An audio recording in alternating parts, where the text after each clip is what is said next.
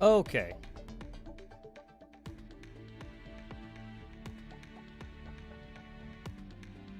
You know what? I like this little guy right here. He's adorable, even if it's not Halloween anymore. I think there is a Christmas diner gate I could use. I'll figure that out later on. Alright, there we go. Okay, so first we're gonna go ahead and just grab Architect really quick. Just add a Santa hat. I mean, I'm pretty sure there is an actual Diner Gate Christmas spread I could use, so I'll go ahead and grab that. But I guess it could be a pumpkin with a Christmas hat. It could be both, I guess. You know that there are people that actually made 3D printer like files for Diner Gates? I've seen it. There's downloadable files for your 3D printer. You can make it your very own 3D printed Diner Gate. I don't have a 3D printer, but I would like one. But that's gonna have to obviously wait till I get a house. So that won't happen for a while. Anyway, we're definitely gonna have to grab Architect before I get on with the third day of Girls Frontline, the Dane Sim. Also, each day takes a while. So this might be like a 3-day stream or something like that. I'm actually surprised how long each day is in the Dane Sim. So yeah, I guess they're trying to make a full-fledged Girls Frontline Dane Sim, so that's pretty cool.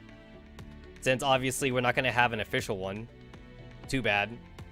I mean, honestly, Mika they're sitting on a gold mine right here. If they make like an official hashtag non-canon Girls Frontline Dane Sim with like full voice acting, I'm pretty sure the fans would go crazy for that shit. Like, don't even bother trying to make the anime. Just make the Dane Sim. That'll probably go well over. Also, the Dane Sim has like a lot of potential for like future add-on DLC when you think about it. Like, if they were to make like an official Dane Sim for Girls Frontline, they could like do like the basic bitches, but then like if you want more, they could just keep adding like DLC. If you make like each like DLC route like $10 or $15, I'm pretty sure some people would keep spending the $10 or $15 like easily. You could pretty much make like, you could end up with like in the end like $1,000, maybe like a $500 Dane Sim with all the characters in it or some shit like that. Now obviously the base game, that'd be like $60, right? The $50 or $60 for the base game, but the DLC though, that's where they get you. That's where they get you. And obviously it'd be optional, you know, you don't have to get the DLC. You know, no one was forcing you to do it. That's the best part about it. Anyway. Architect gets rotated out on Tuesday, but you know, Tuesday is the server maintenance day, so if I wait until Tuesday's stream, I won't get Architect. So I have to get Architect today.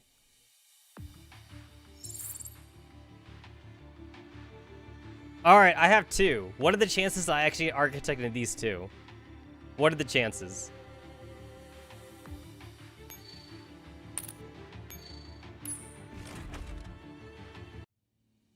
She could show up right now. Right now. She could show up right now.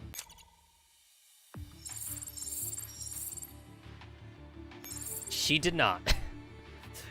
She did not show up. Okay. Oh, I have exactly 100 impulses.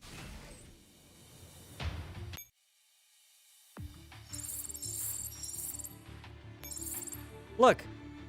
Plus 100. It'd be a shame, right? Wouldn't it be a shame to actually use it now? I have 100 impulses.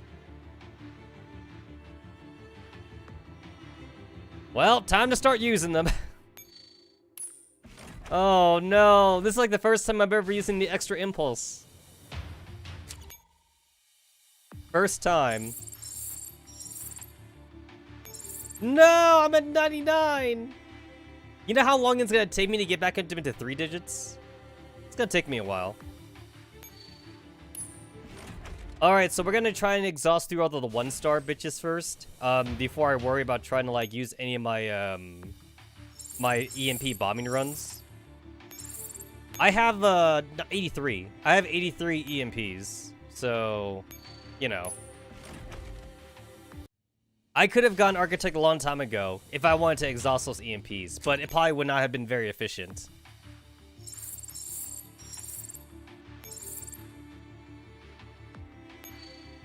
Diner Gate.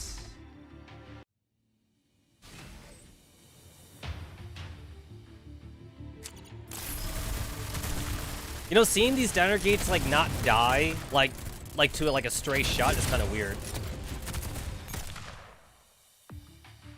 I feel like a diner gate should just have like 1 HP. They shouldn't be able to survive anything stronger than that. Spend an extra impulse? Yes, I will. I have to because Architect refused to come home. Architect only showed up 1 time on this account. 1 time. She showed up 1 time when I was trying to get her for free. And I didn't get her, which really sucks. Also, I think I went over my 14 impulses at the very start. I think I wasted like 2 free impulses. Since you can only hold up a max of up to 14. Alright, let's go ahead and just refresh this. Nope. So there was 28 2-stars, and then there's like the 1 3-star, for a total of 29. But I did get a couple of the 2-stars. So I think I'm at 23 right now. I already forgot. Let me check. I'm at 22. That means like I'm looking to bring this number down to 23 before I start like EMP bombs. Now the thing is that there's no difference between using 10 EMP bombs and using like 1 EMP bomb. So if I want to be efficient about it, I could just use the EMP bombs 1 at a time. Which is probably what I want to do. Motherfucker. God damn it. Well, I already have a Brute at ×5 dummy, I think. So I guess I'm going for the Ripper swap.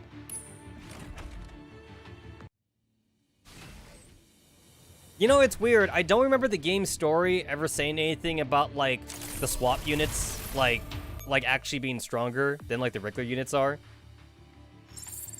If they did, it must have been, like, a one offhand comment or something by the characters.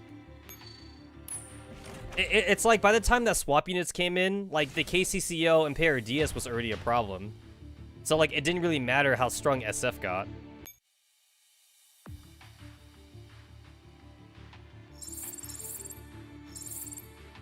Every time I fail for, like, the 2-star thing, it's just being cycled back into the, into, like, the pool, which I really hate to see.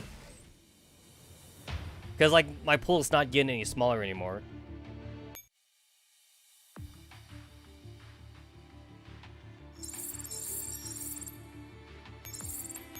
I mean, I don't want to be getting, like, these Prowlers and these Downer Gates, but I guess I have to.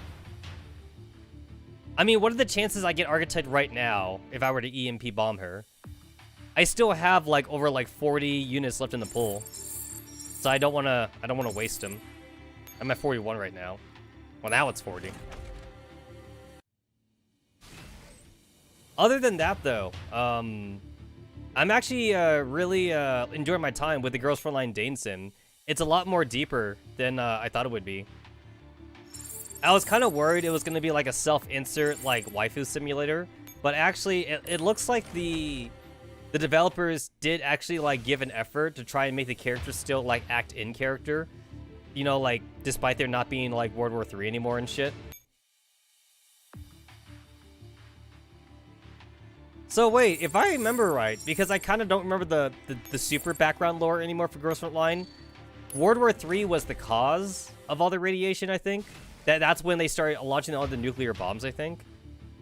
Basically, ELIDs only happened because of World War III, if I remember right. We wouldn't have zombies if someone didn't pull, like, the freaking radiation trigger. Isn't that basically what the Cold War was between, like, Russia and America? Basically, the Cold War was that everyone had a nuclear bomb. And it was all like, oh, like, if you push your button, I'm gonna push my button. So, like, don't make me push my button. So, like, as long as nobody pushes the nuclear bomb button, then we're all safe. But it's scary, though, because everyone has the button. Everyone has the button, so we need to trust each other not to push the nuclear warhead button.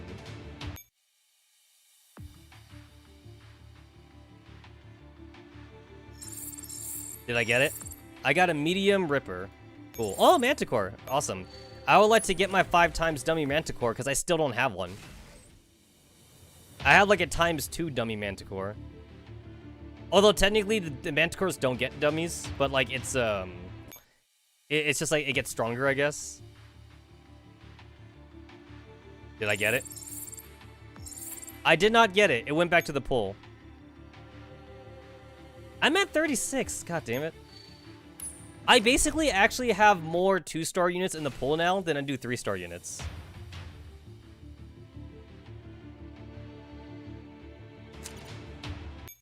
I don't know why I'm lagging right now. Maybe I need to like restart the emulator. I did not get it. I have 15 1-stars and 22 stars. I'm basically wasting impulses right here. Since I only have like a 50% chance of getting any of these things. And so far, I'm losing these coin flips.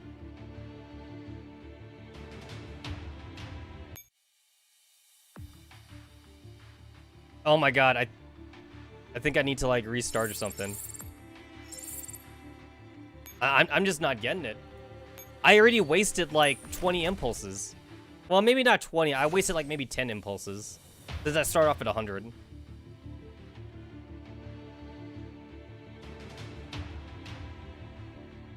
You know, it's funny. Like, it's so easy to kill these things, but it's so hard to capture them.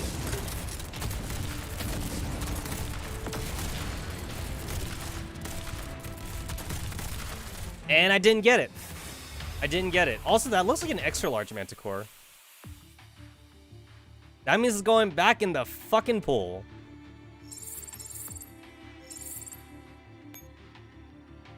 Do I need, like, return to base or something? Alright, let's try that again.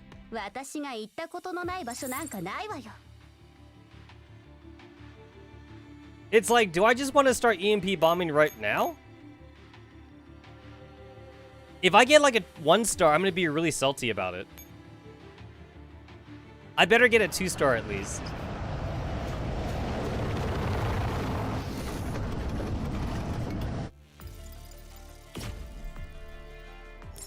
Mother... I used 1 bomb. I got a fucking 1-star diner gate. Nice. Okay. See? This is why I didn't want to use it. I didn't want to use it when there were still 1-stars in the stupid pool. I got a fucking diner gate. Out of anything I could hit, there's literally more 2-stars than there's more 1-stars, and I got a fucking diner gate out of it all. You know, I could have gotten that just by using an extra impulse, but no. I had to use a fucking EMP bomb on it.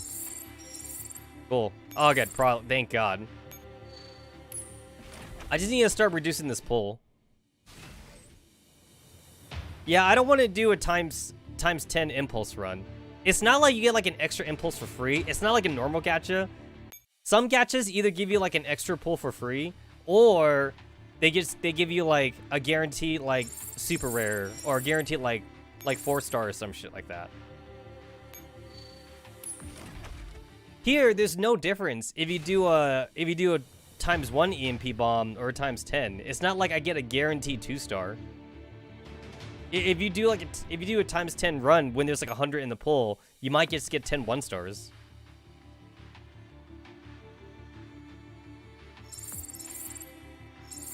Oh my god, you gotta be kidding me. Hey, look, it's another diner gate.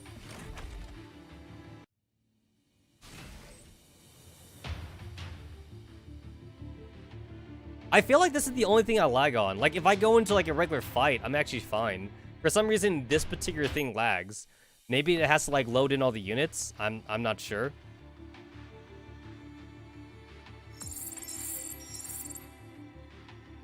Oh, god damn it. There's still like at least like 13 1-stars in the pool.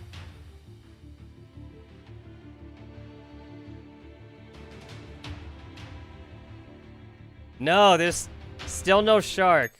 Also, I'm gonna end up sipping for Swimsuit Architect too when that comes out.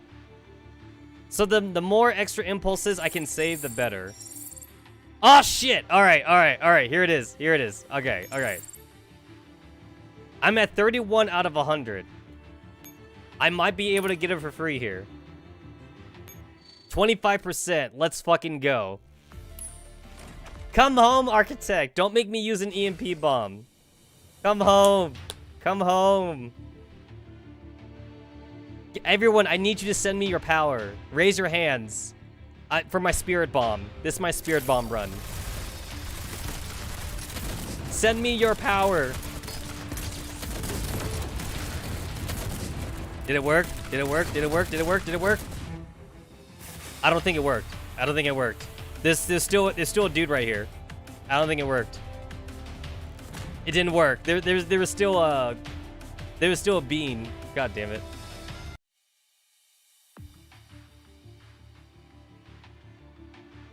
Fucking Christ. Alright, hold on. I'm gonna go ahead and just like restart the emulator. Maybe that would like reset my luck or something. Maybe that'll reset. Let's try resetting. I'm getting her in today's stream. The only question is how much resources do I need to use to get her? But I'm going to get her. I've already used like 27 extra impulses, and I started at 100 impulses, which is a little bit hurtful because I was at the 3 digits. I've been saving my extra impulses literally since the start. So I hate that I have to actually use them now. I could have gotten her for free. I had 60 chances. I had at least 60 chances to get her, and I didn't get her.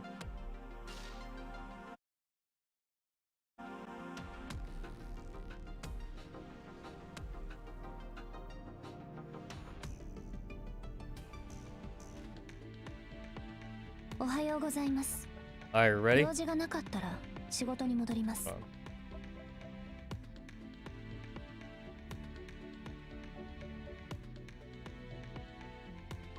There we go. Alright. Is it because I got the zombie costume in the gacha? Is that why my luck is terrible? I don't know. I'm at 31 out of 100. But I still have like 10 more 1 stars in this pool though. And I still have like 3 more manticores. Damn it. I have 18 2 stars and 12 1 stars. I'm using all my extra impulses now on these stupid 2 stars that's just going back in the pool because I'm not fucking winning that coin toss. It's like I'm keep getting tails when I'm flipping up these coins. God damn it. If you flip a coin, if you get heads, you get the SF character. If you get tails, you don't get it. And my coin is rigged, I think. Look at this! My coin is so rigged! I'm at 70. I'm at 70 extra impulses. I could actually use up all my extra impulses right now, actually. Now that I think about it. I could actually use them. Oh, okay, guys, second try. Second chance. Alright, or third? This is a third chance. This is the third chance, because the first chance happened, like, a couple days ago. This is that was second chance, the third chance. You know what? They should do a thing where every time the ringleader shows up, if you don't capture her, this should go up. So it starts off at 25%. If you fail to capture her, it should go up by 10%. So that should be like a 35% chance. Stop cursing me! Stop cursing me. I'm gonna get her this time. See that V? That's a V for victory right there. Architect is showing me the V for victory. Let's go. Let's go. Let's go. Let's go. Did I do it? Did I do it? Oh my god, I don't think I got it. I don't think I got it. I didn't get it. No! That red bean won't die.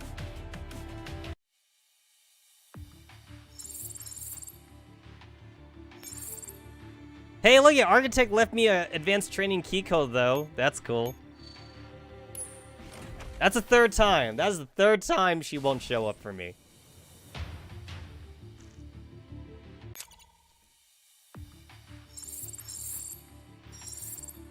Good, they're giving me my 1 stars. My extra impulses, they're dwindling. They're dwindling.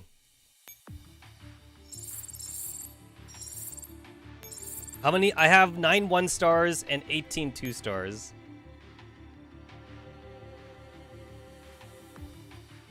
Fuck.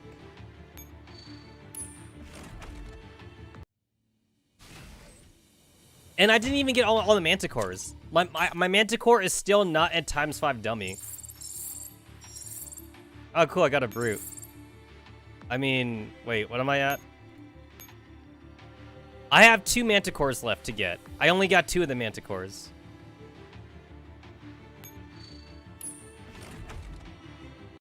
Flip a coin. Flip a coin. This is coin simulator right now.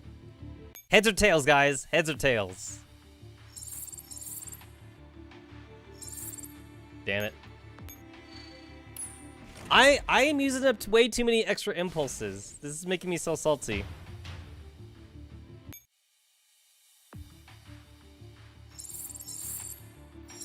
Oh, cool. I got the Ripper. All right, 26 out of 100.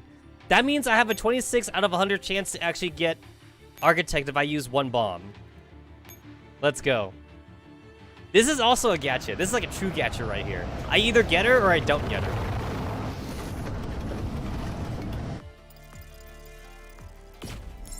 Oh shit! That's pretty good. I got an extra large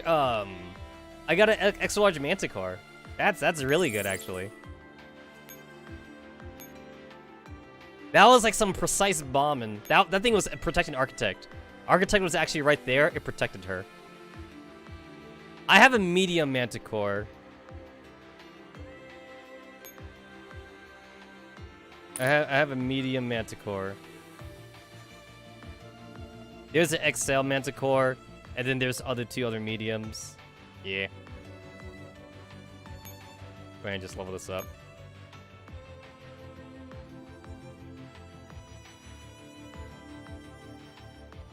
Oh wait, I could have just done it backwards. I could have just done it this way. Yeah. I mean, there's no reason to have it be at level 100 though. So like, I'm just gonna bring it to level 90. I'm just save up. This is save on my growth disc. There we go.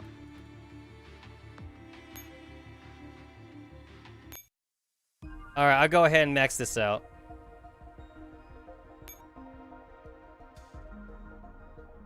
Cool.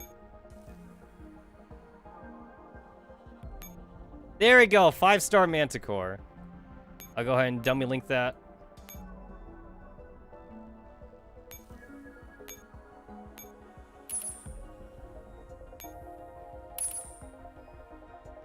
Hey, when can I oath a Manticore?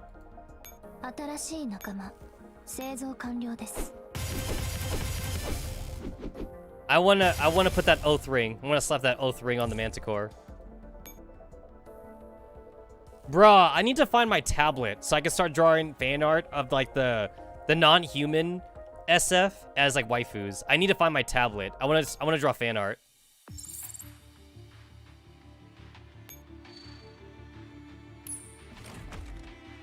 What would a Manticore waifu look like?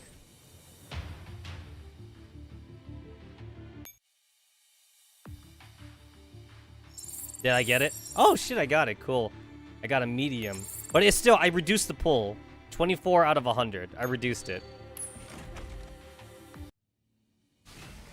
Extra impulses are free, but the EMP bombs are not free. Well, actually, technically, you get one. I think you get like 1 per week or something. You get like 1 EMP bomb per week.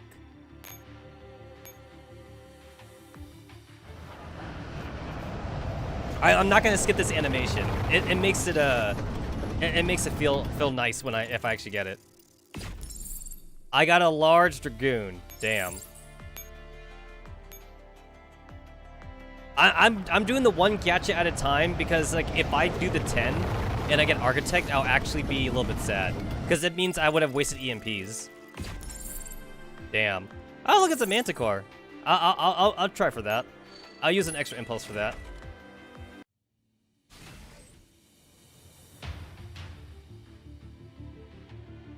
I'll watch this. I'll actually watch it. Also, who the fuck is sending Kaliko and like like Contender to this Manticore fight? Did I get it?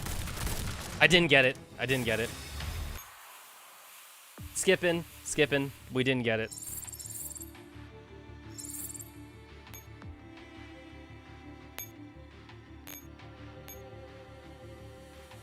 At this point, I think it's more prudent for me to actually spend EMP bombs now instead of like using my extra impulses. Because I could actually use up the rest of my impulses and not get Architect. Oh, look, I just got it. I literally just got the Manticore I missed. See, now it's 0. Also, there was a -1. Did you guys notice that? There was a -1 really quickly there because it was minusing. I had 0. Now there's 0 Manticores. I have a 20% chance. I have a 20% chance to get an Architect now.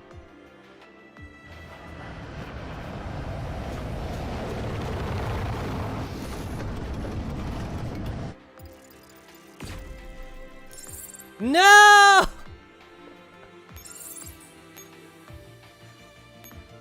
I got a 1-star. It hurts to get a 1-star.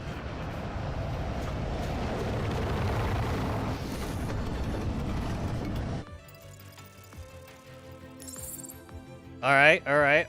That's a Dragoon.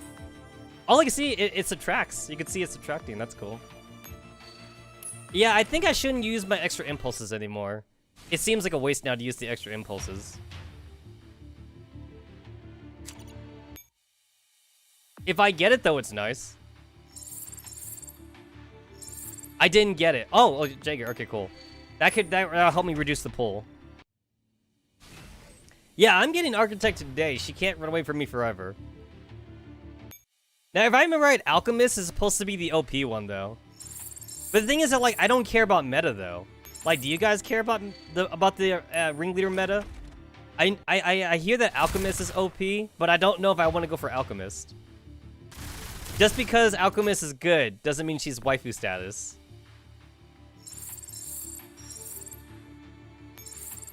I just want the waifu. I don't care about the meta. I mean, obviously I'll use my... What does Alchemist do? Alchemist, like, Alchemist, like, she kind of, like, does, like, a ninja thing. She, like, ends up, like, Kage Bunshinin or whatever like that. And she just ends up, like, hitting a lot of units all at once. She does the same skill that she does to you when, like, she's the enemy. It's just that, like, it's really good, though. Yeah, because, like, when she's invisible. When Alchemist is invisible or whatever like that, or she's moving really fast, she can't be hit. She doesn't take damage, basically. Alright, let's see if I can get Architect for free.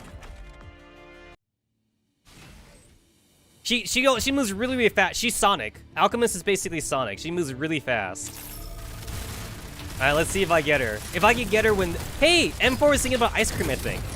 I think I saw a little ice cream bubble on M4. I see a hammer icon now. I don't know. Or was that PKP? I'm not sure if that was PKP or M4. No, I didn't get it! There's still beans on the field! I didn't get her. There's still beans right there. Bruh, that's like the 4th time. That is literally like the 4th time. Do you know how many times, like, I sprayed my white sauce all over Architect? Do you know how many times?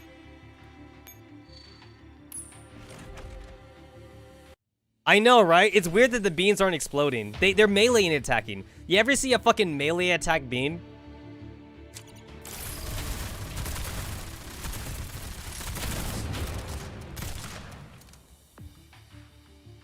I mean, I'm going to get her. I just hate how much resources I'm getting. How much resources I'm trying to use. All right. I'm at 15, guys. There's 10 2-stars and 4 1-stars. It's like, come on now. I have a I don't know what the fraction of this is. It's a 15 in 100 chance. Like, I have like a 75% chance. No, wait. I think I'm doing my math wrong. At 75% chance? 65% chance? Fuck. I don't know. I don't know my chance. Like, whatever. 75% chance of not... I have a 25% chance of getting her? 7.51% for a pull. Got it. Motherfucker. Alright. Well, now it's 14 out of 100.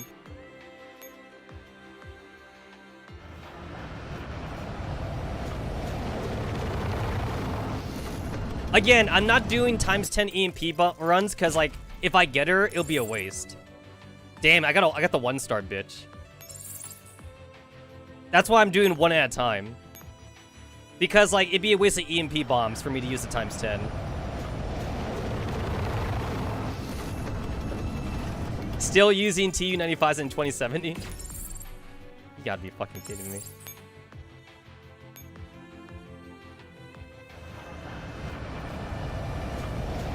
I mean, when you think about it, we're still using fucking Springfields and, like, flintlock fucking rifles in the future. Think about that, right? We're using old-ass, like, assault rifles and rifles. We're using old-ass machine guns in the future.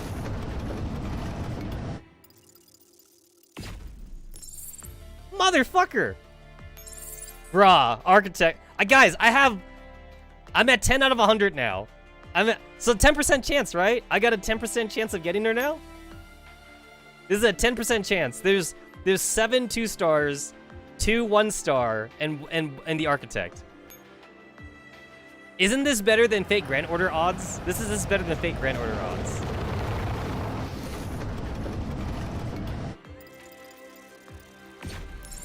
Bruh. Bruh, she's gonna be the last person I get. She's literally gonna be the last person I get.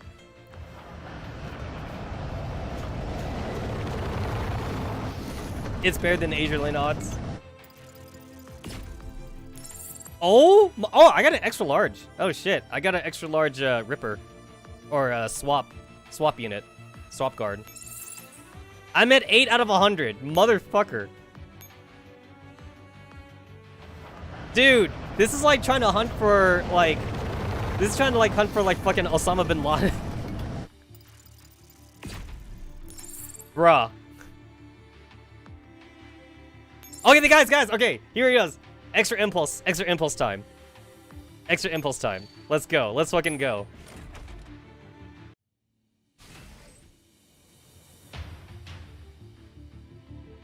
Here we go. This fifth? I think this is the fifth. This is the fifth time. Blow up the beans. Kill the beans, guys. Kill the beans. Kill the red bean. Kill it. Kill it. Kill it. Kill it. Oh god, I don't think I'm getting this. I don't think I got it. No, I'm not getting it. The bean didn't. No, the bean's not dead. If the bean's still alive, I'm not getting it. Bro.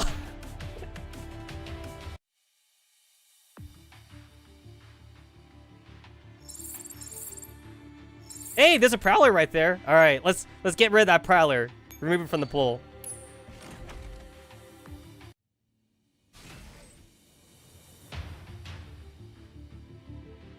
It's because you guys already cursed the stream. My stream has already been cursed.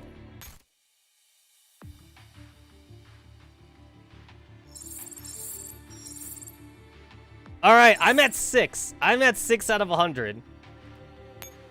I have one 1-star, 4 2-stars, and the architect.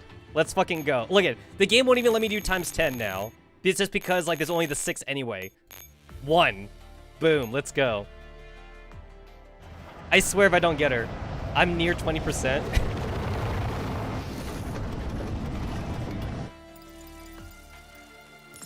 Bro. Okay, I'm at 5. I am at 5 out of 100. Okay, now I'm at 20. Now I'm at 20%. I'm so close. Where is she in a cave? Is Architect in a fucking cave or something?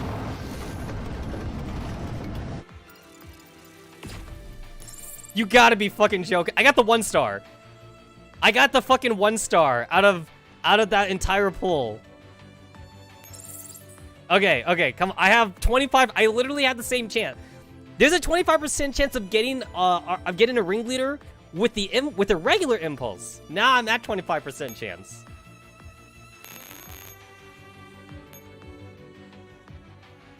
I swear, if Architect's like the last one again.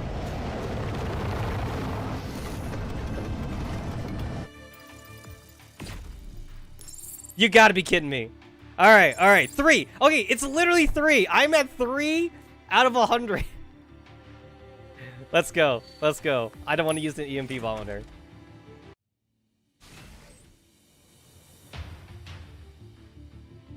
Alright, here we go. Okay, remember, guys, all the beans need to die. If the beans don't die, I'm not getting Architect. We doing it? You gotta be kidding me. Guys, how many gallons of white goop have I sprayed on Architect? I keep unloading my junk on Architect, and I'm just not getting there. Okay. Let's do an EMP bomb. 1. I have a 1 in 3 chance. I have a 33% chance of getting there. Let's fucking go. Come on. Hey, I finally fucking got her. It just took a lot of my resources. I took a screenshot.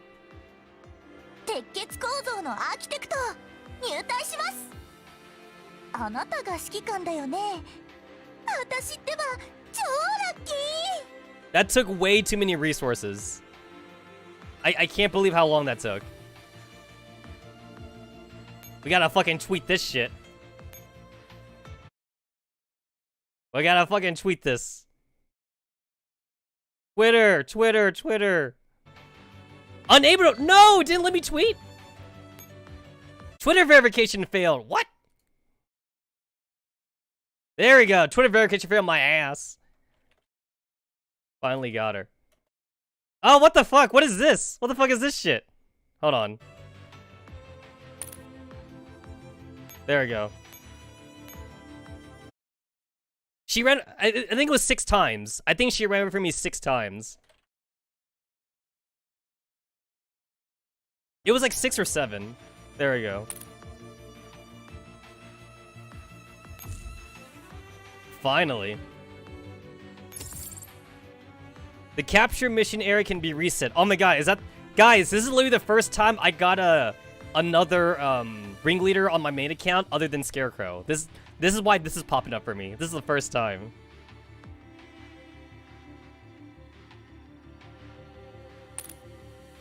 Alright, so like if I hit reset, I have like literally like a 1% chance of like Architect showing up again on the main screen.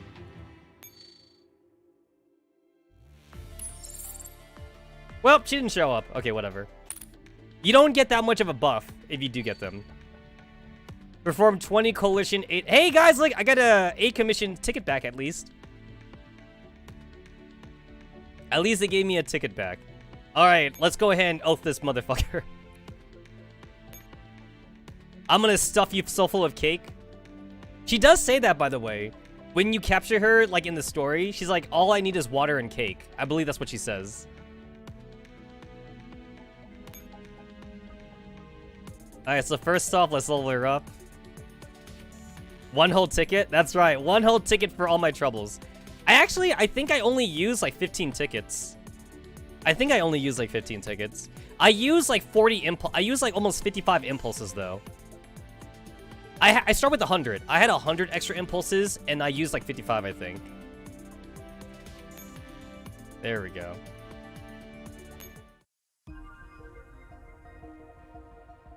Use my petri dishes.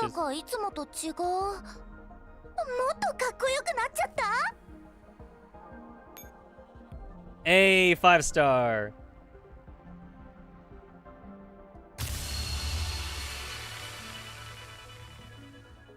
Cool.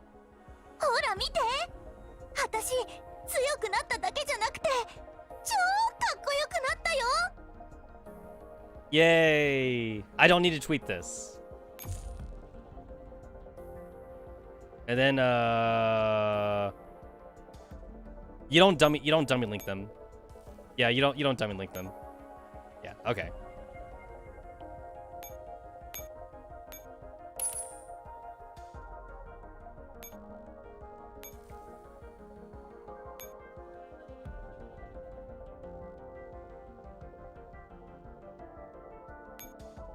Alright, now I gotta give her all the cake.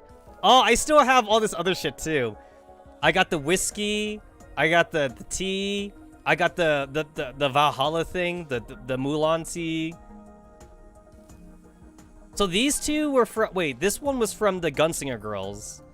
This one was from Valhalla. I don't remember what this one was from. Was this also from Valhalla? I don't remember where this one was from. If we take back the city, I'll buy you a drink. Sorry, I mean when we take back the city. That sounds like a Valhalla thing, I think. There's no special words for this one. I know, but that one's Gunslinger Girls. I don't remember this one. Oh wait, this is also Valhalla? Okay, gotcha. All right.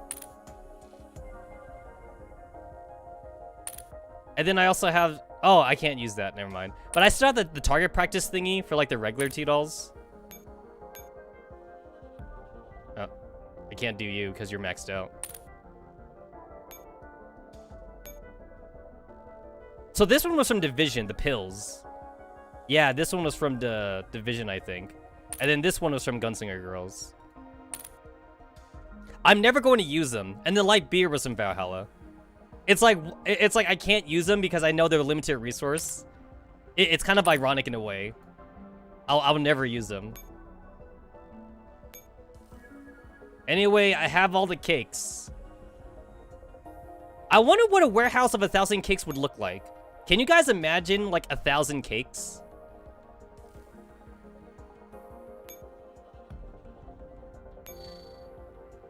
I have only 2 more oath rings left. I gotta replenish my oath rings.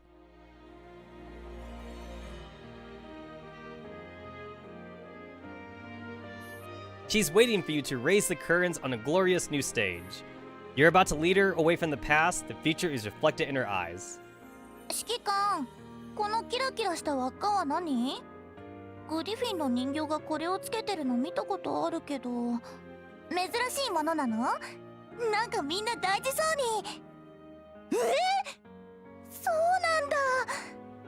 じゃあ指揮官はこれからも遊んでくれるってことだよね。ずっとずっと一緒だよ。So wait a minute. Architect pretty much like canonizes that like the commander has oath other dolls then, right? Because Architect's like, I saw other dolls with the ring. So that means the commander is definitely going for like a harem route. I feel like Springfield would canonically have a ring. I don't know. I mean, I guess we know OTS has a ring, right? Oh, if I don't see OTS with, if I don't see Groza with a ring in Girls Frontline 2, I'm gonna be really sad about that. Cause like Groza has to have a ring, right? I don't know.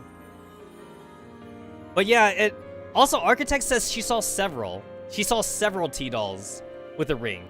So that also means that the Griffin commander has oath like more than one. He has more than one white waifu then. Ricky says she does have a ring. Good, she better. It would be weird for her not to have a ring at that point. In one of the PVs? Alright, that's good. Yeah, I've only watched like the very first PV they showed off, and like I haven't seen anything else after that. I've seen like maybe screenshots of the gameplay, but like I haven't seen like video though.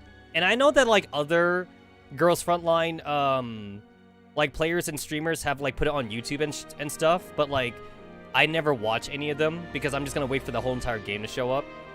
I didn't see a reason to try and sign up for the Chinese closed beta either. It didn't seem like it was worth it to me. It's like you gotta like spoof your IP. You also need to like lie about having like a Chinese address and shit. It just seems like there was a lot of like hoops to jump over to like sign up for like the closed beta for Girls Frontline 2. So I just didn't feel like it was worth it. So I'll just wait till it actually comes out.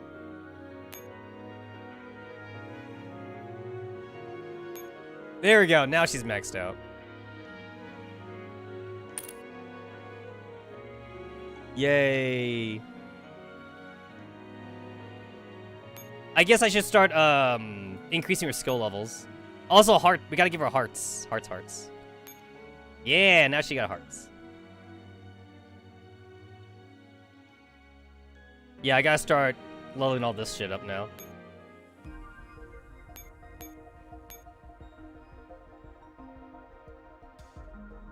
Okay, so these ones are automatic, so I could just start. I have 30,000. Holy crap. When did that happen? It's like I've been amassing all the key code crap because I've only had Scarecrow this entire time.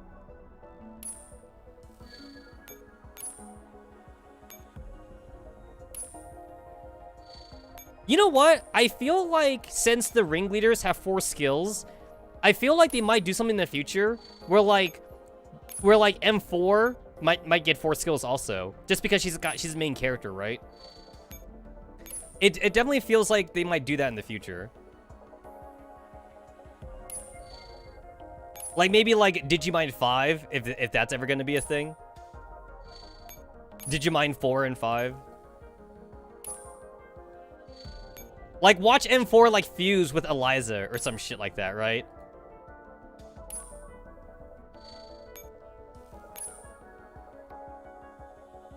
Okay, that's maxed out. All right.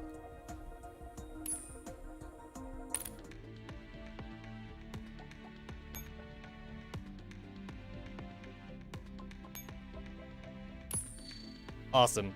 All right. And now we gotta go and see if we can get Architect on my secondary account. Now, of course, I'm not gonna super hard simp or anything like that, but we'll just see though. Now, my second account does have Destroyer though, so like that's pretty cool. My second account does have Destroyer. A little bit salty that my second account got Destroyer and not my main account, but what you gonna do about it, right? Oh yeah, I gotta go back to this screen so that way I can log in.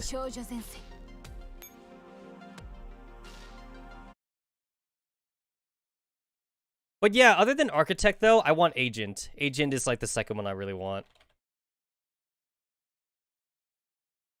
I would like to get Alchemist for free, but if I don't get Alchemist for free, then whatever.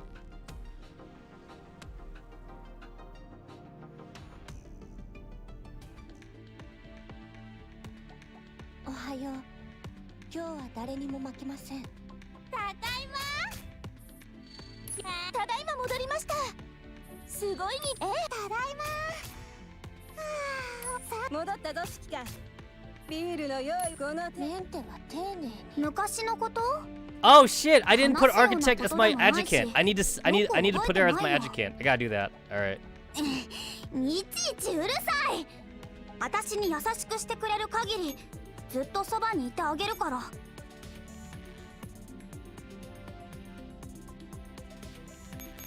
And I do have a Destroyer as my daytime support for Imafuka.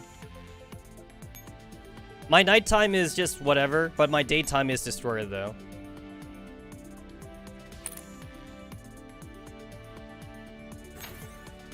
Oh yeah, I should collect my batteries. I should do that.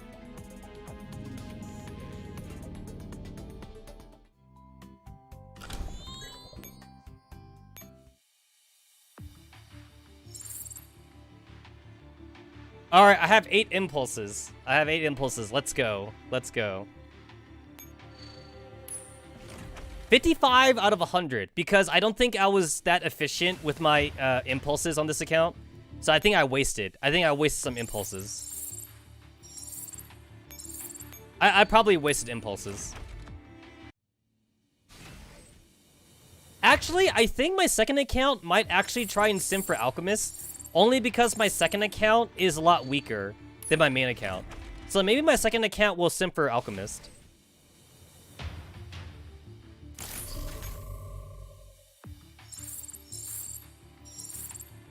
You know what? I have like almost no memory of like Ouroboros in story. I feel like Ouroboros, she wasn't like that, she wasn't like that, much of a character for me. It's like her and Executioner. It's like, I don't remember Executioner that much either.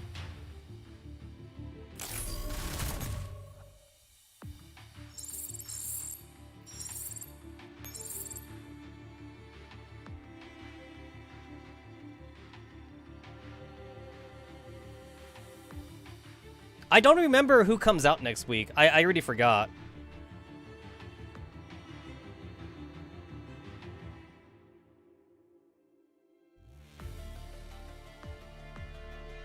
Let me see.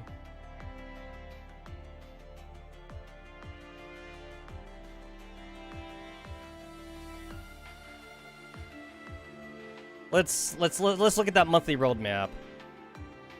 No, it's Ouroboros. Yeah, it's Ouroboros next week. Yeah, it's not Alchemist.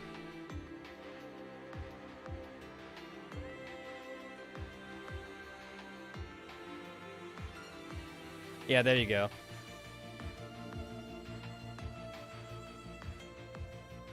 Yeah, Ouroboros. It's like I legit don't remember her. Oh yeah, and then I guess we're also gonna get the Jashin Kick collaboration thing then. Demons in my Girls Frontline game? What?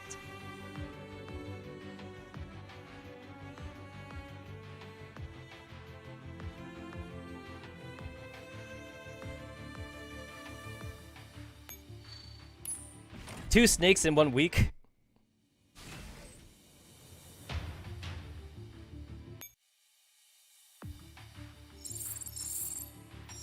Oh, wow, I actually got her. It looks like this account's not getting Architect, though. Doesn't look like it.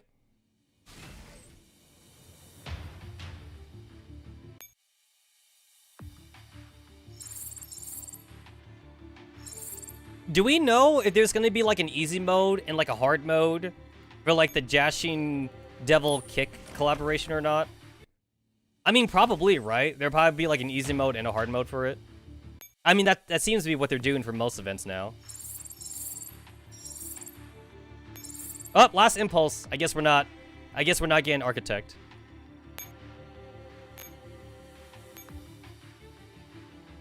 Let's see if I get lucky though.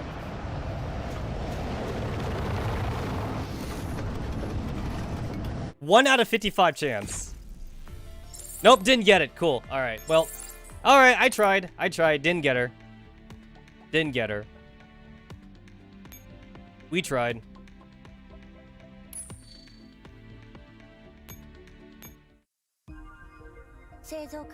My main account and my second account are tied for ringleaders. They both only have 2 ringleaders, if you count Scarecrow.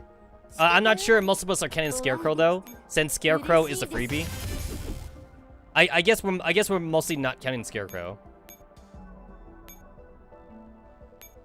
Just yeet 10 pull? Hell no. This second account will probably actually save for Alchemist, I think. I think that's what I'm gonna settle on.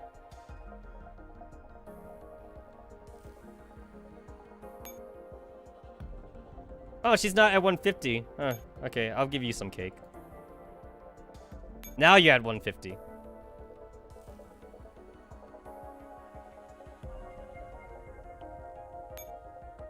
I forgot that I was supposed to be skill leveling her. I kind of stopped skill leveling her.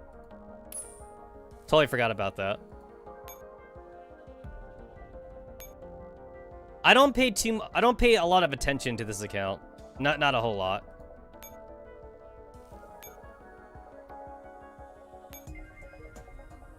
Oh wow, my Scarecrow's only at a 50 affection. I mean, not that I care. I don't care about you.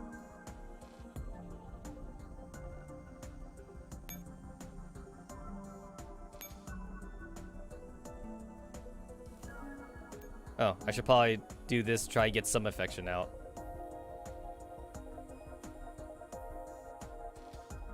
Let's go view that, let's go recall that oath. You know, the first time I saw the recall button, you know what I thought the recall button was? I thought a recall button meant you actually, took back the oath ring because they're recalling it. You know, like how like retail stores recall items. Can you imagine if you actually took back an oath ring?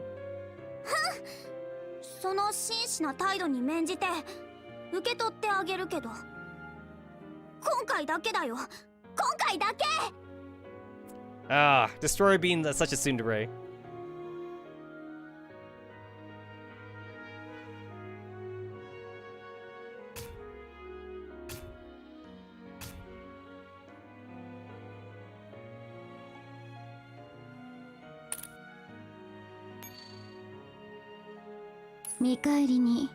Alright, so I'm just doing this just to like get some affection out. There we go.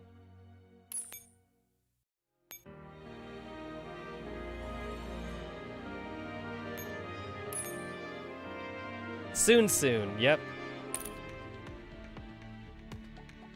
Alright, so like I gotta go back now to, because I have to adjuvant. I definitely have to adjuvant architect. Also, I need to change my my friend echelon thing to be architect, so that way I could like I could show her off, I guess. Everybody with the ringleader waifu needs to make their ringleader waifu their friend echelon backup.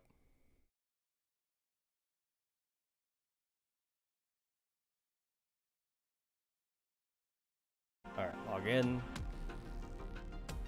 I'm a little bit sad though that like you have to gacha for the costumes because the costumes are individualized characters. I'm a little sad about that.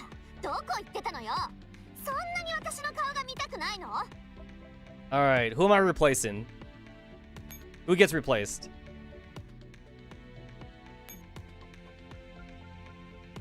Well, I guess I'm replacing Row 635 because she's not really my waifu. Sorry, girl. I do like your costume, but you know.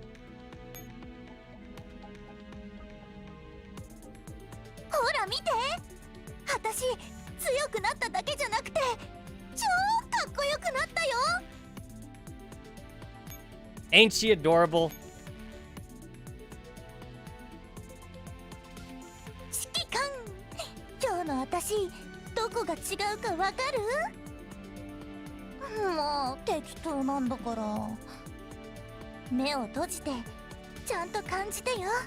Wow, she actually sounds like a waifu.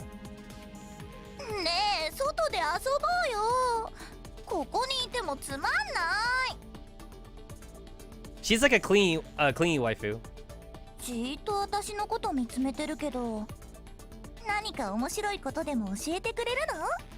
Can you imagine how awkward it would be just to have the ringleaders walk around your base?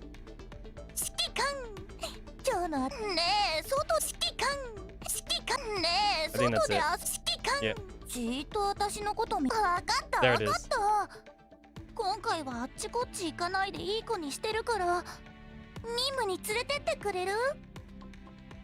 She promised not to run off anymore, so now we had to bring her on missions.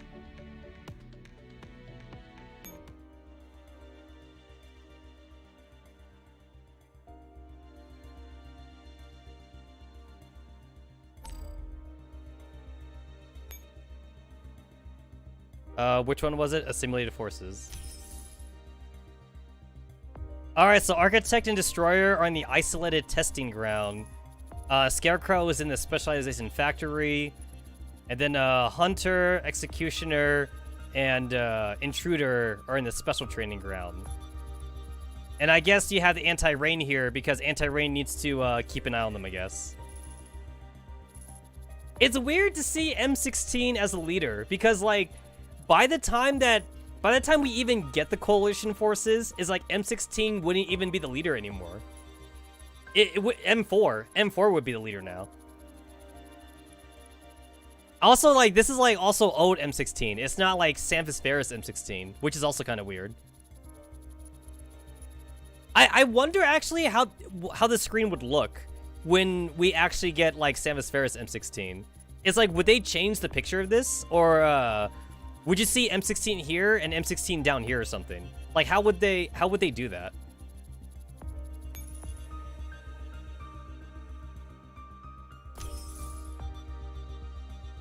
I like how the commander is like the default the default like costume. A young and capable Griffin Knight who will face a lot of hardships down the road, but would never walk alone.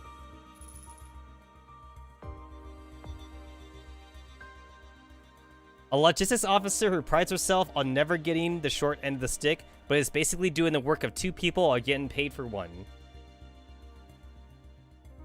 Yeah, and there's no description for the other characters, which is kind of funny. But like, there's a description for Kalina and the commander. Griffin. The higher the Griffin soars, the closer the different departments have to work together. Special reception lounge. We got Team Defy here, and then we have Anti-Rain. You guys gotta watch out for RPK though. Gotta watch out for her. Wait, is there anything for the simulated forces? No, nothing. Oh, there is. Oh shit, there is. Executioner, an elite scout who often partners with Scarecrow, but is slightly in higher rank. A rough-mannered and impulsive tomboy who takes delight in fair fights and dislikes bullying the weak. Hunter, highly flexible and intelligent. She is adept at sabotage and tactical pursuit, though her true power can only manifest when working with Scarecrow and Executioner. Stoic and cool-headed, she enjoys quartering her enemies and capturing them alive. Despite feeling superior to Griffin dolls, she considers herself above using underhanded tactics against them. Intruder, in charge of providing battle strategies, yet also adept at decryption and sabotage. Relatively high in rank, she can directly issue commands to combat dolls, but answers to Geiger. Her apparent poise and soft-spokenness mask a gaping sense of emptiness. She enjoys human theater and hopes to derive her own personality from it. An expert in blowing things up and disarming bombs who also possesses decent combat abilities. Occasionally teams up with Alchemist. She's usually haughty and sharp-tongued, but is actually a tsundere with somewhat childish temper. She cries under pressure and very sensitive about her height. You know what? I'm surprised they actually use the word tsundere, like here in the English version of the game. Because usually I see the tsundere like translated as like hot and cold personality, but they actually use they went weeaboo. They went weeaboo with the translation. They use tsundere there. I like it when when they know their target audience and they know that everyone's a weeaboo anyway, so they use like yanderes and tsunderes and shit. A loner with high combat prowess that specializes in long-range attack and fire support. A cheerful and energetic airhead of a girl who's always in high spirits. She isn't particularly antagonistic towards Griffin, and doesn't always go out of her way to follow orders from Sanvis Ferry. However, her passion for bombardment and destruction still makes her a highly dangerous enemy. A Sanvis specialized in gathering and analyzing intelligence. She isn't the best in direct confrontations, which earns her little respect among Sanvis dolls. Rational, curt, and dutiful, she despises sentimentality and looks down on emotional Griffin dolls who blindly follows their orders. Cool. Does anybody else like have anything? Probably not. I guess it's just like the human characters and I guess Sanvis Ferry.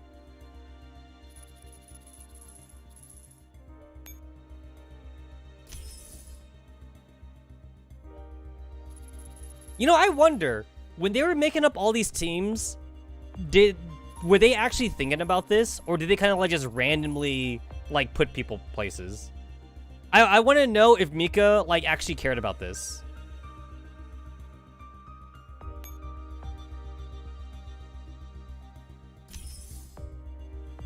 It's weird seeing G3 be the leader of the general support team.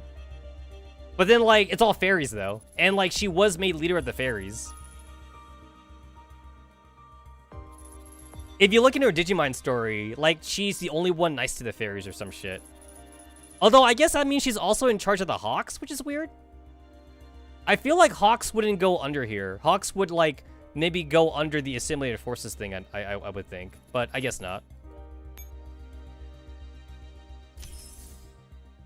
And then Springfield being part of logistics makes sense to me. You notice that, like, it's a bunch of all the weaker girls, though, in the logistics team. Like, canonically, all the weaker girls. Oh, it makes sense in G36. She's in the cafeteria. That makes sense. The most human-like feature of tactical dolls is that they never let good food go to waste. Though the list of dolls banned from the kitchen is getting longer and longer.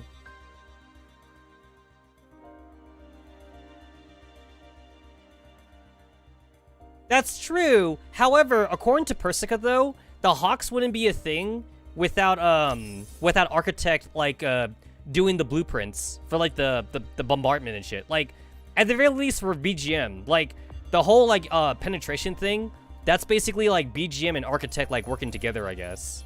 Like, according to Persica. So, to me, like, Architect was a very big reason for the Hawks to be a thing.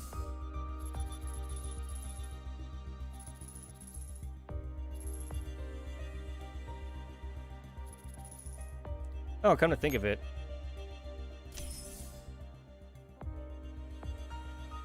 Protocol Control Center. We don't know much about this stuff. Perhaps our enemies have more insight. A new training ground, especially built for assimilated forces. They value their privacy. Isolated testing ground. What, you want to come with us? Quotation marks. It isn't exactly special treatment. We just use different tech. It's still kind of weird to me to think that, like, we have, like, Ouroboros' core, like, in the base. Because Ouroboros, we blew up, like, her body. So we have her core, and she has no body. So that kind of makes me wonder how the assimilated thing would work. Like when we capture Ouroboros, do we just take a dead body and give it to our Ouroboros who has a core then? Because we technically do have Ouroboros, but she just doesn't have a body. Yeah, I wonder how that works. I have no body, so I must scream. It's like we're just gonna, like, just blow it up. We're just gonna like deactivate the one we see here or something. We're gonna just send, like, the EMP pulse or something like that. I don't know. All right, I think we're good.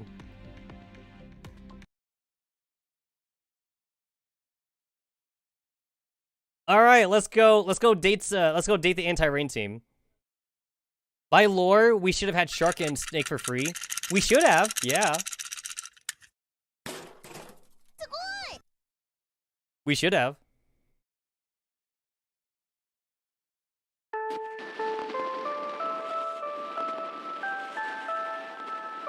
So the thing is that, like, apparently there is a lore reason for why Scarecrow we have to not Scarecrow, why Architect we have to capture. I don't know, like, I don't know how true it is, but from what I know, though, hold on, the volume is a little bit high.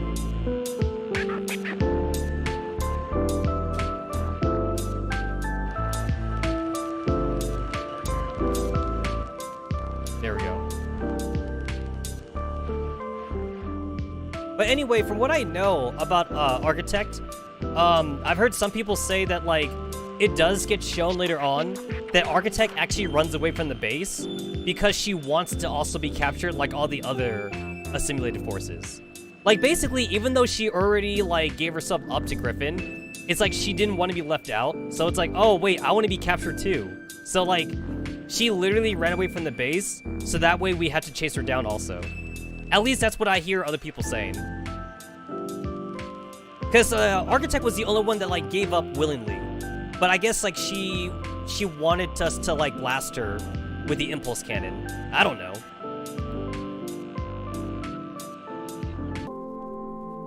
She wants the Shikikon to unload, I guess. She wants our load. And believe me, guys, you saw me. I gave Architect a lot of my loads, and she wouldn't come back. It took an EMP bomb to get Architect back for me. So Architect is a masochist then? I don't know. Maybe.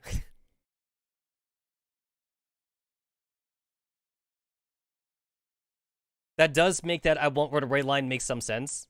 Yeah, I could see that. And then Ouroboros too. Like I said, Ouroboros also kind of makes sense because like we don't have a body for Ouroboros since we have the core. So Ouroboros, it's like we need to capture Ouroboros a new body so that way we could put the core in it or something. So in a way, actually, when you think about it, we don't even need to use the EMP cannon in for Ouroboros. Maybe we could just like sniper rifle like the core or something of like a dummy Link Ouroboros and just put like our core in it. I don't know. Ouroboros, we need to get a new body for, and then Architect, we had to basically re-chase her again, just because like she ran away for funsies. Anyway, back to Dane Sim. Master, wake up. The voice interrupts my rest. Although my brain recognizes the call, the sun's blinding light prevents me from raising either eyelid. Oh yeah, and then for those that don't remember, so in the day before today, we met Sopmod and M4 and Row 65. That's basically what we got. So we have not met M16 and Star 15 yet, but we have met Row 65, M4, and Sopmod. Also, Sopmod has already recruited us into the Robotics Club or something. She's all like, hey, Shiki-Con, you're part of the Robotics Club now. But don't worry, you don't need to show up every day. We just want you to show up sometimes. And then, like, we're besties with Kalina now, I guess. And, we've, had mini dates with Kalina, but not like a real date. And Railrod is our bodyguard. I think that's a pretty good, synopsis so far. The plush pillows and mattresses don't help either. Please, Master, it is imperative that you rise in accordance with your schedule. I hear Railrod's voice clearly, yet in a state of being both awake and asleep, I can't answer. Just a few more minutes, then I'm sure I'll be fully awake. Just a few more minutes. Unfortunate, it doesn't seem to reach him. I must raise my voice once more. Very well. The instant she says those words, my eyes burst open. You could have poured water on me, zapped me with electricity, or both, and I still would not be as alert as I am right now. Hey, wait a minute! Do T-Dolls have to breathe in? Do they have lungs? Don't they just have, like, an electronic voice box? I'm thinking about this. It's like, I feel like maybe they don't need to actually inhale. Basically, like, the idea that I was thinking is that, like, they would just raise the volume module on their voice box or something. Huh.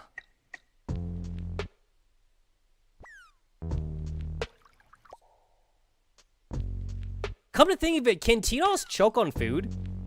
Because when you choke, that means, like, your passageway is blocked, right? That means you can't breathe when you're choking. But what about T-Dolls, though? It's like, if I give them, like, a hamburger and Sopmod eats too fast, can she choke? Air can be used to cool some internal components. That's true. But the thing is that, like, do they need to breathe to talk, though? That's my question. Does Railrod need to actually inhale to shout at people? Like, can't she just like raise her volume internally?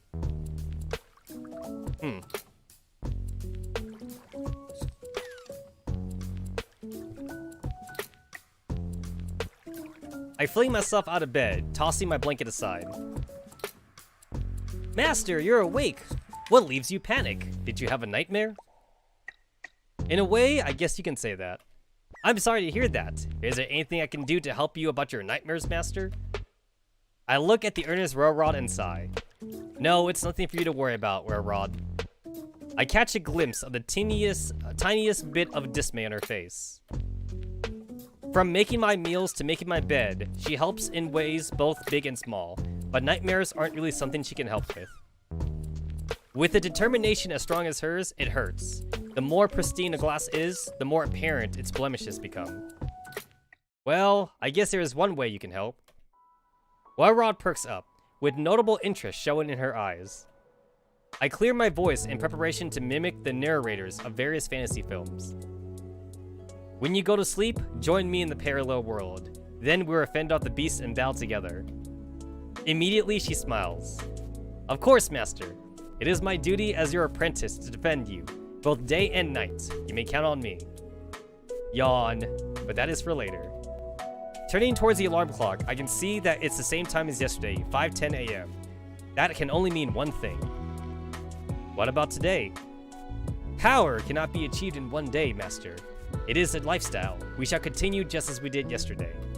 I thought so. Seeing as that there is no escape, my only option is to accept it, although I'm still not any less tired. What are we doing today? For today, I have been considering training your muscles. Though currently, I am unsure as to whether we should train your control or your strength. What would you wish for, Master? Does this matter? Saving my game. I need more power. Strength, of course, every warrior's greatest asset. Then let us pursue the glory together, Master.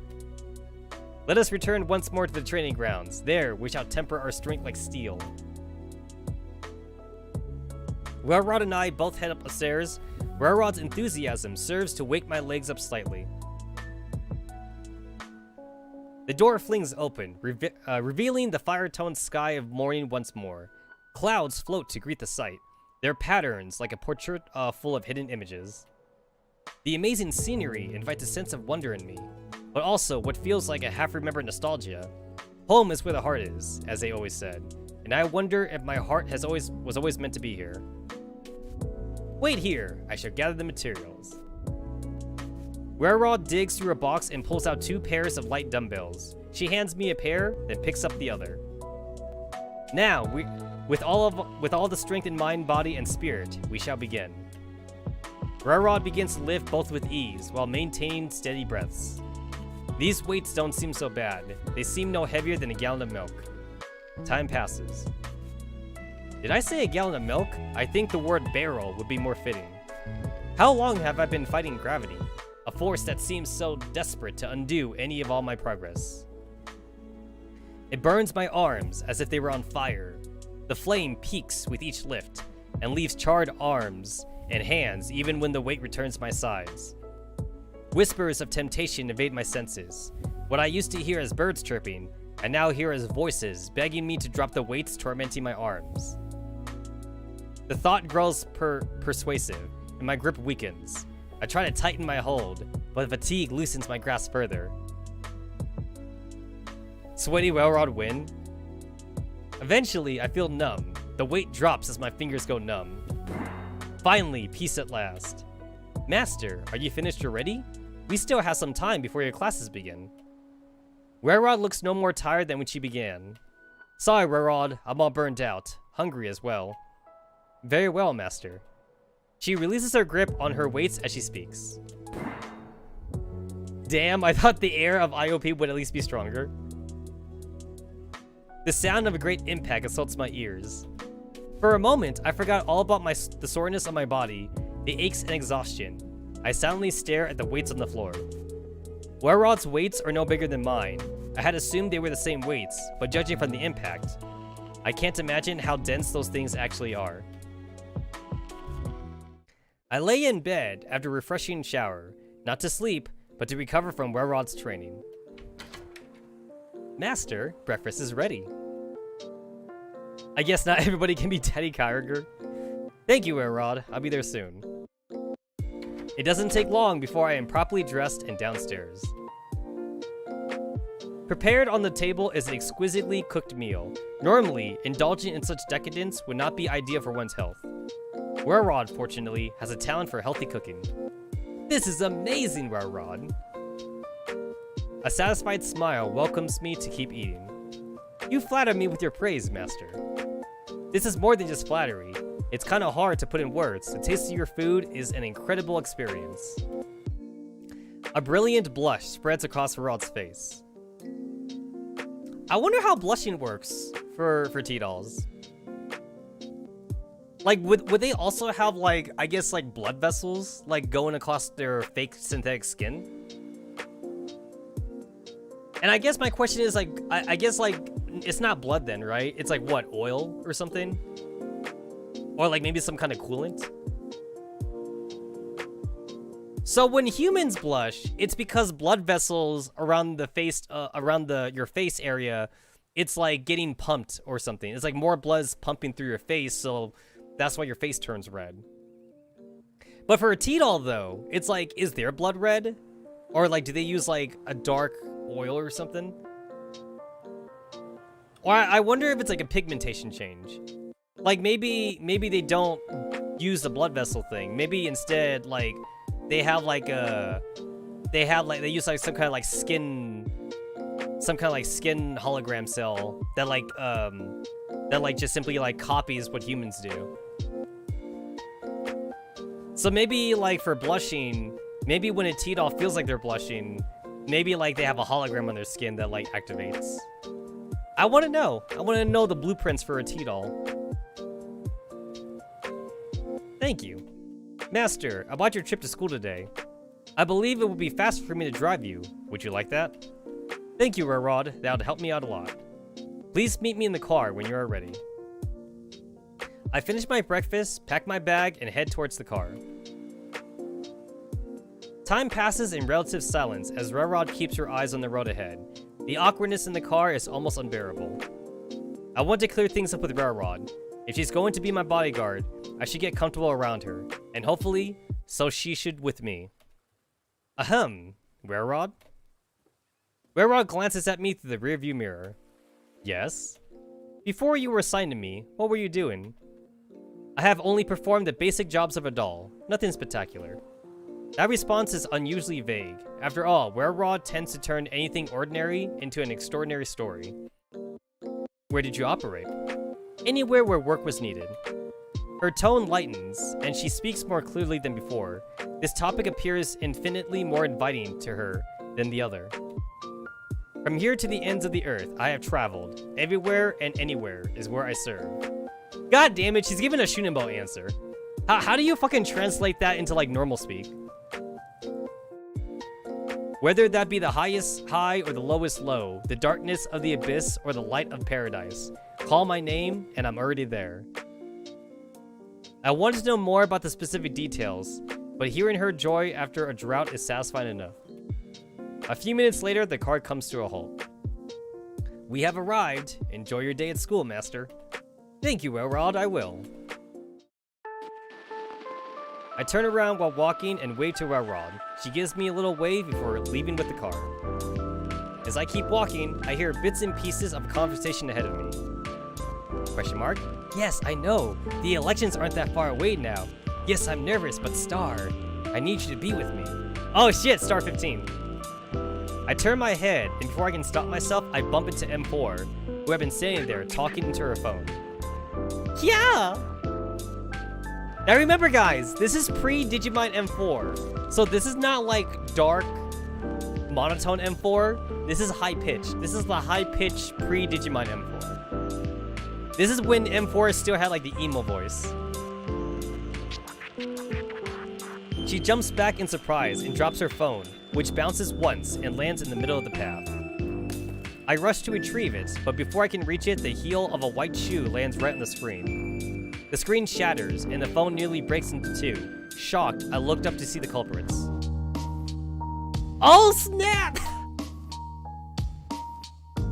Holy crap, they get their own like little song? So that's 416 and G11, and G11 looks tired as shit. A tall doll with pale blue eyes, the phone disdainfully.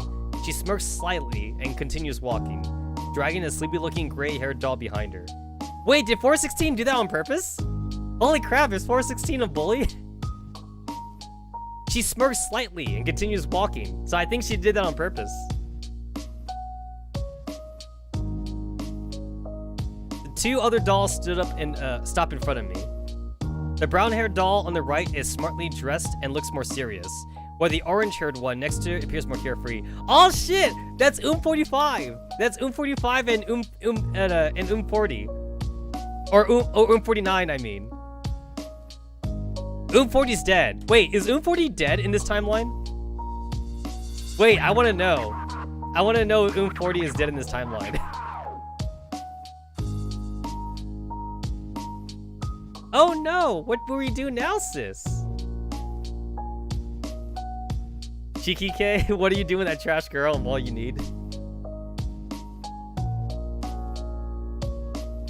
I'll handle this. You go on ahead, 9. 9 nods and skips on ahead, humming to herself. The other doll helps me pick up the broken pieces of the phone, and we stand up. Oh dear, this is quite the unfortunate accident. My sincerest apologies. What, is she like an Ojo-sama, like in this timeline? Cheeky. And it's not my phone. It's M4's. I look over to M4. She doesn't seem to have heard us. She stares at the broken phone with a look of horror on her face. The new doll has a strange expression on her face that sends a chill down my spine. She walks over to M4. Miss M4, I am truly sorry for what just happened. Believe me, it was an accident. Oh my god, wait! Is Team 404, are they bullies? They're like, no wait, they're like the Mean Girls, right? Hey, have you guys ever saw that movie, that American movie Mean Girls? They're like the thoughty girls in the score or some shit.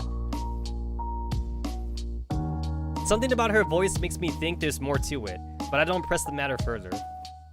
It's alright. Look, I will buy you a new phone. Is that fine? Consider it as a token of my apology. In fact, I know a technician who might be able to retrieve your data from this broken phone. You don't have to. Don't worry about it. It's just an accident. Oh, technician! Is she talking about Deer? Wait, is Deer and Seer gonna be in this game? Alright, if you insist. The offer still stands, though. See you later, M4, Shiki. She smirks and walks away. For some reason, I get the feeling that this girl is extremely dangerous.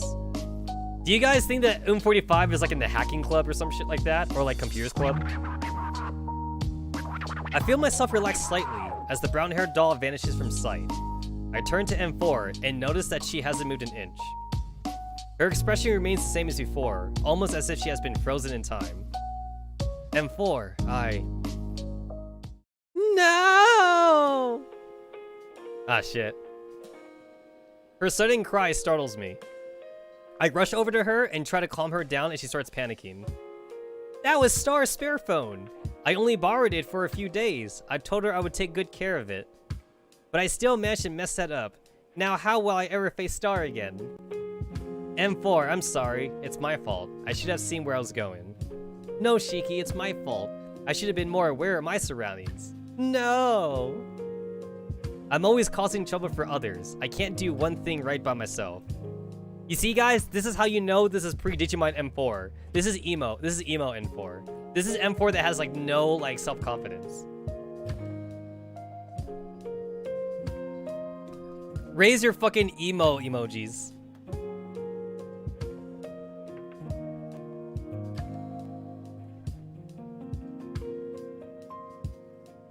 Don't blame yourself. Here, let me see if I can salvage anything from this. I examine the broken phone. The screen might be beyond repair, but thankfully the phone's memory and storage chips are intact. Good news, M4. The phone's memory is intact. I can transfer it to a new phone without any issues. M4 relaxes slightly at the news, but still appears tense. That's great, Shiki, but you really don't need to. She's gonna shoot at the school tomorrow. Don't go to school tomorrow, boys. Listen to me, M4. Al is responsible for breaking the phone. Let me try to fix things. I'll get you a new phone myself. If you explain to your friend, she will understand. A look of relief appears on M4's face. Thank you, Shiki. Now I need to go. M4 hurries away with a worried expression. She stops once and turns towards me, as if wanting to say something. Then she turns around and walks away again. M4 has been acting really strange. She is usually quiet, but today she seems unusually worried and self-deprecating. I have to find out what the problem is. If there is a chance that I can help her, I won't pass it up. I run after M4. She's walking along the ground floor corridor. I call after her, and she stops to wait for me. As I approach her, I suddenly get a flash of inspiration. I'm surprised at my own idea, but something tells me to go ahead with it. Shiki? What? Eh? M4 steps back towards the wall as I reach her. Then without warning, I slam my hands on the wall on either side of her head, cornering her. The classic Kabedon. That's Weeabo. That's Weeabo shit right there. The classic Kabedon, a technique mastered by every high school anime protagonist. And I successfully did it on my first try. Kabedon! Is this the part where, like, he asked M4 out on a date or some shit? M4, I can tell you're really bothered by something. Please, tell me what it is. M4 covers her face with her hands, clearly embarrassed. Shiki, stop it. Someone might see us. You tell me first. You're being way more fidgety and anxious than usual today. It's clear that there's something worrying you. It really bothers me to see you like this. So please, tell me what's the matter. Oh my god, Shiki. You really are persistent, huh? Alright. It's about the student council elections. I'm running for the elections this year, and they're just around the corner. For real? That's great. You will definitely do well. But Shiki, I'm nervous. I feel like I haven't prepared enough for the campaign. I asked Star to help me, and she's doing her best, but I feel like I'm not doing enough. And I don't think I can win. There will surely be much more better candidates who the students love more. M4, listen to me. You will do great. You need to have more confidence in yourself. That is the key to success. But I don't think I have what it takes to win. You do. You're kind and caring. Everyone will love you. You just need to believe in yourself. Believe in you. Wait, what was the line again? Believe in the me that believes in the you or something? That's the Gurren Lagann reference. If you think you can do it, you will be able to. Hey, you! Get away from M4! I'm interrupted by an angry voice. I look towards the source, but before I see anything, a vice-like grip grabs my collar and lifts me in the air. Oh shit, is this M16? It's either M16 or it's Star 15. The next moment, I feel an extremely strong punch to my face. After that, I stop feeling anything. My vision goes hazy and my ears are ringing. The world has turned into a uniform shade of gray. After what seems like an eternity, my senses return. I find myself on the ground. My face is stinging, but otherwise unharmed. You have 1 second to answer. What were you doing with M4? Ah shit, it's Star 15. Okay. I look up towards the source of the voice. An unfamiliar doll with pink hair and a red scarf towers over me. She appears to be furious. Behind her, M4 appears shocked at the sudden development. The doll clenches her fist and raises her arm again as I get to my feet.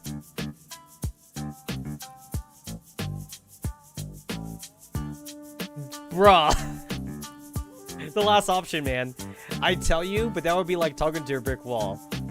Bruh, if this game like was the game that killed you for like wrong answers, I feel like this is a death answer right here.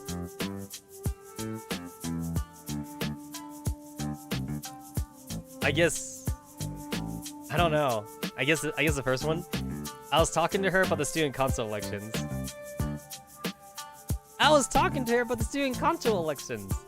What? The student council elections? But it's alright, Star. He's telling the truth. I told him about the elections.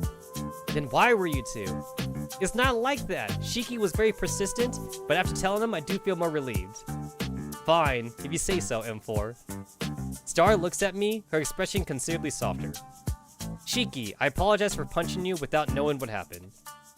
It's alright, I understand how the situation would have appeared to you. You have every right to be mad at me. Star, how'd you get here anyway? I thought you were in the classroom already.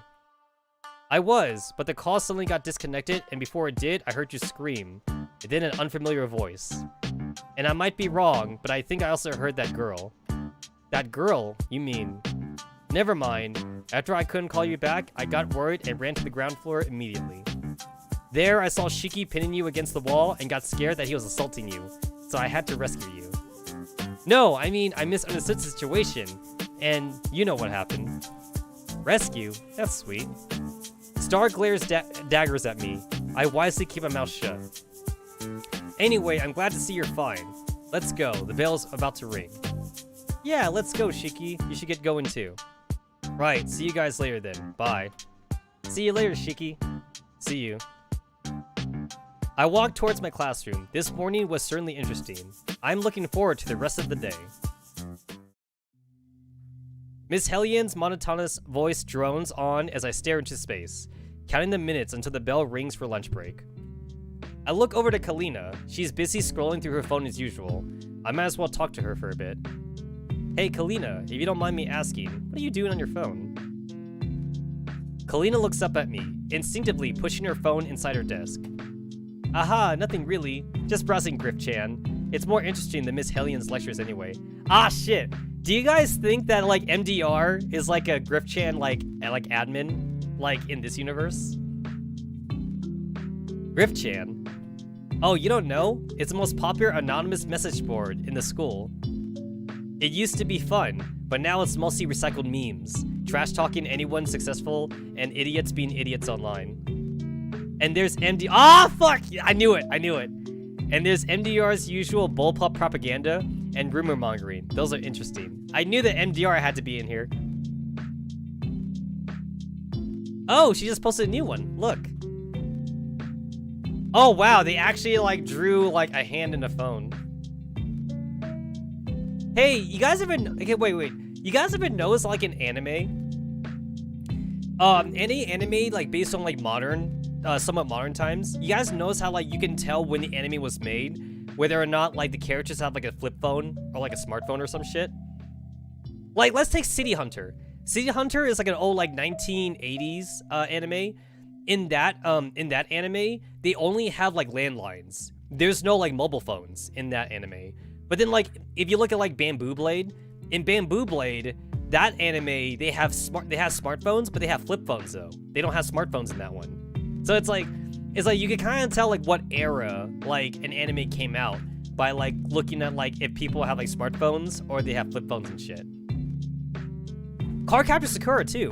In Cardcaptor Sakura, they're still using camcorders and they have flip phones. I remember Sakura and Tomoyo having flip phones in Cardcaptor Sakura. I have not seen the remake though. I know there's a Cardcaptor Sakura remake, but I have not seen it. But I know in the original they have flip phones. I think they had flip phones in Sailor Moon, I think. But I don't remember Sailor Moon that much. And also, I did not see the Sailor Moon remake either. So I don't know if they modernized Sailor Moon either. The remake uses smartphones? I don't know, I haven't seen it. I haven't seen it, so I don't know. I just know that they use flip phones in the original. I look up at her phone screen. The message I read makes me sit upright in my chair. There's a blurry picture of me quartering M4 in the hallway this morning. The linked message thread is abuzz with various anonymous posts. Yo, you dorks won't believe what I saw this morning. Shikicon X M4 is canon. Let's fucking go. Let's fucking go! Bruh, I could definitely like picture like one of you asshats posting something like that. Shikicon M4 is canon. Damn, son, the new transfer student is the real player. God, he's so hot. I wish he would Kawadon me like that. Hey, wait a minute. Like, which girls are into Shikicon? MK23, right? MK23 is the Shikicon. She calls Shikicon Darling, I think. There's a few girls that are like into Shikicon. I wish he would Kawadon me. For those who aren't weeabo enough, Kawadon means wall slam. For those that aren't weeabo. Fuck off, Anon. Only fags like that, Baron. Where'd you get that pic from, Anon? Didn't Hellion confiscate your phone last week? Oh, I didn't take the pic. PNNP did. I got it from her in exchange for a can of G Fuel. Oh my god. Hey guys, when do I get sponsored by G Fuel? Have you guys ever tried that? I never tried G Fuel. I don't know if it actually tastes good or not. G Fuel, Lamau. Lumfao. Laughing my fucking ass off. Base PNNP, she does deliver when it counts. NN3, I know you are 5'7". Mortified, I look up to see Kalina staring at me with the same expression. Wow, Shiki, you didn't tell me about the Kabedon. That's, a reflex. Incredible! Make sure to invite me to your wedding, okay? Kalina! Haha, I'm just kidding. Really though, it was a very bold move. I'm impressed. I don't know if I should take that as a compliment. Fortunately, the lunch bell just rang. We pack up our things and Kalina turns to me. Shiki, come with me. We must get to the cafeteria earlier today. Kalina and I leave the classroom and head towards the cafeteria. She seems excited for some reason and keeps telling me to hurry. Suddenly, I hear a loud voice behind us. Kalina! Hey Kalina, stop right there. I need to talk to you. Wait, it's this music again. So this music is Team 404 then. Yeah, this is like Team 404 music. Oh, it's not. Okay, I guess it's like serious music then. I recognize Rel's distinctive voice and we turn to face her. So I guess whenever they do like this beatbox thing, that's like when it's super serious. She has a large stack of papers in her arms and looks annoyed. Her expression softens as she turns to me. Hello, Shiki. You can go on ahead. I'm going to borrow Kalina for a while, if you don't mind. It is a neat BGM. I like it too. Yeah, I agree. I don't think I'm being given a choice here. What is this about? Did Kalina do something wrong?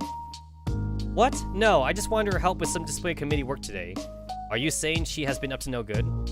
Of course not. At least I didn't see her causing any trouble. Kalina had been fidgeting for a while. She interrupts me. Bro, can it wait? There's a special item on the lunch menu I want to try today. Oh, so that's why you're so excited. No, it cannot wait. Your duty as a student comes before the lunch menu. Come with me, now. But Ro, the Fox Burger set sounds so good. Spaz told me last time, that she liked it so much she bought all the Fox Burger sets they had and ate them. It's nice to know that Spaz got name dropped in this game. Combat report slave, gonna report slave no matter the timeline.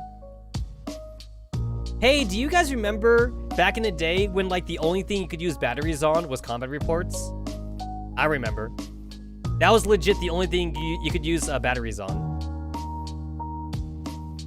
That glutton, she will have bought them all of them today as well. Then I'll give her a stern talking to later. For now, come on. Kalina looks like she really wants to try the special item. I step up to help her. Bro, if you don't mind, I can help with your work. I have nothing else to do right now anyway. Raul looks slightly surprised. Thanks for the offer, Shiki, but I really don't want to trouble you right now, especially since you're still new here. I've been here for 2 days. I'm a lot more familiar with the school now. And I will be wasting my time idling instead. I could help you and do something productive. Raul's face lights up and she smiles brightly. Thank you so much, Shiki. Please come with me then. She turns to Kalina, who has already started walking ahead. Kalina, if you see Spaz in the cafeteria, please tell her to meet me in the office after school, would you? Sure thing, Ro. See you guys later then. As she passes by me, Kalina whispers into my ear. Thanks, Shiki. By the way, that was smooth. You're a natural harem protagonist. Hehe. Et tu, Kalina? She laughs, waves to us, and walks away. Ro is already on her way. I catch up and walk alongside her. So, where is the display committee office? I didn't notice anything of the sort at the school. Actually, it's not an office like the teachers have. It's a spare classroom that the display committee has always been using. We cleaned it up and set it up like a proper office though. It's right next to the staircase on the 3rd floor. Let's go. After a few moments, I found myself standing in front of the office. The classroom door has a silver plaque with display committee engraved on it. By the way, Shiki, I want to thank you again for volunteering to help. She bows to me. Startled, I'm at a loss for words. It's nothing. I'm just happy to help. It is truly rare to see such deep-rooted values and a strong sense of duty in a student. Keep it up, Shiki. You could even earn a place in the committee if you work hard. Which I'm sure will help you becoming a shining example of righteousness and justice in life.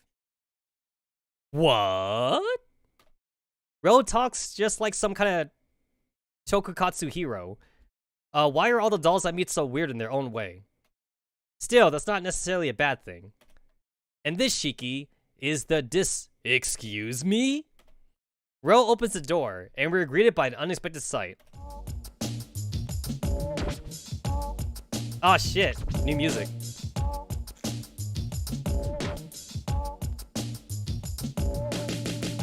Hey, look at PR Ro. I guess that stands for President Ro.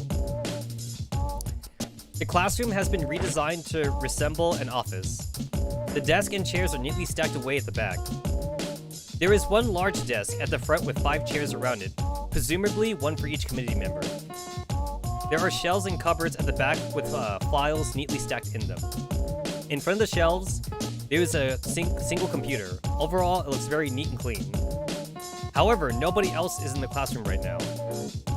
The papers are strewn all over the desk. The school bags on the chairs indicate that there were others in here earlier.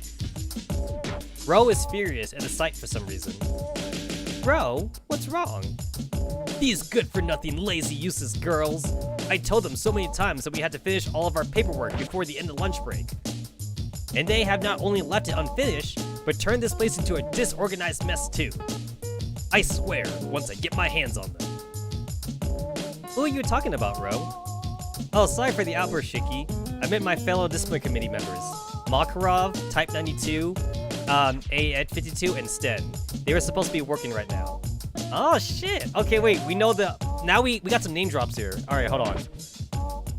Let's put them all together so we can kind of like visualize this. Let's put the committee together. We got some name drops. We definitely got some name drops. All right, file resources. All right, so Makarov. We got Makarov.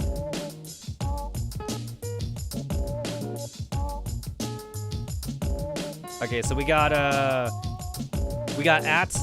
52, and then we have Sten. We have Sten. So let me go and find Sten.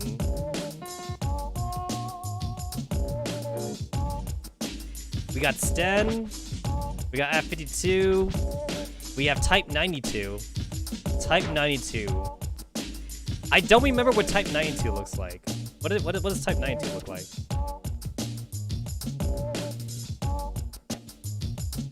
Type 92. Oh, that's Type 92. I forgot what Type 92 looked like.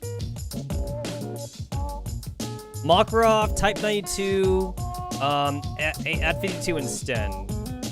Okay, and then Makarov. So Makarov.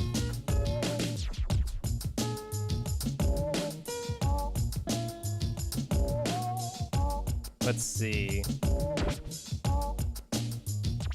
I tried doing a search for Makarov, but I guess Makarov is not Makarov.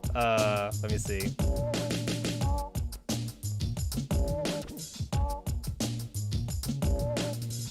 I guess I'm assuming that Makarov was like another copyright thing because like Makarov doesn't show up. So like, what is Makarov then? Let me see. Girls Frontline. Makarov.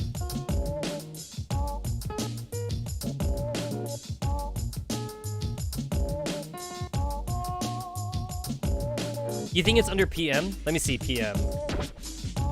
Oh, there it is. Thanks for that. Yeah, it was under PM. Yeah. Because I know that like for some guns they go under a different name in Girls Frontline. All right, there's your there's your student council members. All right, that's cool. That's cool.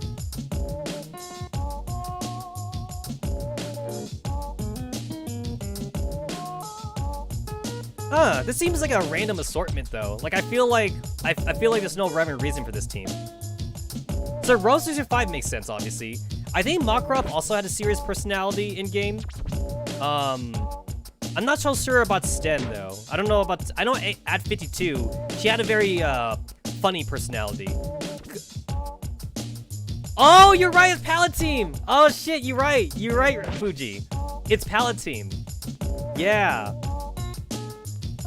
This was Rose 65's team before she joined Anti-Rain. Yeah, you're right. It's Palette. Oh shit. Okay, now that's Mr. I totally forgot this was a team. You're right, man. Cool. Alright.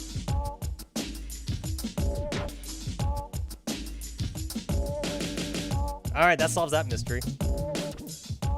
I give you a cookie. These are my cookies. You can't have my chocolate cookies. These are my favorite cookies right here. You get to have the other kind of cookies I don't like. You get to have my raisin cookies. I don't like raisin cookies. I also don't like oatmeal cookies. You get to have those.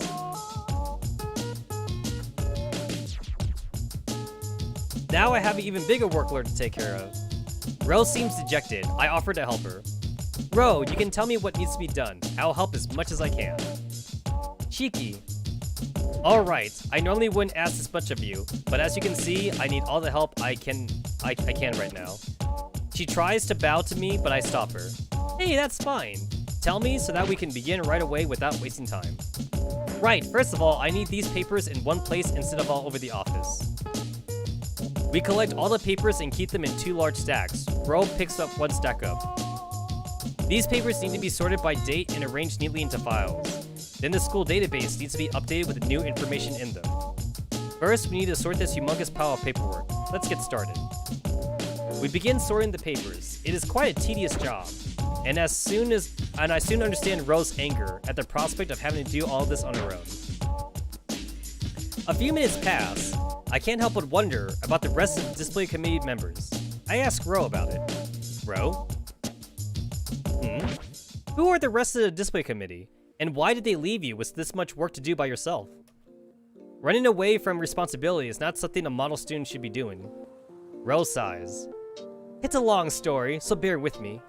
For as long as I can remember, I have always had this feeling of wanting to do the right thing, to fight for justice.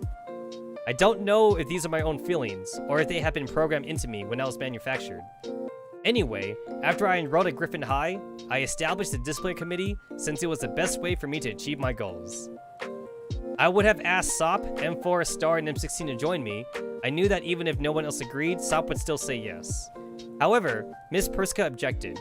To be honest, they are my best friends. In fact, the 5 of us are practically sisters. Miss Perska thought that it would be too easy for me, and she wanted me to grow, both as a doll and as a leader. So wait, Persica, so she's not their mom then? I was thinking that maybe Persica would still be considered like M4's mom, but maybe Persica is like a teacher, I guess? At the very least, I feel like Persica deserves to be M4's mom. Then she told me about Makarev, Type 92, Ad52, and Sten. They were the misfits of Griffin High. Quite often in trouble, constantly disregarding school rules, and not really belonging to any clique. Miss Perska said that there would be my real test. I would have to make the display committee with these 4 dolls. Within a year, I would have to turn them into model students worthy of their position. To do that and prove that I succeeded, we will all run for the student council elections next year and have to win. That is my goal. That is the reason I'm working so hard. I was given a year, but God. Ro slams her fist on the desk, making it shake and almost toppling her stack of papers over. She takes a deep breath and continues in a lower voice. It's only been a month, and this task seems impossible. Calling them model students is the same as calling Sop a calm and quiet girl. However, I am Ro635. I never give up. Just watch me, Shiki. I will succeed. Next year, the display committee will be the student council. That's a promise. Seeing Ro's determination, I can't help but smile in appreciation. Good luck, Ro. I believe in you. If there's anyone who can accomplish such a daunting task, it's you. And of course, I will also help you in any way I can, because that is my duty, my way of upholding justice. Ouch, that last line may have been a bit over the top. Ro smiles again. Thank you, Shiki. I really hope I can count on you. Speaking of which, have you finished the job at hand? Yes, I finished these while we were talking. Now, where should I keep these? I pick up the stack of files and stand up. However, Ro stops me. That's alright, I'll take those. Now come with me, we need to update the database. Ro picks the stack of papers up and walks over to the other side of the classroom. She sits down in front of the computer and logs in. Then she opens the file and explains the update process to me. This shouldn't take long, so please help me out. Meanwhile, I'll store all these files in their shelves properly. Ro hurries away to the shelves, a huge stack of files in her arms. Meanwhile, I begin my work. A minute or two later, I finish. As if on cue, the bell rings, signaling the end of lunchtime. I get up and Ro comes back to turn the computer off. Once again, thank you so much, Shiki. I'm in debt to you now. I could never have finished today's work without your help. Don't mention it, Ro. I'm looking forward to hanging out with you again. Likewise, I'm mostly in the display committee office after school. You can drop by anytime you want to. Alright, aren't you coming to class now? I will. I need to tidy up and wait for those 4 delinquents to return first. They left their backpacks here. You can go on ahead, Shiki. I'll see you later. See you later, Ro.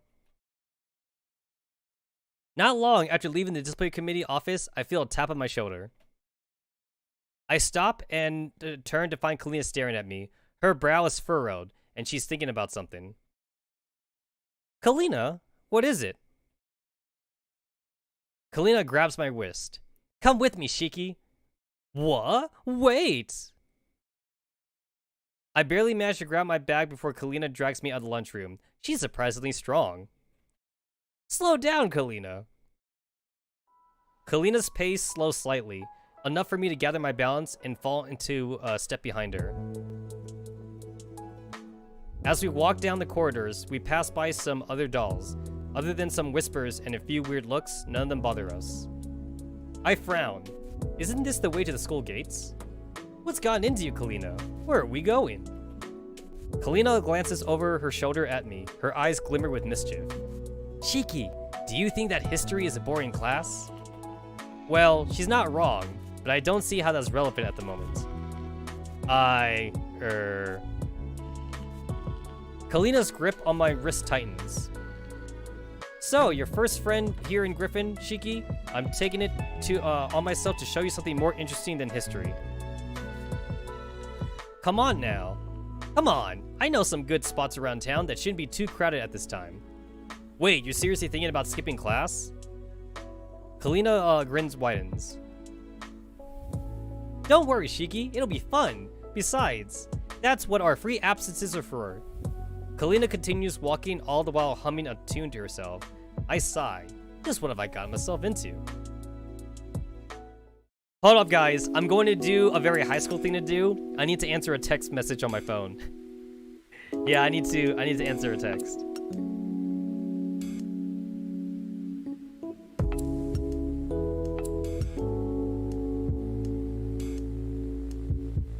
Alright, text answered. The schoolyard is completely deserted. Considering what time it is, that's not surprising at all. It's a bit strange, though, seeing it like this. This way, Shiki. Rather than heading for the school gates, Kalina instead drags me over to the side, to the bushes near the wall. She shoves me in and crouches down behind them. Now listen carefully, Shiki. I blink and brush away a few stray leaves from my uniform. Okay. Kalina gestures towards the school gate. The gate is the only way in and out of the school. Usually there's a prefect on duty, or a staff member. So they all have their own quirks and schedules, though. Some do the bare minimum and stand by the gate. Others actually patrol. How does she know all this anyway? So Shiki, Kalina turns to me. What do you think we should do?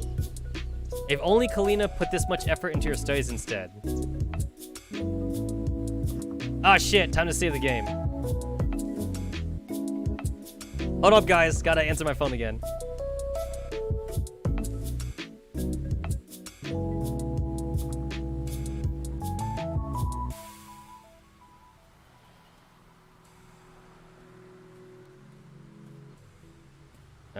Answering a text message on my phone.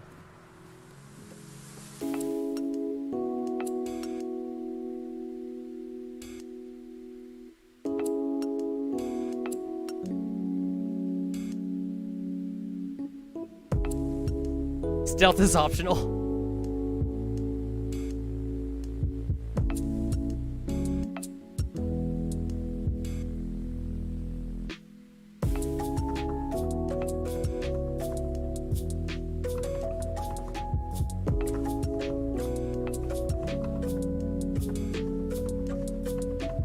All right.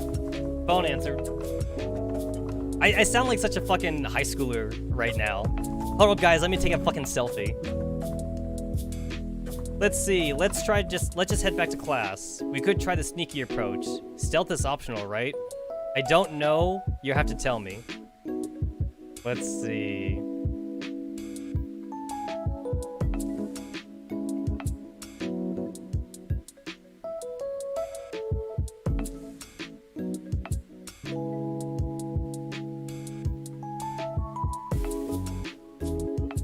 I guess the Drew just do the sneaky approach. Kalina nods and smiles. Sounds like a plan. Ooh, I think I see something that might help with that. Kalina stands up from behind the bushes and walks over to the side. It takes me a few moments to notice where she's heading. The bulky items disposal site? Hurry up, Shiki, over there, over here. I sigh and rejoin Kalina next to the dumpster. She rummages around, seemingly looking for something. Kalina? 1 second, almost got it. Aha! Kalina lets out a triumphant cry as she tugs something free. She turns to me and shoves the object in her hands towards me. See? You can use this to sneak out of the school. A cardboard box?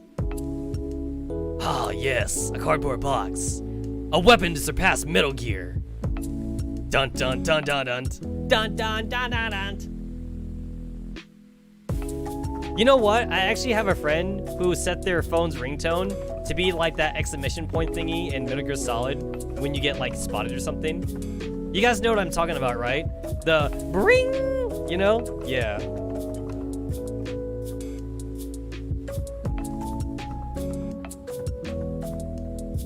Hold up, guys. Gotta answer another text message on my phone.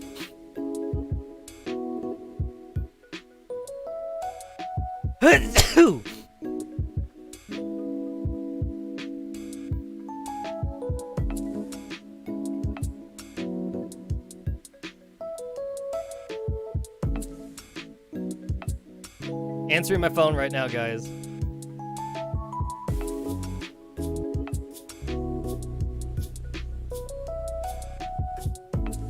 There we go. Oh shit, wait, let me play that. There it is.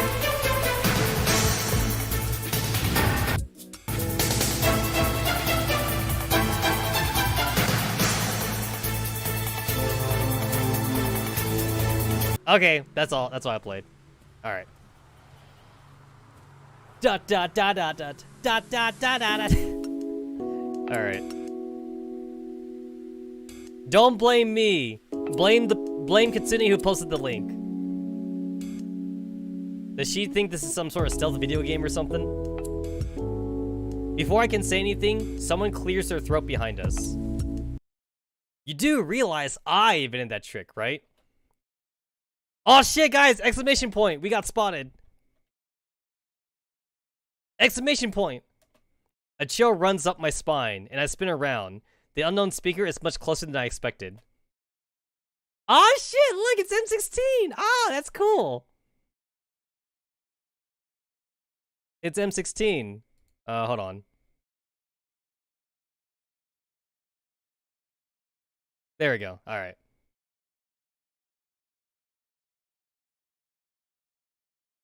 That's cool.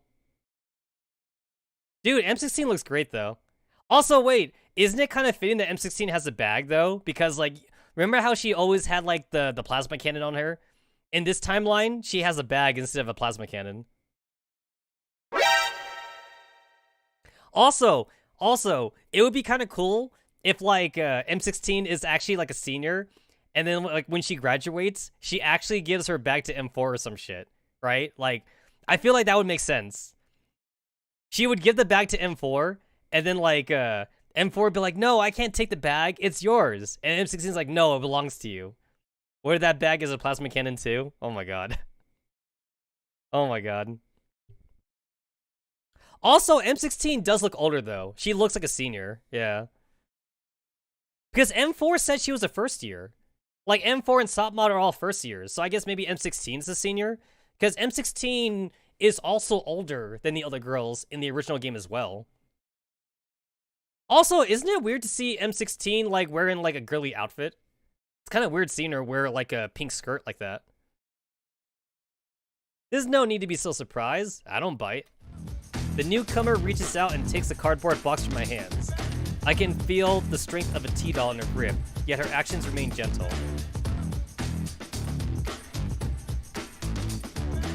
Hold up, guys. Gotta answer my text message again. I'm answering a very important text message, guys.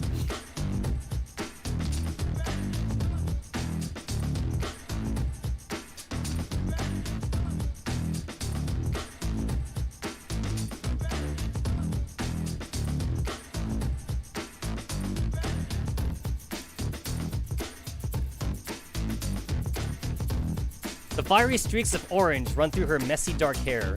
Most of it is twisted into an elaborate braid that stretches past her right shoulder. Her right eye is hidden behind an eye patch. Hints of a scar or several peek out from beneath the fabric. From what I can see, she appears to be an older model. Her lips stretch into a lazy grin, and she tests the weight of the cardboard box in her hands. I understand the feeling though. You're just looking at it, and suddenly there's this irresistible urge to get inside. Next to me, Kalina lets out a nervous chuckle. Get inside that? What are you talking about? We certainly aren't planning on doing anything like that. The one-eyed doll gives Kalina a look. I haven't seen Kalina wither so fast under someone else's glare. Not even Miss Hellions. You weren't exactly being subtle about your plan, Kalina. Kalina opens her mouth to protest, but after a few moments of spluttering, shuts it without another word. She bows her head.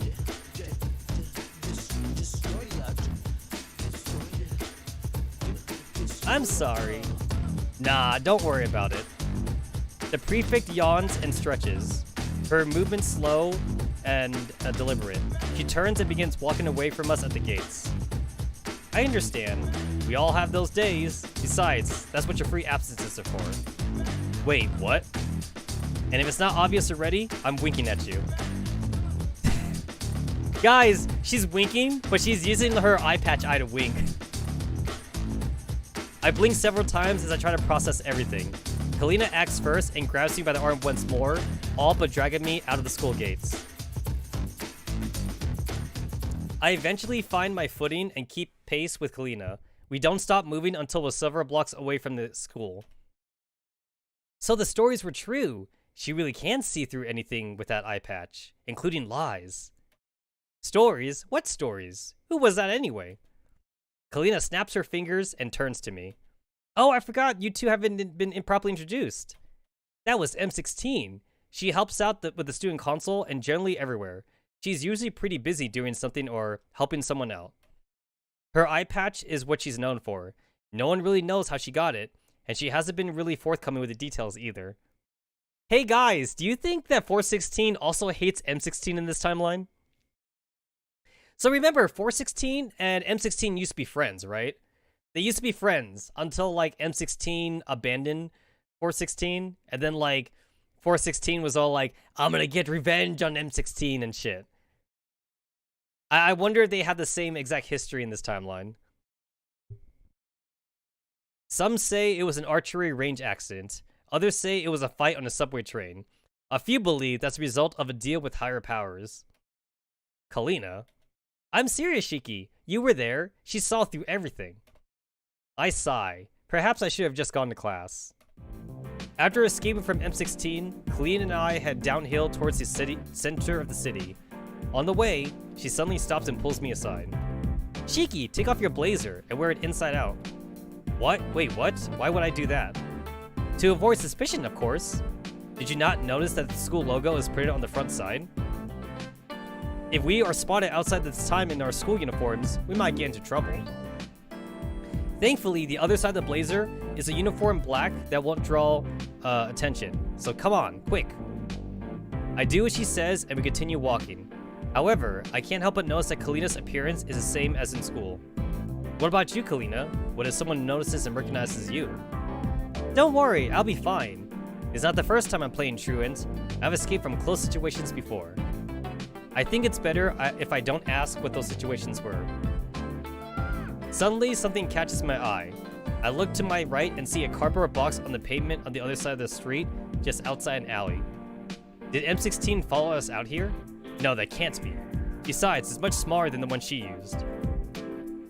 It intrigues me how a box appeared here, out of nowhere, and nobody else seems to have noticed its existence. Should I investigate further? Ah, shit, wait, does this actually matter? Guys, we gotta check out the box. Wait here, Kalina, let me check this out. Huh? Shiki, where are you going? I look both ways, run across the street, and slowly approach the box. There's a message scrawled on the side. Do not feed cat. Do not feed cat? I don't see a cat around here, unless... Guided by some mysterious force and my own curiosity, I open the box. Something springs out into the air, making me take a step back in surprise. After it lands, I take a close look at it. Oh my god.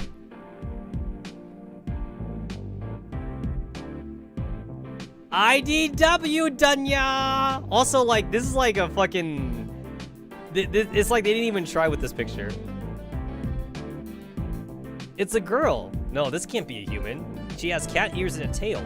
A doll, then? But what is she doing in a box? Hello? The girl looks at me. Then she lets out the loudest, most ear-splitting scream I've ever heard. IDW Dunya! I drop to my knees and cover my ears. Even after she stops, they are still ringing. When I look up, I see her staring at me with a curious look on her face. Yeah? Is this a defective, A-doll who was abandoned? I try to talk to her. Hello, my name is Shiki. Who are you? ID. Alright, stop. So your name is IDW. She nods and makes a noise of approval. How'd you get here? Nya. She loudly purrs and hunches down with a bored expression on her face. It doesn't seem like she's capable of normal speech. No point in asking her questions. I look at her carefully. In spite of her erratic behavior, she seems to be a fairly advanced doll model. She's definitely no A-doll. Then maybe a T-doll with a defective neurocloud, who was abandoned after her 5 control core was removed? Nya. IDW seems to be trying to get my attention. Yes? What do you want? Nya. She looks at me with the same bored expression. Does she want to play with me? I scratch the top of her head. Nya! She purrs happily. However, her expression hasn't changed. She keeps looking at the stack of green tins behind me. I pick one of the tins up. IDW tries to grab it. She seems to be really excited now. So you want this? She nods. I open the can and see some kind of gray mush inside. It has a slight smell of sardines.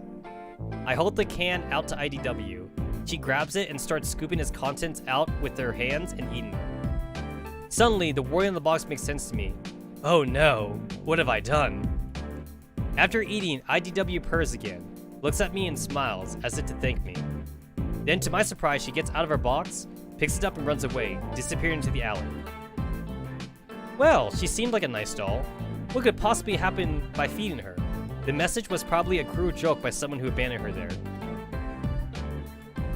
I cross the street again to face an angry Kalina. Shiki, what are you doing there? We don't have all day, you know. Sorry, turns out it was nothing. Just some weird cat. A weird cat? Did it blink? Wasn't really paying attention to that, so... You can tell me on the way. Let's go to the mall now. I haven't given you a tour of the upper floors yet.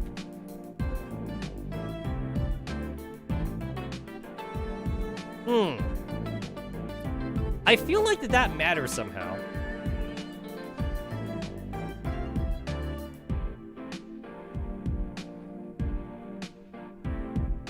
I'm gonna ignore it. I'm gonna load and ignore it. No, I mean silly. It's just a regular cardboard box that someone probably threw out. I shouldn't waste time on this. Is something the matter, Shiki? Guys, we're in the timeline where we don't meet IDW. No, it's nothing. So where are we going? Let's see. Right, let's go to the mall. I haven't given you a tour of the upper floors yet. We head to the mall. Kalina shows me around the upper floors, pointing out some of her frequent hangout spots to me. By the time flies by as I walk around with Kalina. Suddenly, she looks at her watch and exclaims in surprise. Oh dear, Shiki. Would you look at the time? School's already over by now. Let's go. What's the hurry? We can hang out here a little longer, having spent the entire second half of the school day. It's not about that. There's someone I want to introduce you to. Come on. We hurry out of the mall and back to the school. Oh, and you can wear your blazer properly now. Since school is over, we'll no longer be suspicious if we're spotted. I follow her advice, and we blend in with the crowd as we sneak back into the school. Kalina leads me through the building to the track and field area. At the track, I am greeted by the sight of many dolls playing dodgeball. There are blurs of movement as they dart about the field, balls whizzing back and forth like deadly projectiles. Holy shit! Okay, I was not actually expecting Angelia here. Holy crap. So I guess she's a teacher? Also, look, she has a robo. She's got a robo leg. I guess she has a robo leg and a robo arm still in this timeline. And I see scars too. You can look, there's like a scar in her chest. Ah, shit. I wasn't expecting her to actually be a teacher here. At the side, a tough-looking woman in a black tracksuit and dark blue hair covering one eye is observing them. That's Miss Angie, our PE trainer. She's the most badass woman you will ever meet. She's strict but friendly. We don't know much about her past, but I heard rumors that she was in the military, Spec Ops or something. And Star, ah, there she is, the only one still in her school uniform. I pay attention to the girls playing dodgeball. One of the girls is in her school uniform instead of the PE uniform. Her pink hair and red scarf stand out from the rest of the crowd. That's Star, no doubt. At least she's not fucked by Elid juice. As I watch, it becomes clear that Star's skills are on a different level. When she throws the ball, she hits her target with pinpoint accuracy. She dodges every ball with ease, without even turning her head to look. It's as if some super instinct guides her. It's a one-sided match, as the other girls fall one by one. The last girl left somehow manages to dodge Star's shot. She picks up the ball and throws it at Star from the side. I watch in awe as Star stops walking and the ball passes in front of her, missed her by less than a centimeter. Then without looking, she reaches out with her left hand and catches the ball. She doesn't even aim before swinging her arm. The other girl dives aside, but Star had anticipated the move. The ball flies in a straight line and hits the girl right in her face, knocking her down. Just then, Miss Angie blows her whistle. Game over! Well played, everyone. That was an improvement from last time, but don't stop there. Take a 5-minute break, all of you. Then we'll do a couple laps of the track. All the girls head back towards the benches. Star, come here. Star turns around midway and goes to Miss Angie. When will you start paying attention to what I say instead of doing your own thing? Star remains silent. Miss Angie raises her voice. You don't even use any of the techniques I try to teach you. You can get by right now with your natural talent, but talent means nothing if you don't put in effort to use it. You don't even change into your PE uniform like everyone else. You think you're special? Some kind of celebrity? Well, about that, you should know. What happened before the school's establishment is irrelevant. In this class, you are my students, just like all those other dolls, and just like them, you will follow the school rules. Listen, from today onwards, you either follow the rules properly, or I'll fail you in this course. Star clenches her fist. You wouldn't! Yes, I would. I don't play favorites. It would be bad if an elite doll like you had a failed PE course on a record, wouldn't it? Oh, okay, so in this timeline, Star 15 is still an elite doll, I guess. This is outrageous. Remember what I said, it's not hard. You're a talented doll, you're the most capable student in this class. Just a bit of discipline and you're guaranteed an A+. Now go. I think you have a couple of friends waiting for you there. Star looks over to us. Kalina waves to her. She walks over and sits down on the bench, clearly dejected. I break the silence. Hi. Star looks up at me, nods, and looks down again. This is an awkward silence for a few moments. The Star Wars meme? Hold on.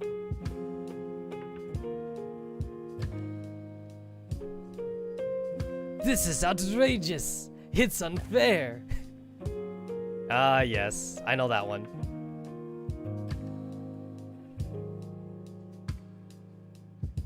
I can't wait for the other Star Wars meme. Oh wait, this whole operation was your idea.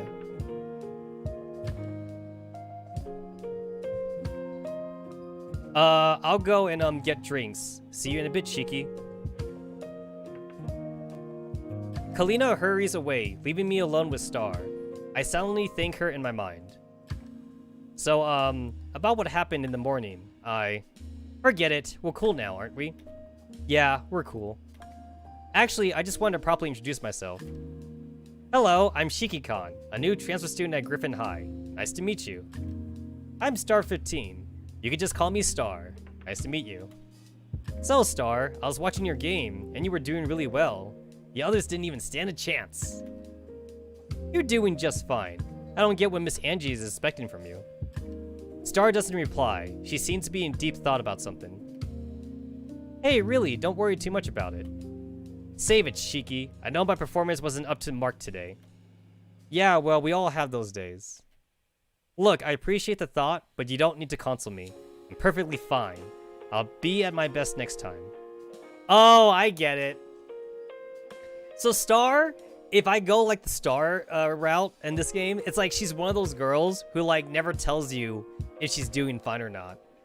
She's basically one of those girls who's always all like, if you ask her what's wrong, she'll be like, nothing, I'm fine. But then like, you know, on the inside, she's not fine. And like, you have to like, break her like cold outer shell. This also means like, she's also one of those girls too, where it's like, she'll like sulk at the shopping mall. And like, she secretly wants you to meet her at the shopping mall, but she won't say it out loud or shit. So like, you gotta be fucking psychic. You had to be all like, oh wait, she's at the shopping mall right now and she wants me to come over. But she won't tell me that. And if I text message her, she'll still tell me that she's at home or some shit. I mean, you guys know what I'm talking about, right? We've all dated a girl like that. The one that never tells you anything. I know that all too well. Yeah, girls like that are high maintenance. I nod. The dejected look on her hasn't left her face, but it doesn't seem to be because of Miss Angie's scolding then. Star, are you worried about M4? No, I'm not. See? What did I tell you guys? Star is legit like the entire trope right there. I'm taken aback by the sudden rise in her voice. A few other dolls turn and stare at us. Star glares back at them, and they turn away briskly. When Star speaks again, her voice is much softer and calmer. Ugh, I shouldn't have shouted at you.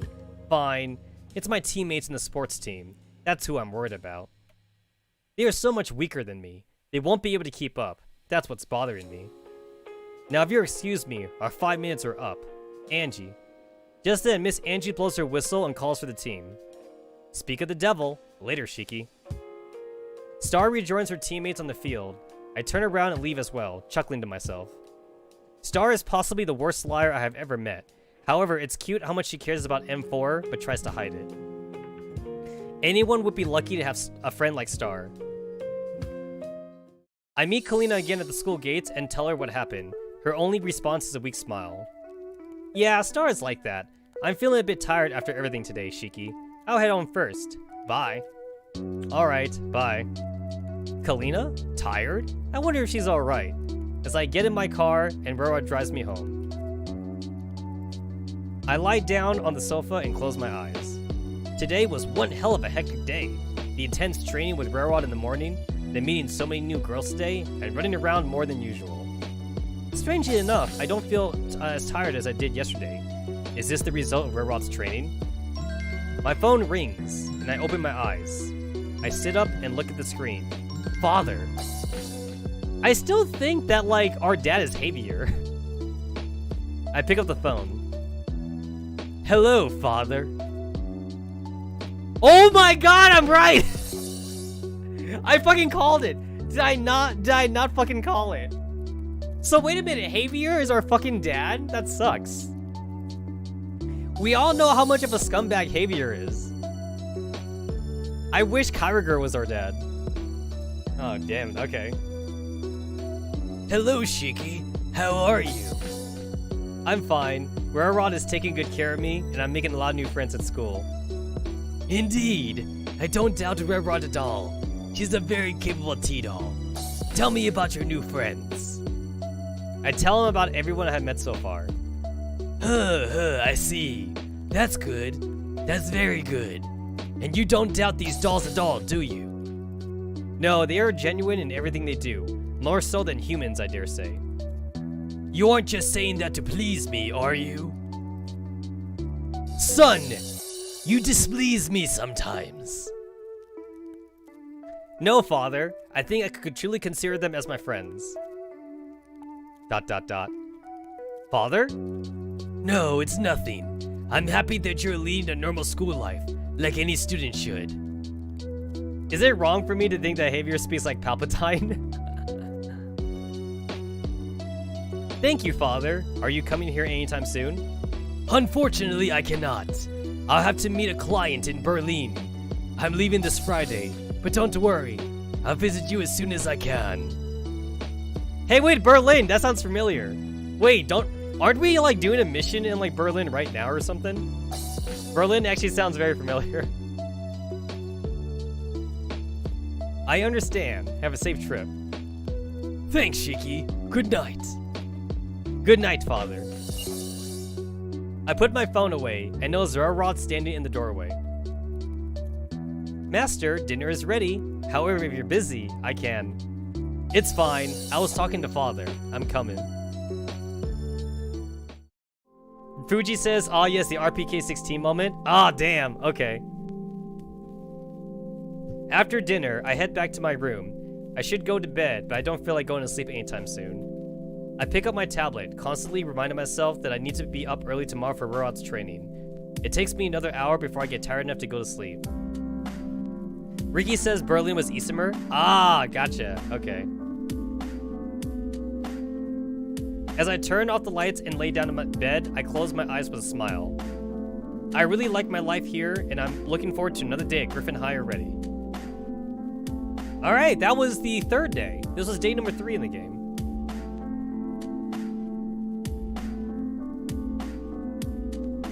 Alright, new day, guys. Master? My covers shield me from the sunlight as my eyes flutter open. For some reason, it feels easier for me to wake up today. The hue of the waking sun, Rarod's voice, it's all soothingly familiar. Good morning. Oh, Master, you are awake. I'm just as surprised as you. Were you awakened by a dream? Did you get sufficient rest? No, I didn't dream last night, and I went to bed around the same time as the day before. Rarod smiles, looking pleased about something. Perhaps you're adjusting to the environment here faster than expected. I doubt that I'm adjusting that fast, although I guess it's more just readjusting, isn't it? Yeah, maybe. Excellent, Master. That is a mark of great things to come. It is a wonderful sight to see you feeling so comfortable. This means that we are able to begin our training regimen without delay. So remember, guys, this is day 4. This is day 4 of the game. Of course, I guess this is my fate now. We head to our usual rooftop spot for the morning workout. This time, the warm sunrise sky is replaced by chilly clouds. Surprisingly, however, the cold breeze serves as an unexpected mercy against the burning intensity of our training. When two forces collide, a miracle is born, or an even bigger mess. Thankfully, today is the former. We finish our training without a hitch. Rarod's heavenly cooking more than makes up for our hellish workout regimen. The torturous exercises I endured only a few minutes ago all seem like distant memories. Just as Rarod and I finish our meal, we hear taps against the window. Outside, gray clouds seal the hue of sunrise as rain begins to fall. It seems today's weather has slipped by the news forecast. Please do not worry about it, Master. Use the umbrella near the door when you're ready to leave. I shall start, the car. Wait, the umbrella? Do we not have two? A failure of my own making. Please do not be concerned, Master. Well, Rarod, you'll end up getting soaked. We can share the umbrella. Her face flashes with the slightest bit of red before going pale. Her gaze drops to the ground in shame. Aw, Rarod is blushing. Out of the question. That would go against my duty. My duty is to make sure you arrive at school without issue, regardless of anything. That includes the weather. She takes off towards the car, sprinting under the pouring rain. Well, Rod, I know she's not human, but I can't help but worry about for her. I sigh and follow, taking the umbrella she left for me. In every step, it protects me, leaving me with a bitter-sweet gratitude. The drops fall down the fabric like tears on a cheek. Part of my conscience nags me. If an umbrella could cry under the rain, nobody could tell. A wet umbrella is one filling its purpose. Nobody would ever think to thank it. I reach the car, arriving dry due to Were-Rod's sacrifice. She turns back to make sure I'm fine, undaunted by her own situation. I am glad to see you unharmed. Now let us depart so you arrive in school on time. Were-Rod turns the ignition key, but a sudden rumble and the spluttering of the engine tells me that we won't be departing anytime soon. She gives it a few more attempts, all to no avail. Don't worry, Master. I assure you, we will arrive on schedule. Before I can say anything, she rushes back out to the pouring rain once more. Despite her reassurances, I can't help but feel uncomfortable with the situation. A woe much heavier than the rain outside.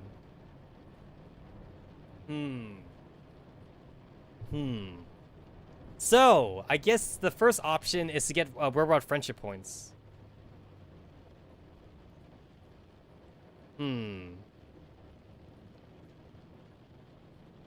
Help Were-Rod. Because I am a good Shiki-Kan.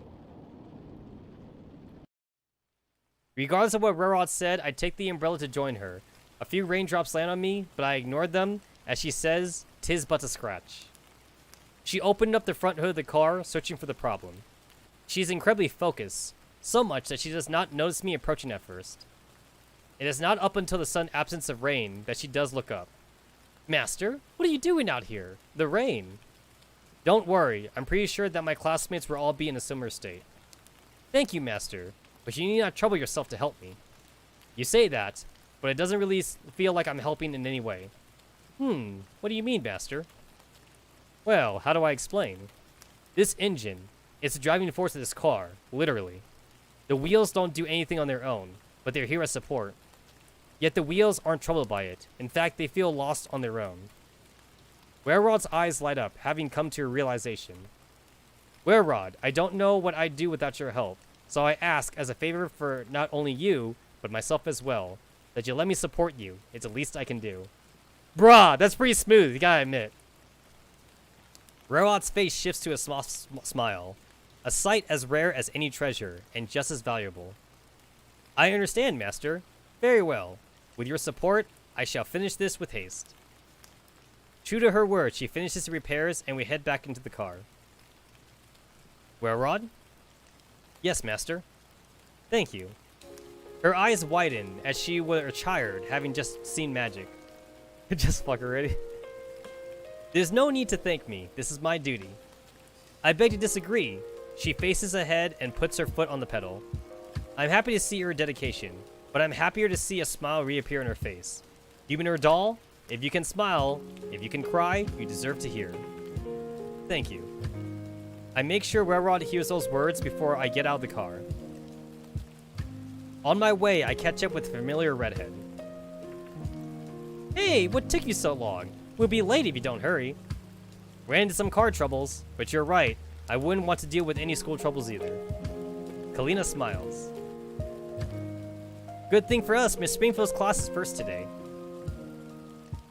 It feels like a rather slow day today. Miss Springfield tries to keep the class engaged, but seeing the number of disinterested faces, she gives up and let us do whatever we want. The rain has stopped, but it's still cloudy outside. The general mood of the class has improved a little, but there's definitely a gloom in the air. At the back of the classroom, Kalina and I had joined a large group of dolls in a game of Truth or Dare. It began with fairly harmless questions and tasks. However, as the game progressed, it became more and more risk. I choose Saiga! Ah, shit! Alright guys, Saiga's here. Hold up. Saiga's here. I need to put a picture of Saiga. Dude, Saiga in Truth or Dare? I'm not sure if I trust that.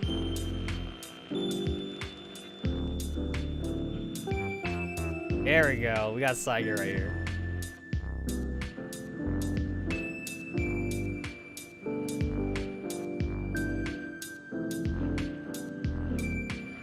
Truth. Go on. Ask me anything. Hey, perfect.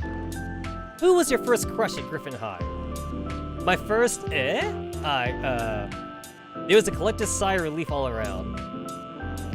Oh shit, Aik is here. Oh, okay, Aik is here. All right, hold on. I need to put Aik. I need to put Aik now. Add image.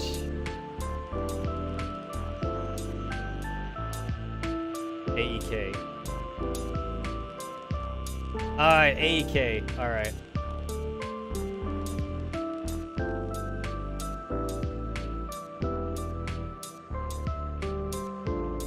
I guess I'll like put it over here or some shit. There we go.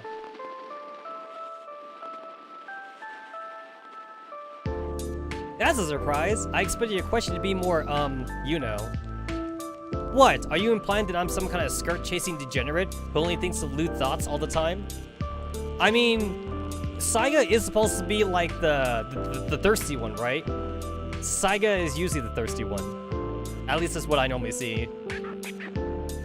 Hey, you said it, not me. Ugh. Anyway, Kalina, I'm still waiting. It was Mr. K. Ah, shit. Kalina had a crush on Kyogre. Kalina likes her bad buff boys, I guess. Everyone is surprised by the answer. He's so good-looking, and given his mysterious past and rumors of being the secret... Oh, wait! Not Kyogre! She's talking about Kay! Oh, shit! Wait, Kay is a teacher here. Oh, that's who it was. I thought she was talking about Kyogre. So wait, Kay.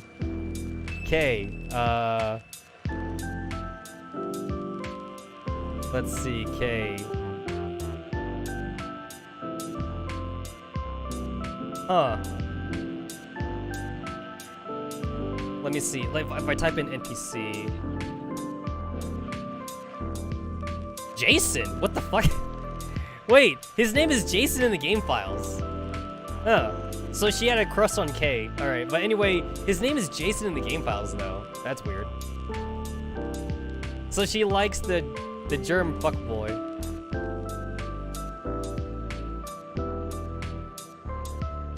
Well, you're not wrong. Good choice though. Anyway, Kalina, pick someone. I think I already know who she would pick. I prepare myself for the worst. I choose Shiki. Truth or dare? Alright, hold on. I'm gonna get rid of the, I'll go ahead and get rid of, Kay now. Again, it's weird that, like, it's Jason in the game files. I guess Jason is his real name then? I guess I spoiled myself then. It feels like I spoiled myself. I mean, it's not that much of a spoil. It's not like Kay's a main character or anything like that. Of course. So what do I choose? Ah, shit. Wait, does this matter? Okay. I choose dare. I choose dare. Yeah, no, it's weird. Yeah, because I was looking up K in my game files, but K didn't come up. So, like, I typed NPC, and I found K under the name Jason. So, in the game files, it says NPC Jason. Which I'm not sure that's even been shown in the game yet. At least not for the EN server, anyway. Again, though, I'm not sure if it's that much of a spoiler, just because, like, it's not like he's a main character. I'm gonna choose Dare. Dare. All the dolls rejoice. Finally! I thought no one would ever pick Dare again. Alright, then here's what you have to do. She has a mischievous smile on her face. I'm getting an ominous feeling. Go to Miss Springfield and flirt with her like you mean it. Bruh. Bruh, real talk? I'd do that even if it wasn't a dare. I would do that even if I wasn't dared. Springfield.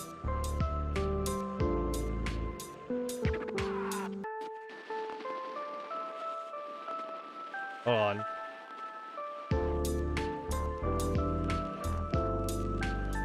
There you go. There you fucking go. How could you not, guys? Look at that. Look at that warm smile. How could you not?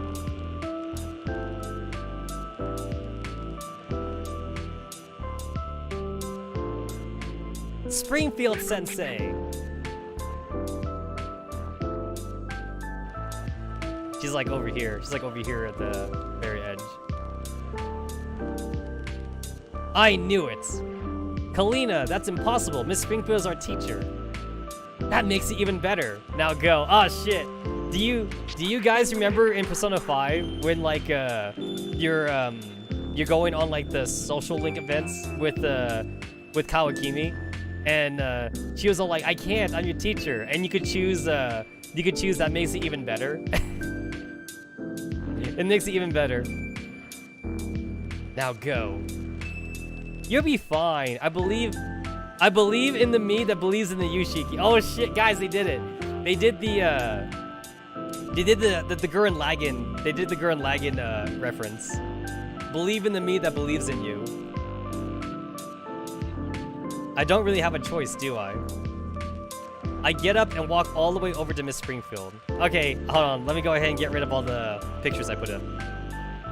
Get rid of that, get rid of that.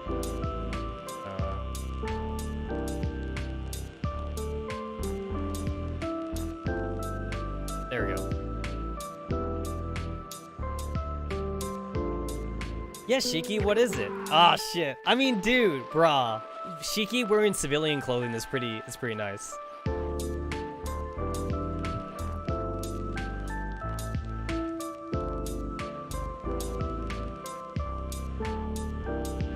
Wait, what's this? What the hell did Fermil just post? I'm gonna go in and click on that.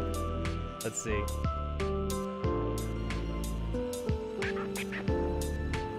Yes, tomboy milfs exist. It's called a soccer mom. No. It's not true. That's impossible. Search your feelings, you know it's the truth.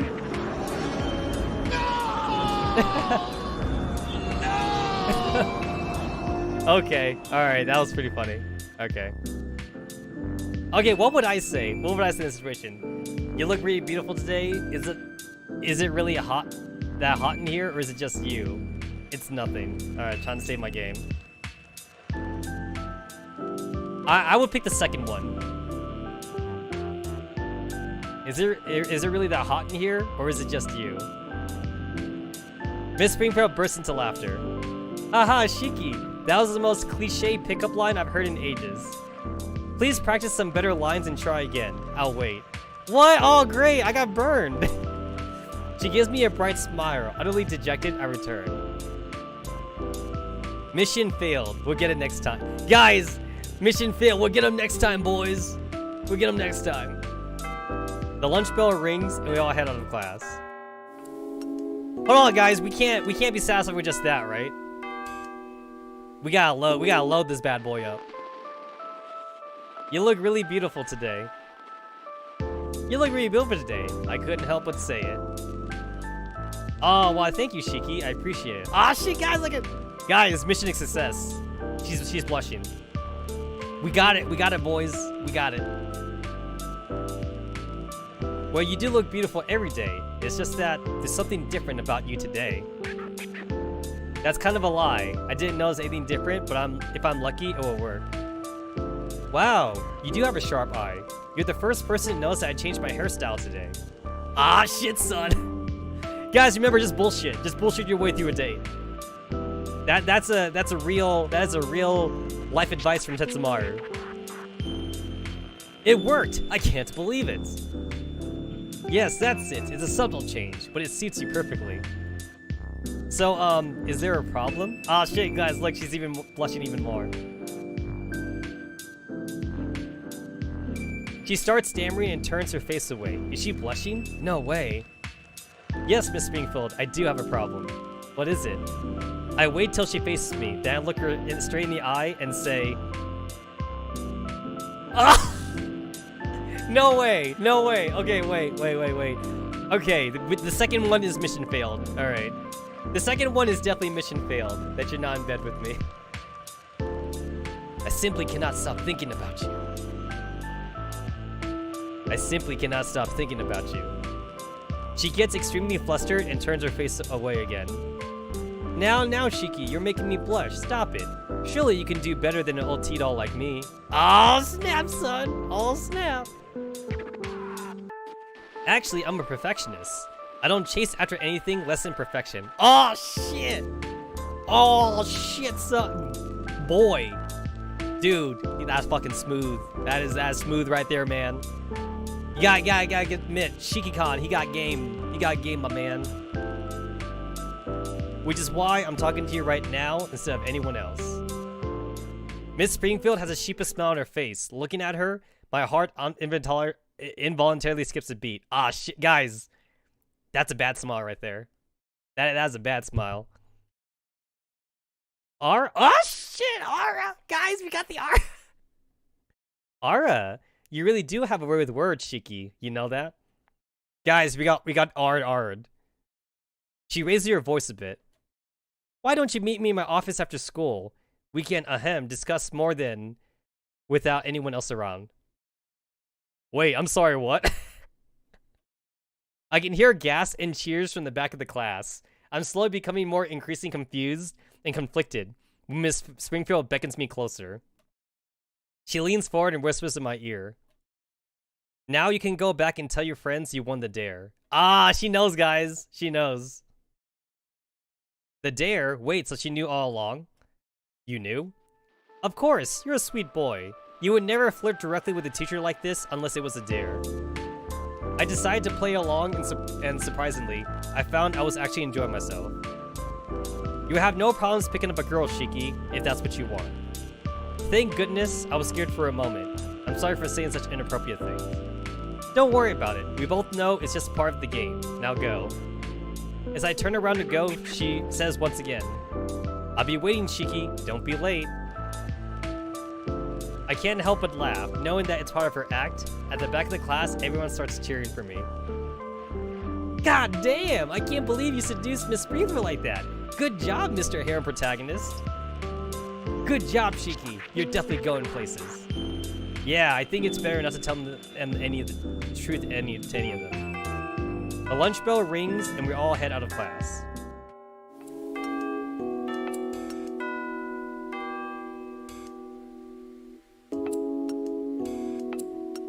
You know what, guys? I'm a little disappointed this is not an H game. Because I believe the devs did say this was an all ages game. But if this was an H game, there would totally be an ecchi scene, right, guys? Hold on, I'm gonna load.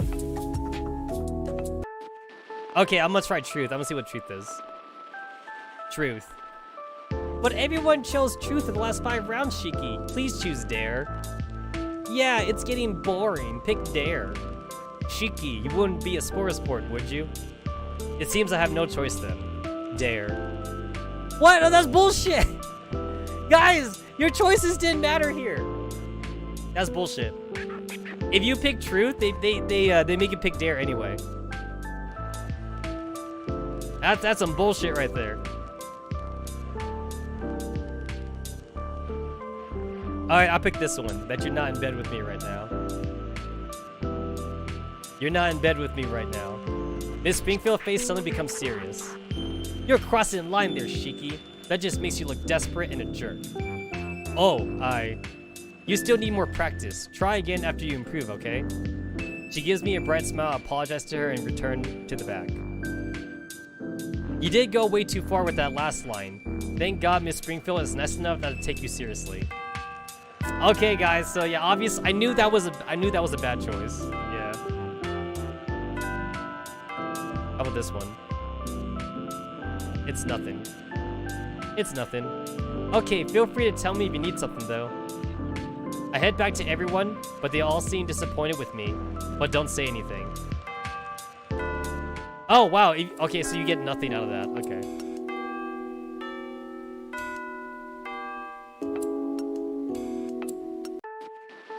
Alright. I know that I saved the game, but like I'm just kind of like just doing this again just to make sure I do it right. Alright. As I walk towards the corridor with my bento box in hand, I turn my head, guided by some instinct, and see Sub 2 walking around the corner. Hold up, guys. I gotta answer a text message on my phone.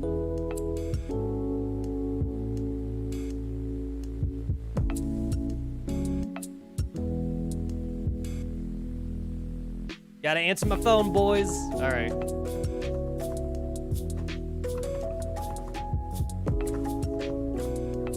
Alright, I turn my head, guided by some instinct, and see Sop 2 walking around the corner.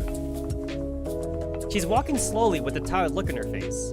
She doesn't have any of her usual energy. Is something wrong?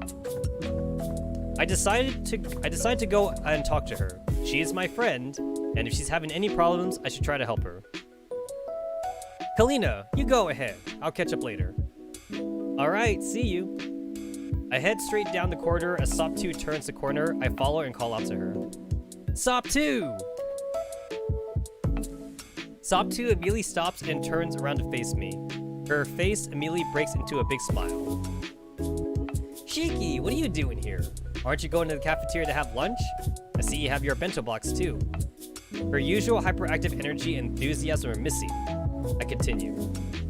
Hey, Sop 2, are you alright? Me? Yeah, I'm alright. Why?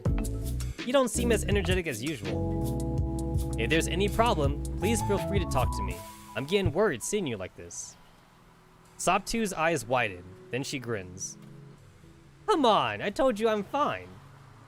Actually, I was looking for someone to spend my lunch break with. Everyone seemed to be busy, and suddenly you showed up. So this is perfect. Come with me.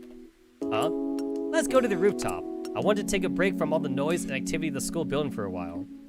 She grabs my hand and drags me along as she heads towards the stairwell. Wait, the rooftop is off limits to students. Since when has that ever stopped anyone? Come on, we're almost there. You guys know that, like, that's honestly though that really is like more of a recent thing with, like, especially Japanese high schools. If you notice, like, in a lot of, like, 90s anime and manga, the students were always going, like, on the rooftop and shit. But then, like, starting from, like, maybe, like, the early 2000s and shit, they started showing, like, it was always, like, off limits to go on the rooftop.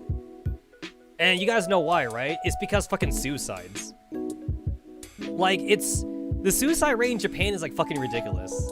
And, like, it's just because, like, they keep having, like, high school kids, like, jumping off the roof that they had to, like, make it, like, stupidly, like, you know, like, off limits. And, like, at first they try to put, like, a gate, like, they try to put, like, the gate around the school rooftop, but, like, unfortunately, students still found ways to, like, jump off the roof even with the gate, though. They just simply climbed the gate and then they jumped off. So, like, basically they need to keep finding ways to stop the students from committing suicide. It's kind of sad when you think about it. Just because of, like, all the pressures in, like, Japanese culture, basically, to, like, basically be perfect. Because there's so much pressure, like, Japan does have a high suicide rate. Yeah, like, I couldn't deal with that.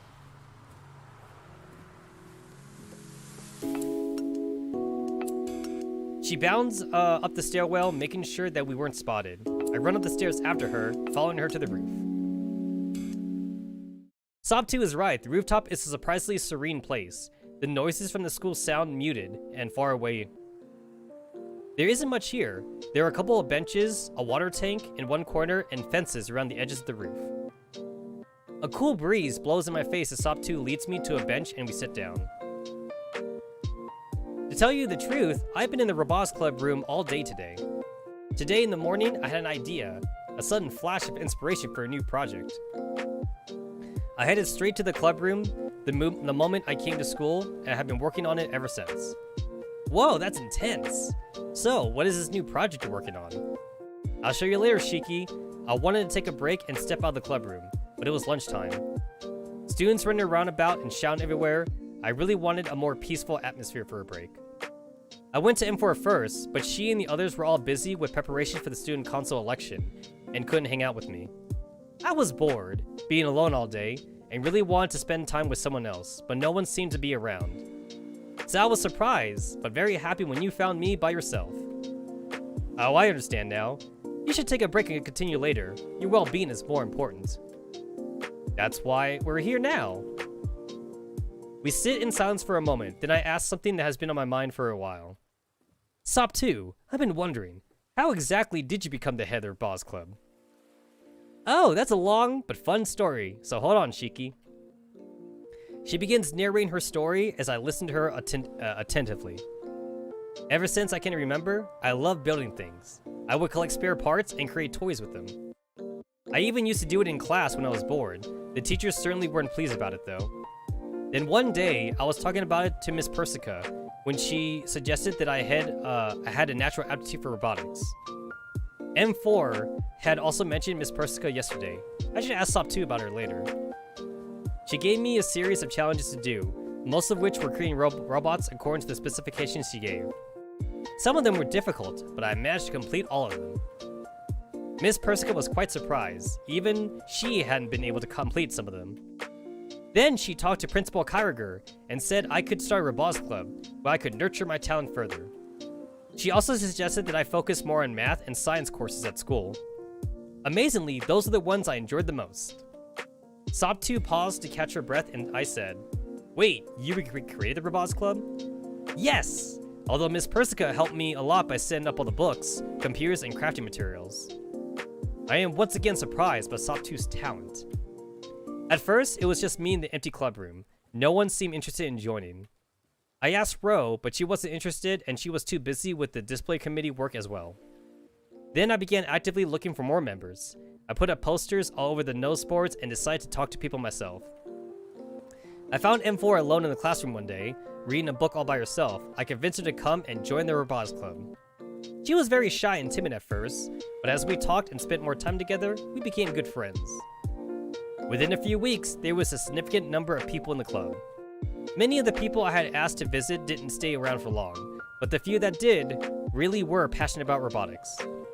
Our numbers are nothing compared to the big clubs like the art and music ones, but all of us have a common passion for sure. We are all here united by our love of robotics and bonds of friendship, and therefore are a small but happy group. And that, Shiki, is how the Robotics Club came to be. There was another silence as I processed all this information. That's really nice, Sop 2. I understand why you love the Robotics Club this much. Thanks, and you're really special to me too, Shiki. Me? For real? Indeed, you are the first person I have met who seriously considers robotics as a career. Not that the others don't like robotics, but even we can relate on a totally different level.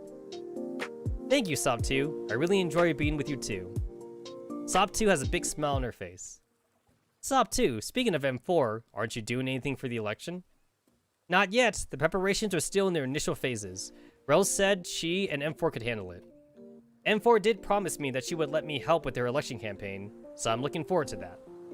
But that's enough about me. Now tell me about yourself, Shiki. The sudden change in the subject startles me.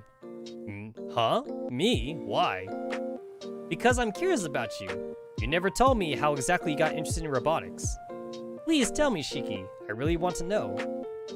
Oh, alright, if you insist. I paused, took a deep breath, and continued.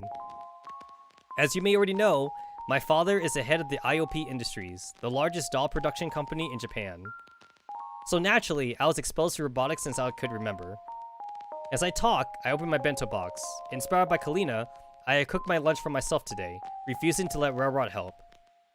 There's rice, meatballs, pickled vegetables, a potato salad, tamagoyaki, and a few strawberries. Okay, I think this is a little bit too weeaboo.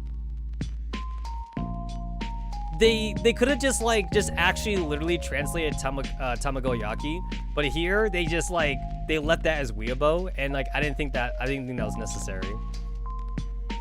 I think that's definitely too weeb. Sop 2's face lights up with excitement, her eyes sparkling as she sees the food. Wow, your lunch looks so good. Did you make it by yourself? Thanks, Sop 2, and yes I did. That's great. Hey, can I try it, please? I'll just take a bite. It looks really good. Seeing Sop 2 so happy, I can't say no to her. Alright, just a bite. Now where was I?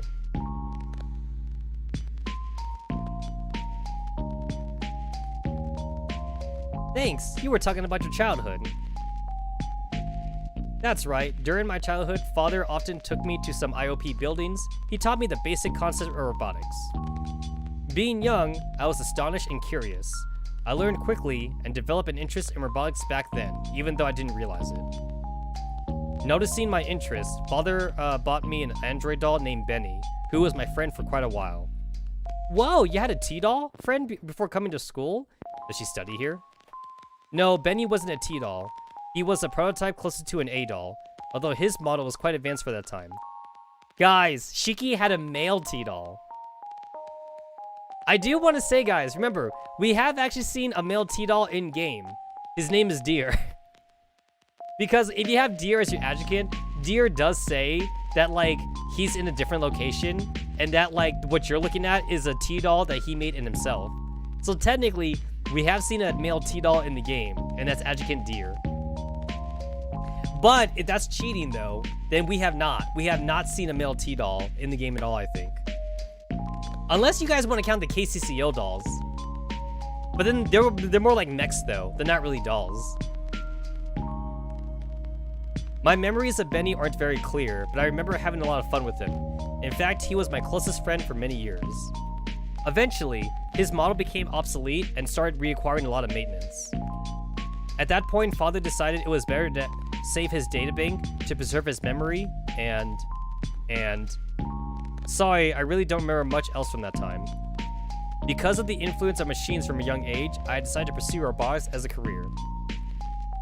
Father always supported me in my goal. My interest in robots also helped me get through the worst times of my past. It is also one of the reasons I agreed to come to the Tanegashima and enroll here as a test subject for the Griffin Project. As I finish, I look down and notice that my lunchbox is empty. I look up to see Sop2 staring at me with a very satisfied expression. That was really interesting. I hope you succeed. Also, feel free to ask me if you ever need help with robotics. I hope you'll also help me out when I need it, won't you, Shiki? Sop2, did you just finish my entire lunch by yourself? Sop2 looks at me for a second confused. Then she looks at her bento box and the realization seems to hit her. Oh no, I'm so sorry, Shiki. But your food was so good that I couldn't stop eating. I was also really engrossed in your story and lost track of how much I ate. She gets up to my surprise and bows to me. I promise I'll make it up to you somehow in the future. I get up and face her. It's alright, Sop2, don't worry about it. I don't mind. I'll have something on the way home from school. Also, I'm really happy that you enjoyed my cooking so much. It makes me more confident in my skills. Sop2 straightens up and looks at me surprised. You mean it? I do. I'm happy because I can make you happy. It's fine. I pat her on the head. Sop2 smiles and suddenly hugs me, knocking the breath out of me. Thank you so much, Shiki. Sometimes I think Ro is right. You indulge me too much. I don't know how to make it up to you. You don't need to. Sop2, you're holding too tight. Can't breathe. Sop2 lets me go and I steady myself, taking a few deep breaths before I continue. Look, you don't need to repay me for every little thing, alright? We're friends, so just take it easy. It's alright, as long as both of us are having fun together. Yes, that's right. She pumps her fist in the air and looks upwards. And we'll always be friends. We sit down again and I stare into the distance, immersing myself in the serene atmosphere. Even the dreary gray sky doesn't seem so depressing when Sop2 is around. After a few moments, I break the silence. You're right, Sop2. The roof is perfect for a break. Thanks for showing me this place. You mean perfect for breaking the rules? Ah shit, that's Ro. The sudden reply catches me off guard. I recognize the voice and quickly stand up, turning to face her. Ah shit, it's M16! Okay, never mind. It's M16. M16 is sitting right beside me, looking at us with a smug grin on her face. M16, when did you? I am cut off by an excited Sop2 who yells in delight. M16, come join us. We were relaxing here for a while. M16 expression changes to a genuine smile. Sure thing, Sop2, thanks. M16, how'd you get up here and sit down beside me without either of us noticing? Oh, that's easy. I told you about it the other day. There. She points to a cardboard box towards the side of the roof. A cardboard box again, and it worked? M16 just smiles. I had to be careful with her around. Metal Gear! Anyway, Sop2, you do remember that the roof is off limits to students, right? And you still brought Shiki here. I should report you and put you in detention. Sop2 becomes distraught and at a loss for words. M16, It was me, M16. I decided to step in. It was my fault as well for not stopping Sop2 from breaking the rules. I will lie a bit if I have to, but I cannot let Sop2 be punished like this when she didn't mean any harm. I wanted to have lunch with Stop 2 in some peace and quiet, away from the crowded and noisy cafeteria. So I brought her here, even though she didn't want to. M16 burst out laughing. Haha, Shiki, chill out, man. I was only pulling Stop's leg a bit. It's admirable that you would take the blame for her, but seriously, don't worry about it. No, Shiki, I have known Stop 2 since Griffin High was established. I'm quite sure she was the one who wanted some peace and quiet and dragged you here to play with her. I'm surprised. M16 is absolutely correct. Judging by your expression, I got it right, didn't I? But don't worry, I'm not going to report any of you. The rooftop is indeed a great place for a break, and the view is quite pretty up here. But M16, aren't you a member of the student council? So what? I can still have fun and not be a boring goody two-shoes teacher's pet, right? Yes, you're as cool as ever, M16. Anyway, lunchtime is almost over. Come on, you two. You don't want anyone else to find you up here. We pack up our things and head back towards the entrance. M16 opens the door, but suddenly closes it again and signals for us to wait. M16, hold up. Holy shit, wait, that was a thing? Self-voicing enabled. M16, hold up. Wait. Self-voicing disabled. I didn't realize that was a thing. I hit my keyboard by accident. Wait, that's a thing?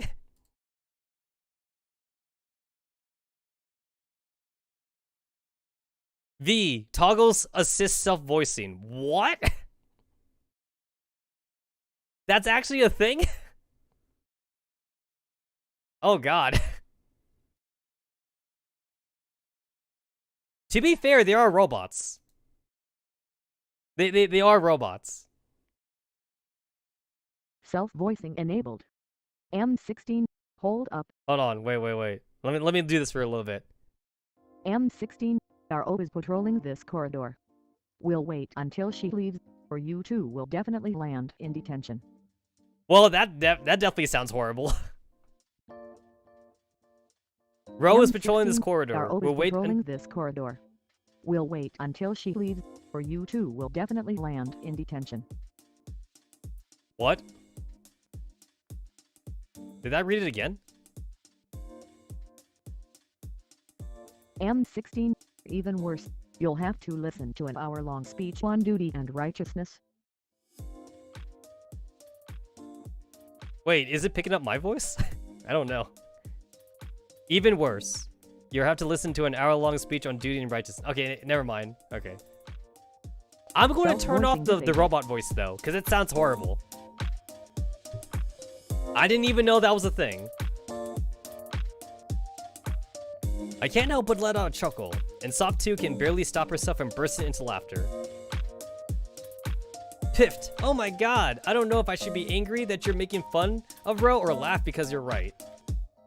And next time when you sneak up here, remember to close the door right behind you.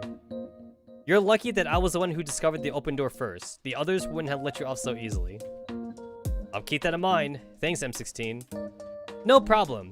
Man, oh, Ro has left. Let's get going. We quickly head down the stairs and wait in the corridor. M16 closes the rooftop door and joins us in the moment later. Just then, the bell rings. Sop 2 starts walking away, but M16 firmly grabs her by the shoulder. And where do you think you're going, young lady? The club room, M16. I was working on a new project all day. I need to get back. You'll go back after school. For now, you're going to class. But M16, I need to. What you need is to attend classes more. You have physics now. You like that, don't you? I do, but I have physics now as well, Sop 2. We should go. Maybe you will get new ideas for your project in class. Excellent point. Thank you, Shiki.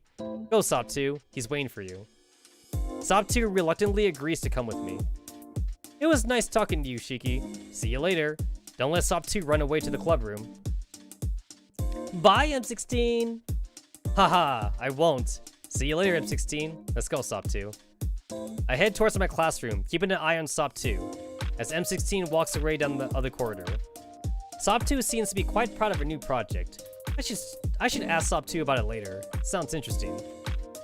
I notice the crowd of students coming back from the cafeteria and blend in among them as we walk back to class. We have physics in the afternoon with Miss Hellion. And in spite of Sop2's earlier reluctance, she's listening to her attentively. That should be enough. Everyone, please try to solve these problems. Please excuse me, I have to go make a phone call. She walks out of the classroom. I start solving the problems. They aren't particularly tedious, but a bit difficult. As I finish the last problem, I feel something sharp poking at my cheek. I see Sop2 prodding me with her mechanical finger. When I look at her, she bursts into laughter. What is it? I was poking you because I was bored, but your reaction was so funny. Ha ha ha ha. Don't poke others just because you're bored. I guess it's just Sop2 being Sop2. I'm getting used to her shenanigans already. Have you finished the problems? A full 15 seconds before you, Slowpoke. It's not a race, Sop2. But I still won. Fine, you win. What now? Don't know. Can I keep poking you? No. Sop2 leans back in her chair and pouts. Suddenly, I remember something I wanted to ask her. Sop2, you mentioned Miss Persica before. Who is she? Sop2's face lightens up. Oh, you haven't heard of her yet? Miss Persica is a school nurse and lab assistant. She's really nice. Sop2 leans closer to me and lowers her voice. I often go to her office when I'm skipping classes, and Ro comes looking for me. She always plays with me when I go there and hides me from anyone looking for me. Hehe. Oh, no wonder you like her then. Some call her a mad scientist. They say she was involved with some shady research group in the past. But they're all wrong. They just don't see the passion for science that she has. And I don't care what she did in the past, she's a good person now. Okay, if you say so. Oh, and Miss Persica also lives in the dorms with the other dolls. We had so much fun hanging out with her. The dorms? Yes, all the dolls of Griffin High live in the school dorms. You should visit us sometimes. I'll consider it, Sop2. Another thing, what was the big project that you were working on today? That is a secret. Can't you tell me anything? Nope, I want to make more progress on it first. However, yes, I can show you one thing. She rummages around inside her bag and pulls out a dark gray wristband. She wears it, and suddenly it comes to life, red lines glowing on it. That looks cool. Theoretically, this wristband should be able to fire a laser, powerful enough to scorch the wall behind you. Let me show you. Wait, Sop2, not in class! Sop2 doesn't listen to me. She touches the wristband a couple times and a red circle starts glowing on its front side. Sensing danger, I move aside as fast as I can, but I'm not fast enough this time, as the laser grazes my cheek and hits the wall behind me. Take that, Sop Beam! She turns the laser off. Looking behind me, I'm surprised to see a scorch mark on the wall, and my cheek is still stinging. Aha, how is that, Shiki? Her tone changes from happy to anxious in a second. She darts over to me to take a closer look at my cheek. I'm fine, Sop2, you're too close. But she doesn't listen to me. As she holds my head with both hands to examine the injury, she's practically on top of me, and I'm not strong enough to push her off. As I look up at her, I see genuine concern in her eyes. At that moment, I really feel grateful to have a friend like Sop2. I gently try to move her back again. Hey, I'm fine. Also, personal space, Sop2. Please move back a bit. She finally gets back into her seat. This time, she looks at me with amazement in her eyes. Shiki, are you some kind of superhuman? Or a T-doll yourself? What? No, not as far as I know. Why? Contact with that laser normally causes second-degree burns. But all it did until you was red in your skin. And it's back to normal now. Amazing. Maybe you're overestimating the strength of the laser. I assure you, I'm a normal human being.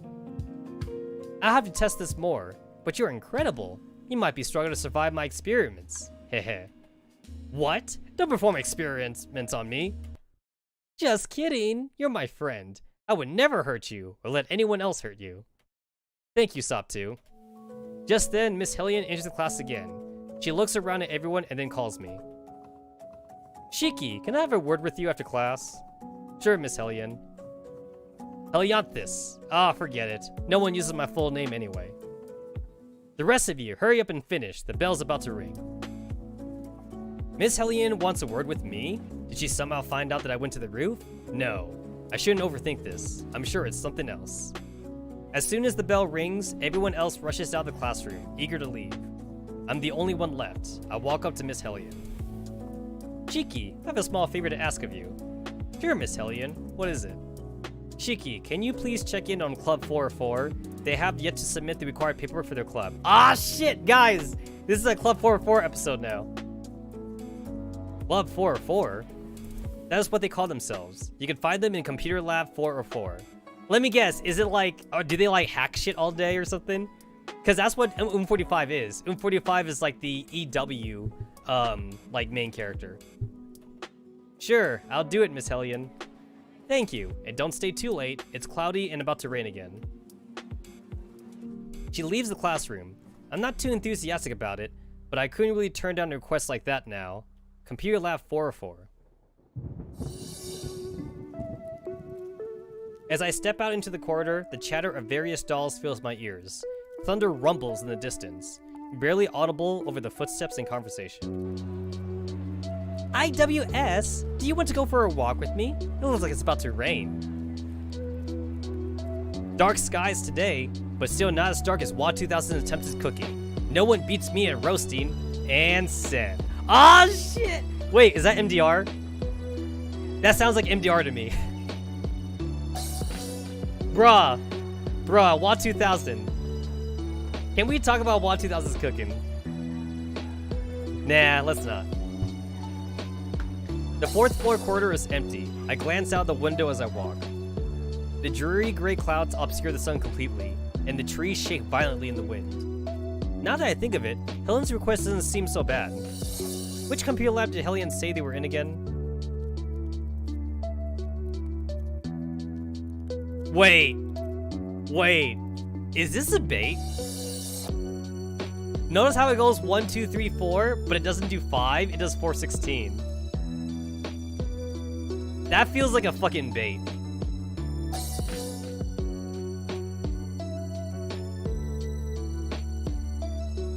I'm taking it. I'm taking the bait. I'm doing 416. No, that's definitely not what I need right now. Oh, bullshit! Oh, dang. I wonder if they went up to this in the future. Oh, no, it doesn't matter, guys. It doesn't matter. No, it has to matter, right? Maybe it'll matter in the future. So I just clicked on everything that was in 404 and it didn't do anything. I feel like it has to matter, right? It must matter like in a future update. That's it, of course, 404. I smile to myself and make my way towards the computer labs. I wonder if this Club 404 chose that lab for a reason. Perhaps they named themselves after it. Come to think of it, I didn't see them when I toured the after-school clubs. Does that mean they're not recruiting? Do they even exist? Or is it just one big prank? Still, Hellion doesn't seem like the sort of person to pull pranks. I stop and glance at the sign above the door. Room 404, this is the place. The lights are on, but the curtains are drawn. Whoever they are, they must really like their privacy. The clacking of rapid typing reaches my ears, along with something else, a vaguely familiar, low, and feminine voice. Is leading an organization in the anti-bullying movement. Puffed, yeah, right. It was a soft voice, tinged with a slight hint of bitterness. Knock on the door, listen at the door. I'm gonna listen.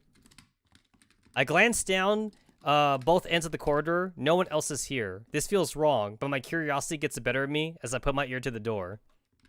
If I strain a bit, I can just make out her voice over her typing.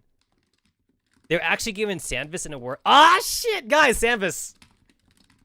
Sanvis is confirmed. The sounds of paper being crushed fills the air. I can feel my heart pounding in my chest. Doomkampf. The typing continues. Listen further at the door. I know eavesdropping like this is wrong, but surely a bit more wouldn't hurt, right? I wonder, what would you say about all of this, 4-0? A rapid-fire pace of her typing slows. I miss you. I should go in now. I take a deep breath and compose myself. I raise my hand and knock on the door. Wait, hold up.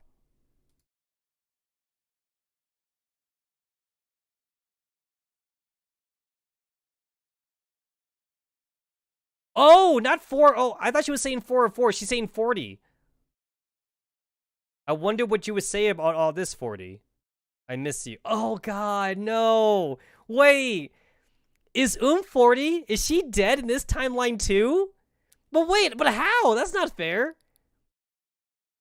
Okay, so 40 died because of the butterfly incident, right? In the OG Girls Frontline. Like that's when like the Samus Ferris facility like went all apeshit, right? But then like how the hell does 40 die in this timeline? There's no fucking war. Oh, that's not fair. I'm sad. I'm sad for 40, 45. The typing stops. As I stand alone in the corridor, I can hear the shuffling of footsteps from within the computer lab. A few moments later, the door opens. Yes. Wait, you are. Her voice is composed. The bitterness I heard before seems like a distant memory. There's a scar across her left eye. Her eyes are yellow, warm, like the sun's rays, but also piercing. Her rich brown hair is done up like on a single side tail. I recognized her. She's a scary doll who offered to replace M4's phone yesterday. Thunder rumbles in the distance. I blink. She's still waiting for my response. Hello again. I'm Shiki-kan, the new transfer student. Are you a member of Club 404? The girl is silent for a moment. A smile slowly spreads across her face. No, I wouldn't call that a smile. It's closer to a smirk than a smile.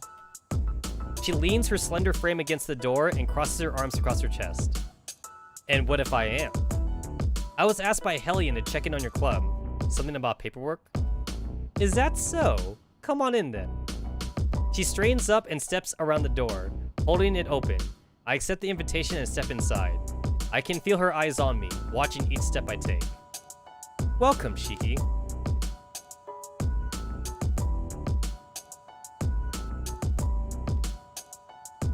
Journalism club? What the? Huh. Did they steal this from the journalism club, or are they the journalism club? I glance around as the door shuts behind me. All the curtains are drawn, even those on the other side of the room. Only half of the room's lights are on. The computers here are cheaper, older models. They're clunky, but still functional. 2 of them are on, one in the corner of the room and the other a few rows down. By the way, what is your name? Me. The girl walks past me to computer in the corner. She doesn't take her seat, but instead lightly hops into the edge of the desk. 45. It's a... 9's back home! I jump and spin around as the door behind me slams against the wall. Wait, what? How can 45 be sitting on the desk and walking in the room at the same time? Sis, I got your favorite lemonade. 45 sighs behind me and hops off the desk. Welcome back, 9, making an entrance as always. As the 2 girls converse, I recognize the second girl as 9 from yesterday. Her pigtails are a lighter brown, almost orange, and eye-catching in their own way. Her voice and her movements are both much energetic than 45's. Oh, who's this, sis? I blink, finding myself under her curious gaze. Her eyes are quite the cute shade of pink, though the right one. What is it with 404 and scars?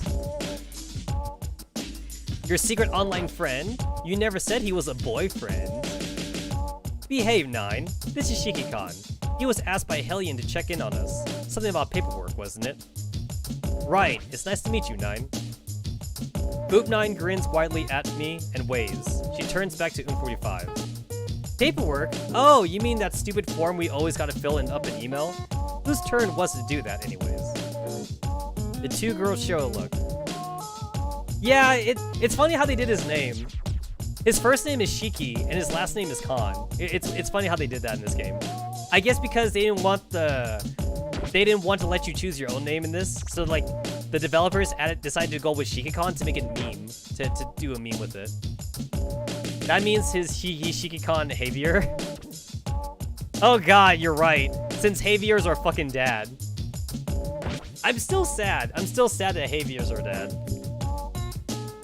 Maybe in this timeline, maybe Javier's not an asshole. I'll say that, right?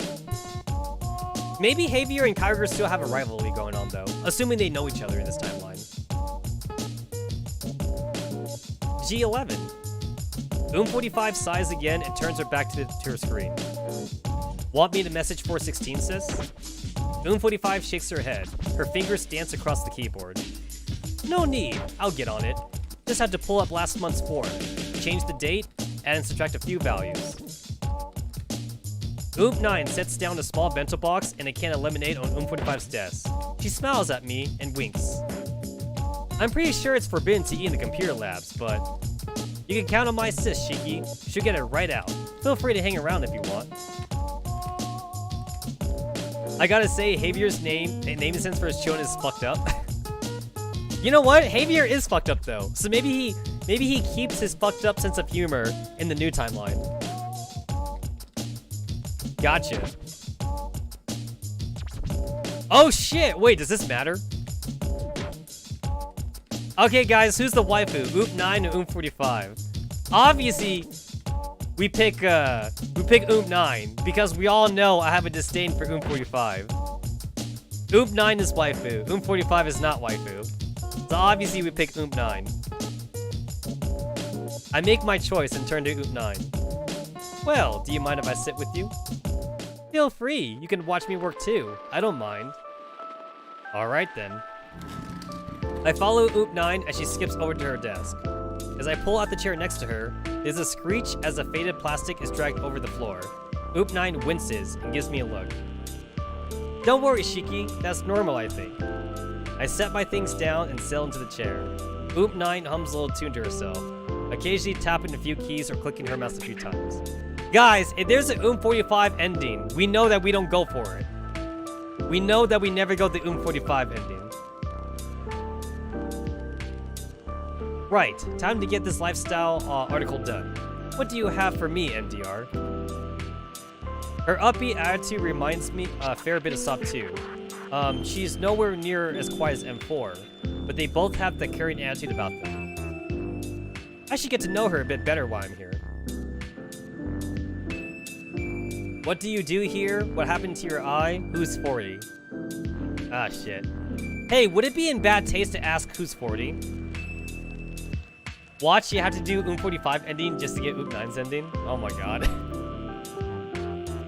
Also, we wouldn't know who 40 is unless we were eavesdropping. So what do you do here? Oom9 smiles at me. Me? I'm Club 404's vice president, at least officially, but we don't really care too much about that. Sis handles the nitty-gritty, the rest of us follow her lead. The rest of us? Yep, there's 416 and the sleepyhead G11.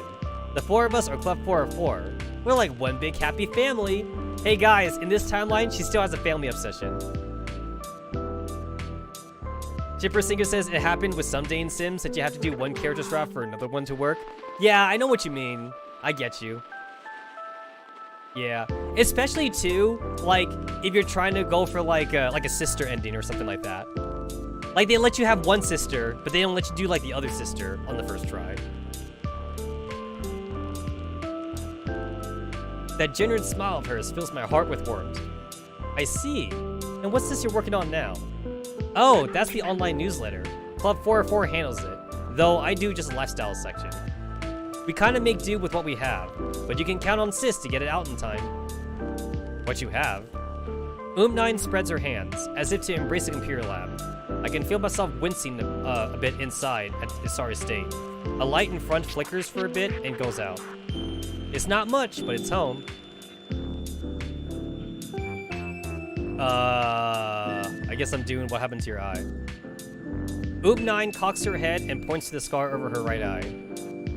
Oh, this? You want to know how I got this scar? You guys want to know how I got this scar? Can I say that, like, I don't like that version of Joker, by the way? I really don't like that version of Joker. I hate that that Joker became so meme-worthy for the Batman films. I didn't like that version of Batman in the first place. Yeah, that's not too much trouble for you to share. It's fine. It might sound quite silly to some, though, but who cares what they think? Oh, I did it for my sis. That's what counts. Oom45 asked you to do that? Oom9 stares at me in confusion. What? No, she didn't ask me. No one asked me. I did it on my own accord. Let me explain. Okay. You see, when Sis and I first met, plenty of people were teasing her about her eye. They'd say all sorts of mean things, but she'd take it all in stride. I could see how it was eating away at her. She didn't say it out loud, but she didn't have to. Anyone who looked closer could tell she was upset. Still, nothing changed, and I couldn't do anything about it. It sucked. One day, I had enough. Sis was standing alone, off to the side, so I walked up to her, picked up a sharp stone, and... Whoa, wait, what? Yep, you heard me. I winced. T-dolls can feel pain just like any human, so for Oop9 to do that. There, now you're not alone, is what I said to her, and I've been by her side ever since. That's horrifying, sad, sweet, touching, tragic, insane. Nice. Oop9 smiles. Sure, I got yelled at a lot for doing that, but it was worth it. For family, anything's worth it. The family meme. That's a Need for Speed meme, right? The new movie with Vin Diesel. There's a cutscene, right? There's like a scene somewhere in the movie where they talk about family or some shit. The new Need for Speed movie, I think. Remain silent. Watching Oop9 work is relaxing in its own way, even if she doesn't seem to get it a lot done. Okay, shit. Wait, should I actually ask then?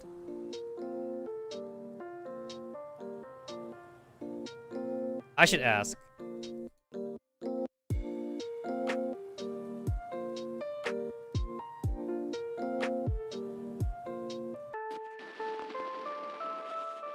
Alright, so...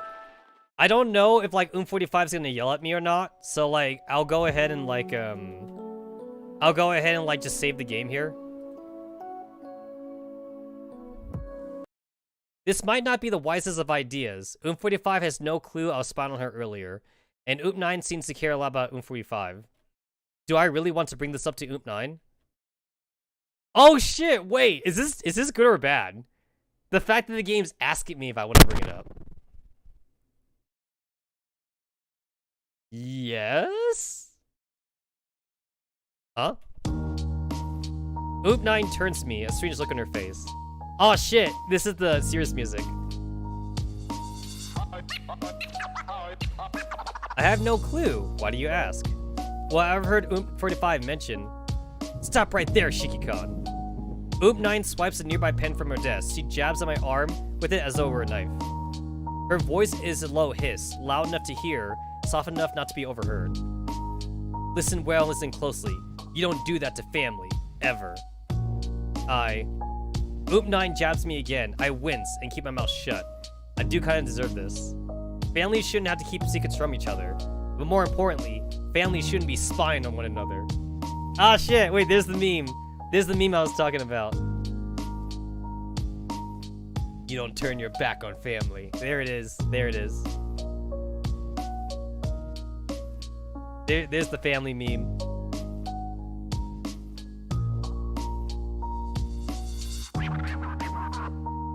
Oh shit, is that another one? That's another one.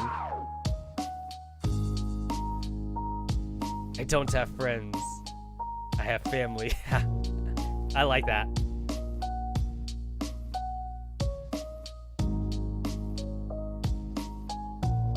In my heart, I know she's right. You're right, I'm sorry, Oop9. I'm not the one you should be apologizing to, but I'm leaving that up to you. Now that's cleared up, don't do it again. You're not telling Oom45 after all that? You're still willing to talk to me? Oop9 gives me a look. Family gives each other second chances too. Chances to make things right. Don't screw it up. Ah, okay. Watching Oop9 work is relaxing in its own way, even if she doesn't seem to get a lot done. Okay, wait, now we're back here. Hold on. Saving the game. Alright, so what happens if I do Oom45? I make my choice and move to the desk in the corner of the room. Oop9 catches my eye and winks again before skipping over to the other computer. Is it okay if I sit here? Oom45 pauses her typing as she looks at me. Help yourself. Alright then. I pull out the chair next to Oom45. The faded plastic screeches as it gets dragged over the floor. Fortunately, Oom45 doesn't seem bothered by the noise. I set my things down and settle into the chair. 45 continues to type. This focus and dedication to her work. It reminds me a bit of Ro, or a star. If that's the case, maybe I should say something first. Alright. Is 9 your sister? 45 remains unfocused on the screen and continues typing. Still, I can see the corners of her lips quirk up slightly. Not really. She calls me that, but not really related. Ah. Still, I think well of her. She does remind me of myself in some ways. There's a scream from the front of the lab. In between the desks, I catch a sight of 9 pounding her fist against her computer. The screen is completely blue. Guys, 9 got the blue screen of death. Damn it, blue screen. You know what? Actually, I got a blue screen. I think the last time I got a blue screen was about a year ago. Yeah, I think I got it as recent as a year ago. Shish! At least save my work. Goddamn Archway 1. Sis. 45 smiles. Yep, we use Archway 1, by the way. I'll be there in a bit, 9. Alright, what do you do here? 45 remains focused on the screen and continues typing. Club 404 handles Griffin High's online newsletter. At least, as best as we can, given what we have. She gestures with one hand around the computer lab. I can feel myself wincing a bit inside at the sorry state. A light flickers in front for a bit and then goes out. As 416 would put it, we're pretty much in squalor. Does Hellion or Kyogre know about this? 45 snorts. See you later, Fuji. At this point, they probably do. We sent in various requests for additional equipment and funding. They were all rejected. I'm sorry to hear that. Yeah, the nerve of them, ignoring Sis's request. Don't they know the importance of proper computers to our work? A working coffee machine? Or a proper bed? 45 shakes her head. For the record, the last request was G11's.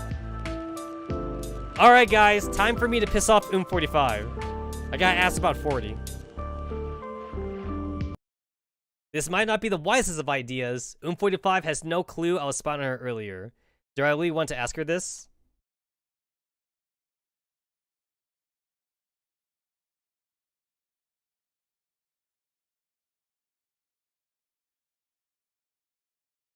No. Maybe it's better for some questions to remain unanswered for now. Okay, cool. Guess what? Time to fucking reload. So, I heard you mention a 40 a bit earlier. 45 starts typing and turns to face me. The air feels heavier than before. Could you say that again, please? I heard you mention a 40 a bit earlier. Who is she? Is she another member of Club 404? You heard me earlier. Is that so? The bitterness I heard in her voice earlier was returned. Her tone might be honey, but her voice feels more like venom than anything sweet. Brah, this music though.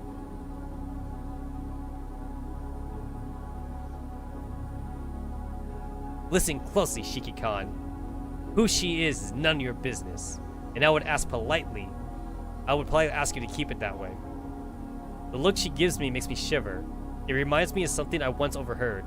The description of a 3rd-degree burn. Something so hot, it's freezing cold. I've only ever seen that look a few times before, in the mirror. 45 smirks. After all, we wouldn't want everyone to learn about your connections with IOP, would we? Who wouldn't want to befriend someone as rich as you?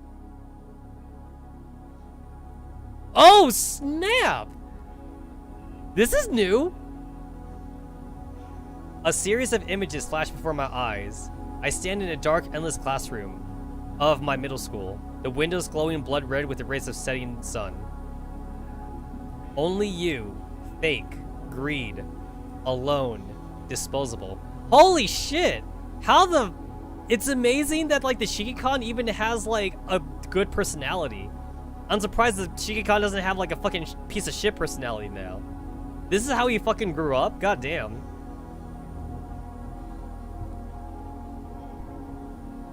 Thousands of invisible eyes stare into my back as the whispers of disembodied voices play inside my head. He's just another rich kid. Humph, he would be nothing if he wasn't Welkin's son. Just like his mother. Ah, shit. Ah, damn. Fear and panic swell up inside me. Not this. Not again. Just then, a concerned voice brings back to reality. Is everything okay, you two? I blink and shake my head. I'm in Griffin High now. Not the computer lab. Now in the computer lab with Club 404. Not back there. Not with those people. Nothing to worry about, 9. Shiki and I were just getting to know each other better. She gives me an overly sweet smile. Isn't that right? Yeah. Wait a minute! Wait! I think you need to do that, maybe. I think maybe that's required for the 45 ending. Because like she knows your history, and now you know her history. I think that might actually be required. Because like that's like a special cutscene. And we all know that special cutscenes is a good sign in a visual novel. So maybe I'm on track for the 45 ending. After a while, 45 sighs and clicks the mouse. Well, that's settled now, Shiki. You can let Hellion know I sent the necessary forms. I explained the delay as technical issues stemming from old equipment. 45 smirks. She gets up from her seat and walks over to 9. You can vouch for that, right? Yeah, do sis this tiny favor, please. Of course. I'll be going then. Bye-bye. See you around, Shiki. So wait a minute. Let me see my game. Okay, so if I go on the other one. Alright, so if I go in the 9 route. Ah, but in some Dane Sims, these scenes are the blocks to the endings. I mean, it really depends. I mean, there's almost like no way to really tell because the trope goes both ways, though. Like, it's true, though. You're right, though. There are some, like, bad ending CGs. But then also, there are some CGs that also, like, you have to go down before you go up. You know what I'm saying? Like, in one of the Dane Sims that I played, Festa Hypergirl's Party, there was a scene that, like, I fucked up on, and I didn't get the girl's ending. There was a scene where, like, the dateable girl, she was, like, doing something stupid, and, like, of my choices, there was a choice to, like, do nothing, and there was also a choice to talk to her, and then the third choice was to smack her. And I chose to talk to her, and that led me to the neutral ending, where, like, I didn't get the girlfriend ending. It turns out the right choice there was to actually smack her. Like, I had to smack her, and then she was all like, oh, protagonist-kun, why'd you do that? That hurt. And then, like, the protagonist-kun had to give her, like, some tough love. And he was like, you're a fool, blah, blah, blah, blah. Like, don't hurt yourself and shit like that. And then, like, then I got her ending after I smacked her. So, honestly, it's hard to tell sometimes. You don't know what trope you're in, basically, you know? I feel like maybe that might be required, though, because, like, it means that, the Shiki-kan, he knows about 40. So that's something that 45 can talk to Shiki-kan about if she wants to talk about it. That's the way I'm seeing it, basically. Like, if you don't know about 40, then, like, maybe there'll be a scene later on where 45's sad, but she won't talk to Shiki-kan because she's having, like, nightmares about 40, and then, like, she won't talk to Shiki-kan because he doesn't know about it. But, like, by doing this scene, then, you know, like, 45 knows that Shiki-kan knows, so maybe she should be more open about talking to 40 now. I mean, that's one way to go about it, basically, I'm saying. You know, that's kind of me, like, thinking about how these possible, like, events can go. You know, it just depends. Alright, so 9 is singing here. I load it back to the 9 sequence. It must be those tunes she's humming. Eventually, 45's voice reaches my ears. Shiki, everything is settled now. You can let Hellion know that I still have the necessary forms. 45 walks over to me and 9, a smirk on her face. You can vouch for that, right? Yeah, do sis tiny favor, please. Alright. So basically, one is like the 9 the story, and one is like the 45 story. I guess for now, I'll keep it on the 9 story then. For now then. We'll just pretend that I didn't do the 45 line. I grab my things and make my way out of the computer lab. The sounds and voices from Club 404 fade into the distance, and I'm left with my thoughts. Oop 9. Just how far would you go for this family of yours? Oh shit, wait, crap. I gotta reload now to 45 to see how that's different. Make a new save. Alright.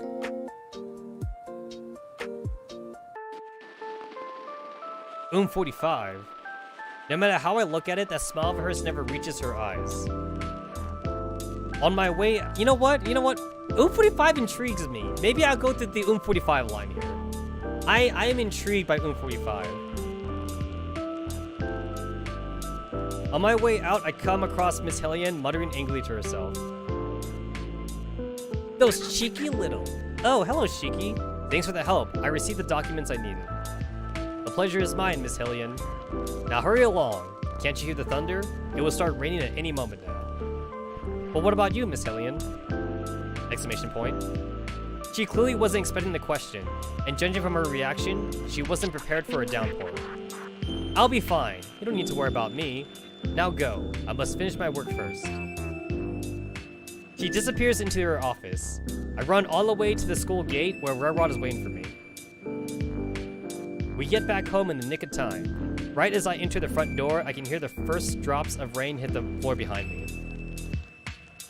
The wrath of the heavens rains down upon us. But don't worry, Master. I shall protect us. Bruh, fucking fireballs in Rerod's eyes. She runs around the house, closing all the windows as fast as she can to prevent the rain from coming in. I head straight to my room to get changed and freshen up. After an uneventful evening, I have dinner with Rerod and retire to my room for the night. It's still too early to sleep. I open a textbook on my tablet, planning to study for a while, when I suddenly receive a text message. It's an unknown number. I open the message. Hello, Shiki. Are you awake? They know me. Is this someone from Griffin High? I tap out a reply. I'm sorry. Who is this? The reply comes almost immediately. That's no good, Shiki. You forgot me merely hours after we met. Merely hours? Is this someone I met after school today? Then it can only be... Hellion, oh my god, I can't believe that Hellion is a stupid dialogue box. Hey guys, Hellion ending confirmed. It's like I'm too old for you, Shiki-kan. That's the best part. I go for the teachers only. I go for Hellion and I go for Springfield. Let me see at my game. Alright, so obviously this is Team 404. I haven't forgotten you, 45. Good. I would be disappointed if you did. How'd you get my number? I have my methods, Shiki. So, what are you doing right now? I thought I'd study for a while before you texted me. Study? Is that what you boys call it nowadays? Wait. Did Oom45 think that that Shiki-kan was you know, choking the chicken perhaps? Did she think that Oom45 did Oom45 think that Shiki-kan was getting to know his left hand better?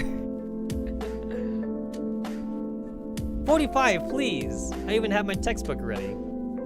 I see. That's commendable. Anyway, as I was saying, you haven't met all of Club 404 yet, have you? No, I haven't. I barely saw your other two members yesterday. Ah, I see. We might have to fix that. Question mark. I just have to arrange a few things for tomorrow. Tomorrow? Oh, it's just a little excursion. Nothing to worry about, Shiki. I'm sure you'll enjoy it. Did she just... Good night. Just like that, the competition is over. I wish her good night, put my phone away, and sit back in my chair. It's almost 11 p.m. I turn off my lights and go to bed. Listening to the soothing sound of raindrops against the window, I fall asleep before I know it. Huh. I wonder, is that any different if I do the Oop 9 line? Shit, not that one.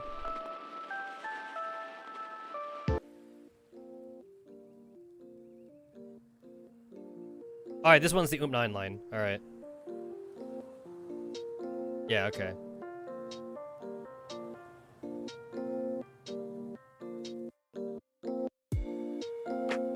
I wonder, like, is that text message any different, or is it still Oop 45? Is it Oop 9? Sorry about that, Oop 9. Wrong. You're close enough though. Then it can only be 45. Yes, I'm awake. Thank you. Took you long enough. It's the same. What happens if I choose Helion? Miss Helion? Helion, you're expecting a personal text from a teacher this late? Then again, I'm not surprised, given your little stunt with Miss Springfield today. Ah, shit, guys. Do you think MDR posted a GriffChan board thing about Chiki-con like flirting with Springfield? She probably did. Wait, how do they know that? Wait, there's only one person who could possibly get this sort of information so soon. 45, is that you? Sure is, Shiki. Oh, that's cool. That's funny. All right.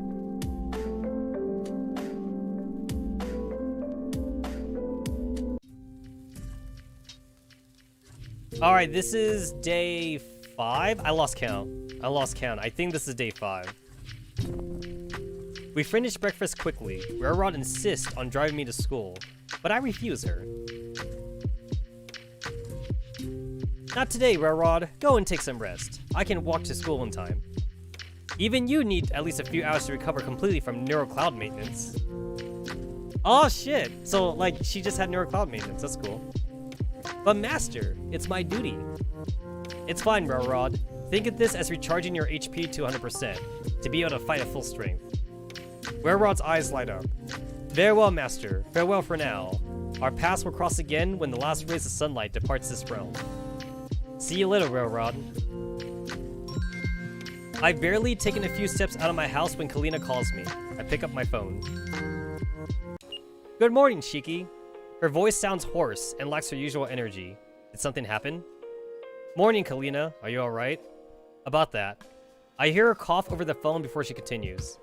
I gotten sick. I'm sorry, but I won't be able to attend school today. The sound of coughing comes over the phone once more. Maybe tomorrow, too. Oh, I'm sorry to hear that. But to be honest, it's hard for me to imagine you falling sick. Haha, I shouldn't have played outside during the storm yesterday, but I love the rain. And you caught a code? Yes. Oh, Kalina. I hope you learn your lesson. Get well soon. Thanks. Bye, Shiki. She ends the call. It looks like I'm walking alone to school today. I sigh. It's hard to imagine a day without Kalina's liveliness. I really hope she gets better soon.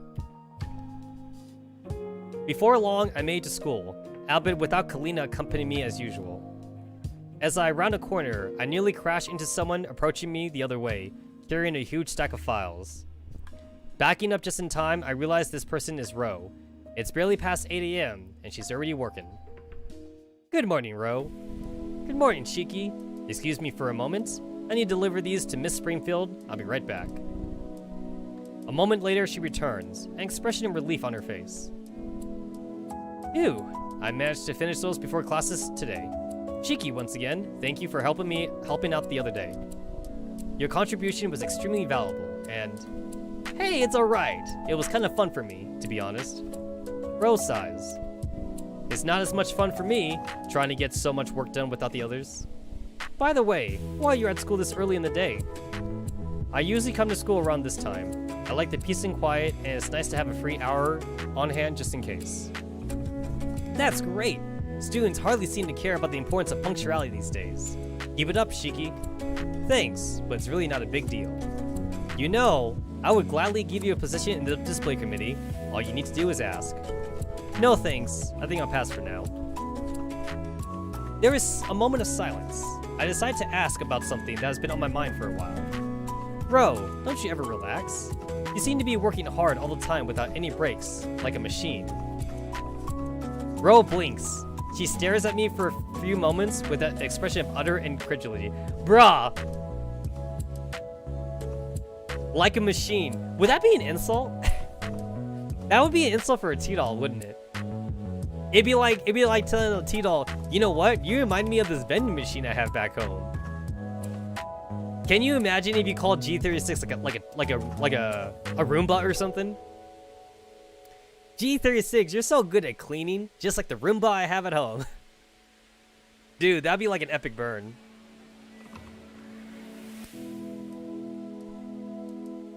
Now that I think about it, that sounded like a really silly question. Shiki, I am a machine. T-dolls are built for efficiency. We don't need breaks.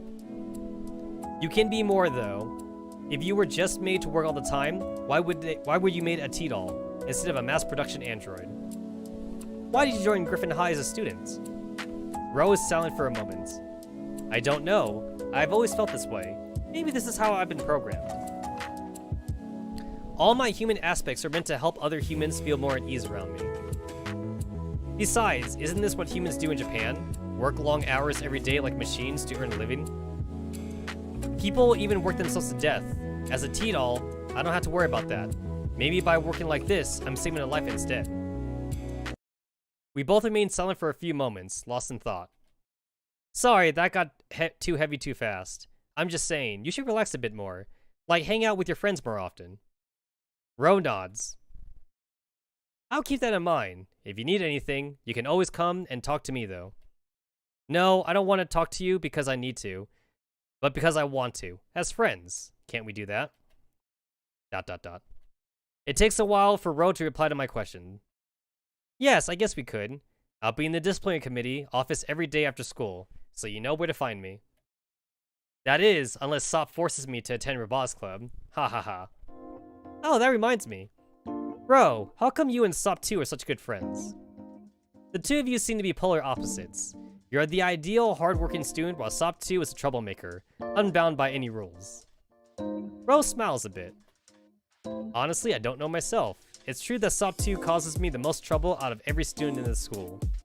But I just can't get angry at her. There's just something about her that makes me feel happy. Maybe it's that childlike innocence that she has. You know that she never means any harm, she just wants to have fun. I also like how she can get along with pretty much everyone. She cares about her friends a lot. Ro! Oh, speak of the devil, here she comes. Sop 2 appears at the end of the corridor, running towards us at full speed. I prepare to jump aside, but thankfully, she slows down and stops right beside Ro. Good morning, Ro. Oh, Shiki, you're here too. Good morning. Good morning, Sop 2. Ro turns to Sop 2 with an angry look on her face.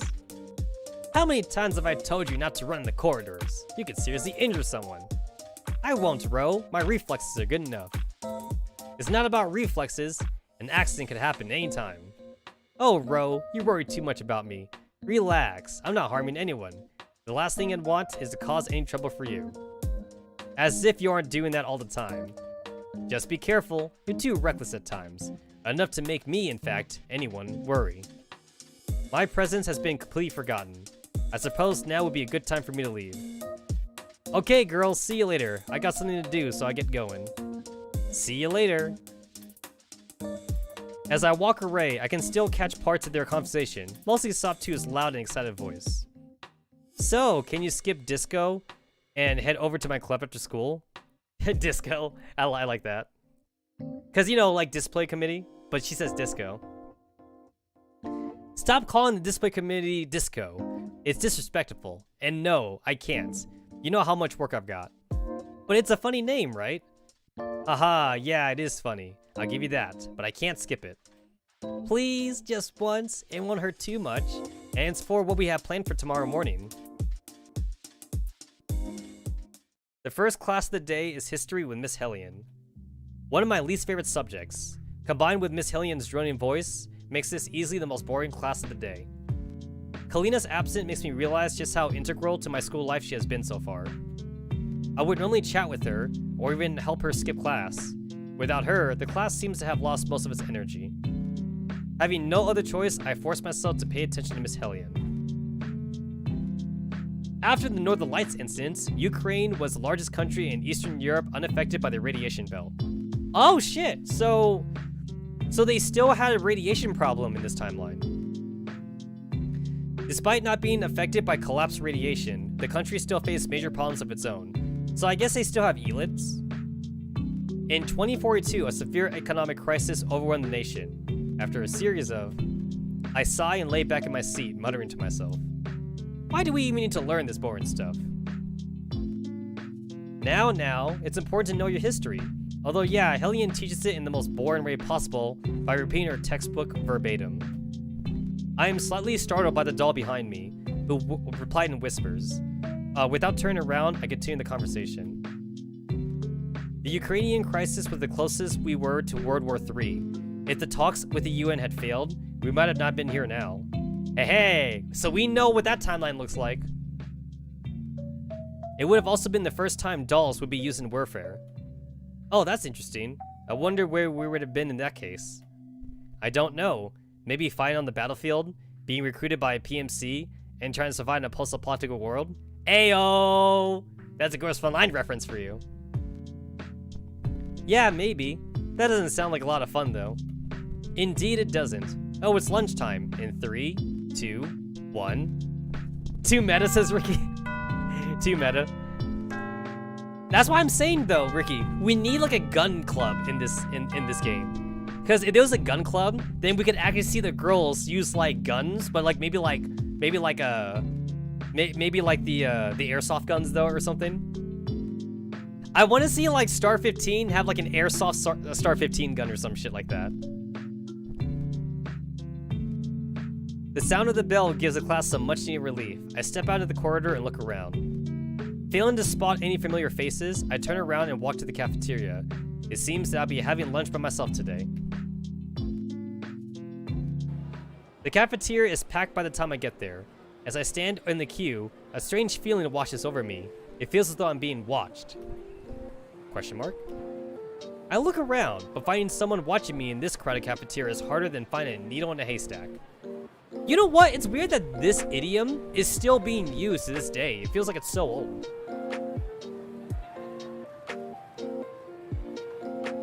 Finding a needle in a haystack. I shrug it off, take my plate and begin searching for a spot to eat. After a few moments of scanning the cafeteria, something catches my eye. Or rather, someone. I gulp as I recognize that brown-haired doll.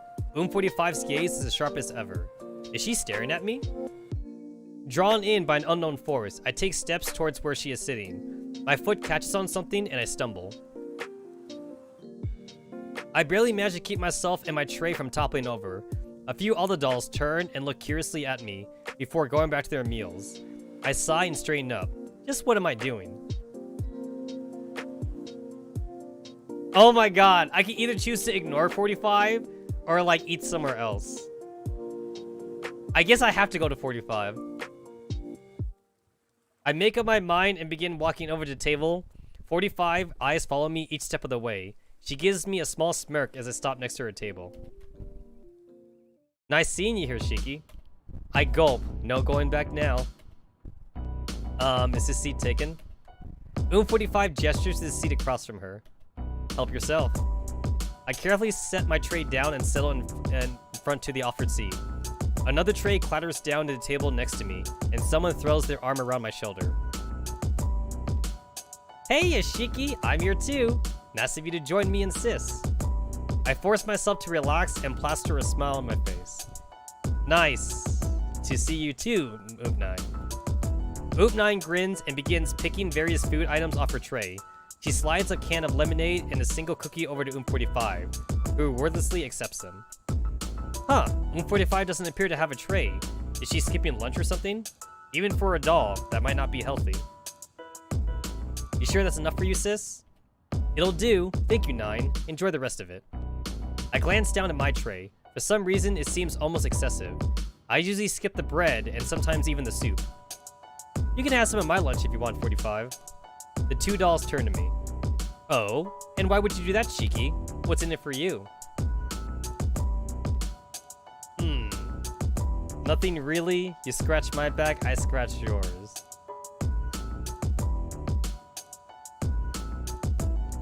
I feel like I'm supposed to say you scratch my back, I scratch yours. I feel that's a 45 answer. Nothing really. 45 smirks. She reaches over and plucks both bread both the bread and the bowl of soup from it. Well, if you insist.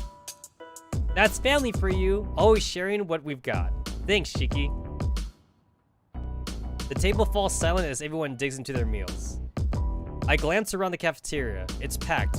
Oh, let me load. You scratch my back, I scratch yours. 45 smirks. She reaches over and plucks both the bread and bowl. Huh.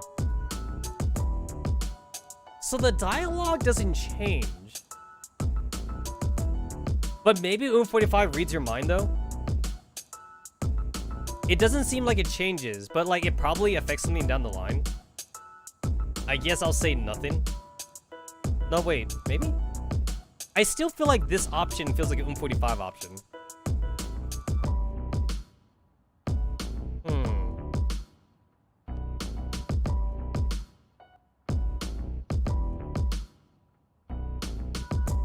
I'm gonna say this one. Yeah, I'm gonna say that one.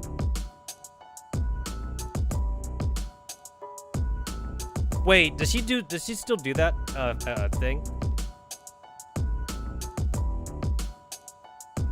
Oh yeah, she still does. Okay. Yeah, I feel like maybe she reads her mind or something. Table falls silent as everyone digs in their meals, blah blah. Their voices all blend together into a white noise. I look back at 45. She appears to be observing me instead. You know, Shiki. Yes, 45? Just 45. As I was saying, you might want to put some more thought into who you decide to help, and how far you would go for them. 45 shrugs. After all, some people have ulterior motives behind their good deeds. I frown. She's not wrong, but still. You're right. Still, does that mean we should stop being nice to others altogether, 45? 45 smirks again and takes a bite out of the bread. Nah, not to everyone. Just to the ones that matter. 45 finishes off the bread and reaches for the cookie. Anyway, Shiki, there's no such thing as a free lunch in this world, so let me teach you a few things about this place.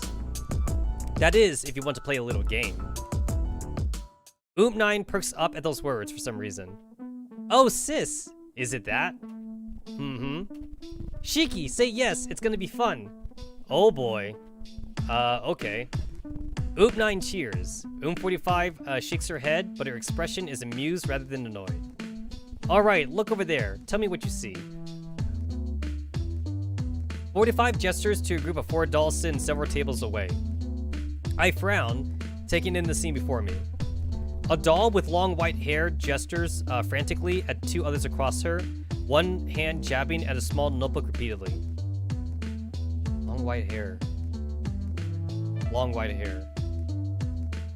How many dolls do we have with white hair? There's Team Defy. There's IWS. There's like a couple. There's like a few. I mean, I feel like white hair is probably not that common actually. Because I like don't remember that many. They don't appear to be interested in what she's saying. Next to her, another doll watches the scene quietly. Her bleach blonde hair has a large flower-like ribbon weaved into... Oh, shit! Wait, that's for... Oh!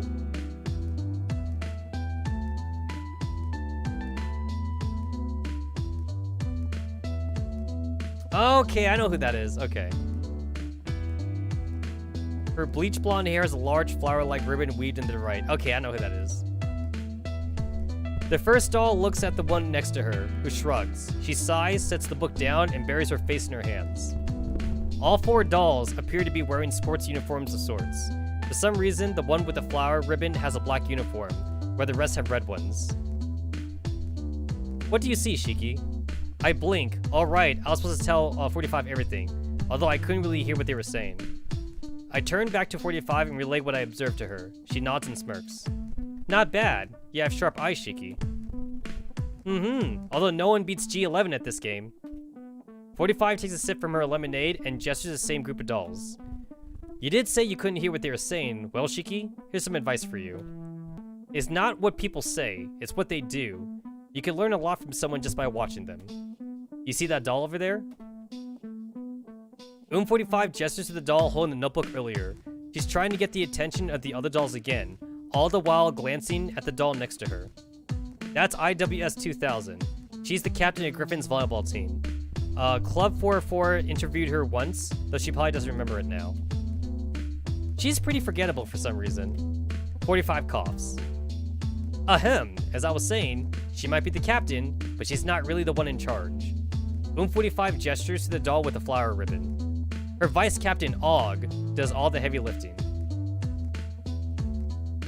I frown and continue watching. IWS tries to say something, but to no avail. Only when Og clears her throat do the other two dolls look up from their phones. And they both know it. IWS gives Og a grateful look. She begins speaking, gesturing at the book, and receiving enthusiastic nods from the other two dolls. A throwback to the IWS Night chapter? Yeah! In its own way, it's sorta sad. Doesn't that remind you of someone else? 45 gestures to another table. Hold on, isn't that Star? Who are the other two dolls with her? They don't look like any of the other dolls I met before. Track team members? But I didn't see them in training yesterday. How can that silver-haired one even move about with her eyes closed? Oh shit! That's AK-12! Oh shit! Alright, so AK-12 and AN-94, I guess?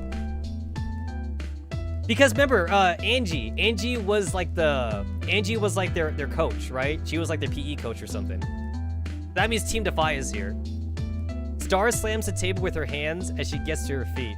The commotion goes unnoticed in the busy cafeteria. Not running! Star storms off, leaving the other two dolls behind. 9 whistles. Wow, she looks pissed, sis. You're right, 9. I wonder, perhaps it has to do with the upcoming student council elections. 45 hums. Club 404 is going to be busy with that for sure. Wait, what? Wait, how is Club 404 involved with that? 45 shrugs and turns to face me. Nothing too fancy. We're just covering the whole thing for the newsletter. Interviews, opinions, polls, all that. 416 and G11 got the photos covered, hopefully. A look passes across 9's face. I sure hope they give us the right memory card this time. Though who knew a 416 could program an entire game on one when she's drunk? Oh my god, wait. Is that a Valhalla reference? So maybe 416 made Valhalla when she was drunk? 45 smirks. As she says, she's all that we need, 9. Oh god, they did it. Guys, she said the line. They did the line. 416 is all you need. Oh my, time sure does fly when you're having fun. Fun, huh? Well, in its own way, it was pretty intriguing. Yeah, maybe we should do this again sometime soon. 45 smirks. Sure, how could a girl ever say no to a free meal? The school bell rings. Everyone begins packing their things and leaving the classroom. As I make my way towards the school gates, an unfamiliar voice reaches my ears over the chatter of all the other dolls. Ugh! For freak's sakes! I had plans this afternoon. All this over one stupid phone. There appears to be a commotion just in front of the school gates. Squeezing my way through the crowd of dolls, I catch sight of what happens to be the source. A doll with pale blue hair screams in frustration and kicks the wall next to her. The impact of her black and green running shoe is enough to leave a visible dent in concrete. Oh, it's 416. Because, you know, the phone, the cell phone thing. The shorter doll leaning against her blinks slowly. Her uniform is a mess, like her wild gray hair. She looks as if she rolled right out of bed. Wait, they appear familiar, sorta. G11, gotta sleep. So wait a minute, I wonder if they'd do like a G11 like Digimon reference in this game, where like if G11 drinks Red Bull, she'd be like super awake or some shit.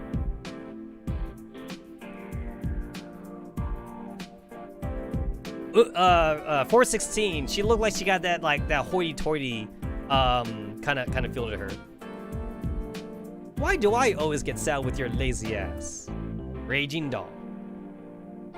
My phone buzzes in my pocket. Drawing my attention away from the two dolls, I step to the side to check on it. Huh? A text from an unknown number? I probably shouldn't open it, but it is tempting. It's 45. It is obviously 45. I tap the screen and frown as I skim over the words. Shiki, it's 45. Do you mind helping Club 404 out with some filler articles? Thanks. I have a bad feeling about this for some reason. Hey, you there! I blink and look up from my phone, only to find the raging doll from earlier standing right in front of me. Her eyes are a cold green. And is that a bloody teardrop? You're Shiki-Con, the new transfer student, aren't you? Yes? A sinister smile spreads across the doll's face. Good, come with me. Wait, what? Before I can say or do anything else, she grabs me by the wrist and begins dragging me out of the school. Wait! Fortunately, she stops. I sigh and begin forming a question in my mind, when she reaches out with her other hand and grabs the other doll at the back of her collar. You're coming too, sleepyhead. Why? This time, she does not listen. I stumble over my own feet a few times before managing to find a rhythm. Why do weird things keep happening to me? Oh, wow. We got like a custom cafe scene. Alright, guys. So, do you guys go for the real sugar, or do you go for that fucking Splenda fake sugar ass crap? For me, it's always real sugar. After what feels like the longest 10 minutes of my life, we finally come to a stop. I silently thank Railrod for all her morning exercise routines. The cafe we stopped in front looks familiar. I think it's the same one that I went to with Kalina earlier in the week. The angry doll gestures to one of the nearby tables. She appears to have calmed down somewhat, though her expression is still sour. Take a seat, Shiki. She fixes me with a glare. With her other hand, she tosses the gray doll into the neighboring seat like a sack of potatoes. I gulp. Don't waste my time, Shiki. I carefully take a seat, and the doll settles gracefully into the one opposite of me. She pulls a laptop from her backpack and sets it on the table. I glance over at the gray-haired doll. Is she still sleeping? How can she even do that? Let's get this over with. Before we get started, could you at least tell me your name and what we're doing here? The doll freezes. She stares at me and blinks once, twice. Then she slowly lowers her head to the desk and smacks it several times. I'm surrounded by idiots. Oh boy. Are you okay? Never mind. I can handle this. Mein Gott. She strains and locks eyes with me. HK416. That's all you need to know. HK416 gestures to the other doll. The lazy ass over there is G11. G11 snorts and shovels her asleep. 416 sighs. Doomkampf. Is it me, or is that affection in her voice? Anyways, 45 told us about you. She said you could help us with the filler articles. Help me help us. She did? Filler articles? For Clubs 404 newsletter, there are articles we just slap in there whenever we need something to fill up space. 416 grimaces. It's fucking disgraceful though. A high-end elite doll like me stuck in a squalor doing odd jobs with this bunch of brainlets. Ah, so 416 still has that elitist attitude. Well, what can I do? I had to listen to 45, even though I can write an article way better than her. A loud crash next to me almost makes me jump out of my seat. Doomkopf, mein Gott. Muss dann sein? Okay, I have no idea what that means. I only know Doomkampf. That's the only one I know. That's my attempt at being German. 416 gets to her feet and storms over to the sleeping G11, who has rolled over into the floor. She roughly nudges the gray-haired doll with her shoe's heel. Get up already. Make that lazy ass of yours useful, why don't you? G11 groans and sits up. 416 hauls her to her feet and shoves an expensive-looking camera into her hands. What am I supposed to do? Take photos, damn it! Find something interesting, or strange, or scandalous, whatever. G11 groans again and shuffles off. She reminds me of a bit of a zombie in a horror film, but I can't help but feel sorry for her instead of terrified. Maybe I should go with her. Forget it, she'll be fine. I need your help with something else anyways. I sigh. Okay then, what do you need? HK416 is silent for a few minutes, typing away rapidly on her laptop. She eventually looks up at me. Tell me, Shiki, what do you think about the upcoming student elections? ... Someone once said to me that time flies when you're having fun. Spending time with 416 was like crawling through barbed wire over broken glass. Can we please take a break? 416 frowns and stops typing. She glances at her laptop screen and then looks up at me. I pull my phone out and check the time. How has it only been an hour? Shiki, I'm back. Never have I been so happy to see another doll. 416 turns to G11. Her expression softens slightly. Welcome back. How did it go? G11 groans and hands over the camera. 416 takes it and begins looking through the photos. Her frown returns, growing deeper by the second. Out of curiosity, I look over at the camera screen. 416 doesn't try to stop me. The images and subjects might appear random, but the composition, it's good. Almost professional even. What the hell is this? G11 groans and flops in the nearest chair. 416 continues yelling at her. Why are you taking photos of random dolls in the street? What are they even doing? 416 presses a button. Two dolls appear on screen, dressed in what appears to be a martial arts uniform. Their stances are strange, and they stare intently at each other. Some sort of staring contest? 416 presses the button again. Two different dolls appear on the screen. One has neon green hair tied in twin pigtails, while the other has messy light blue hair and striking crimson eyes.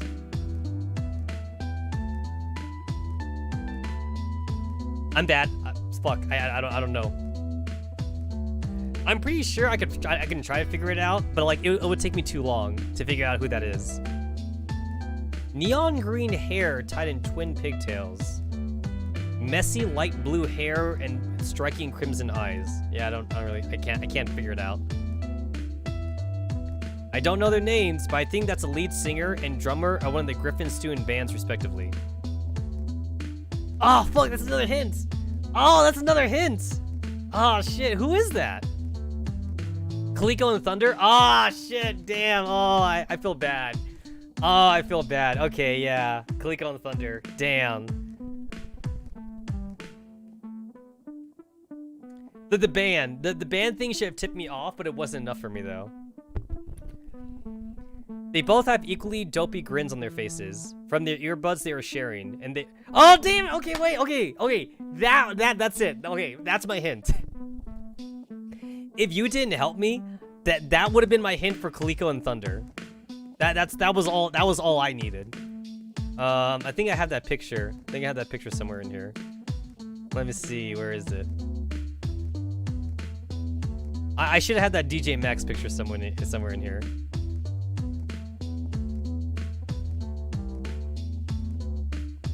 Here it is. Yeah, there we go. Okay, wait, they're not holding hands. I don't think they're holding hands in this one, but like, honestly, the earbuds though. All I needed to hear was like the earbuds or earphones, and they're sharing it, and that's all I needed. I wonder if Fail and Clear are in this universe.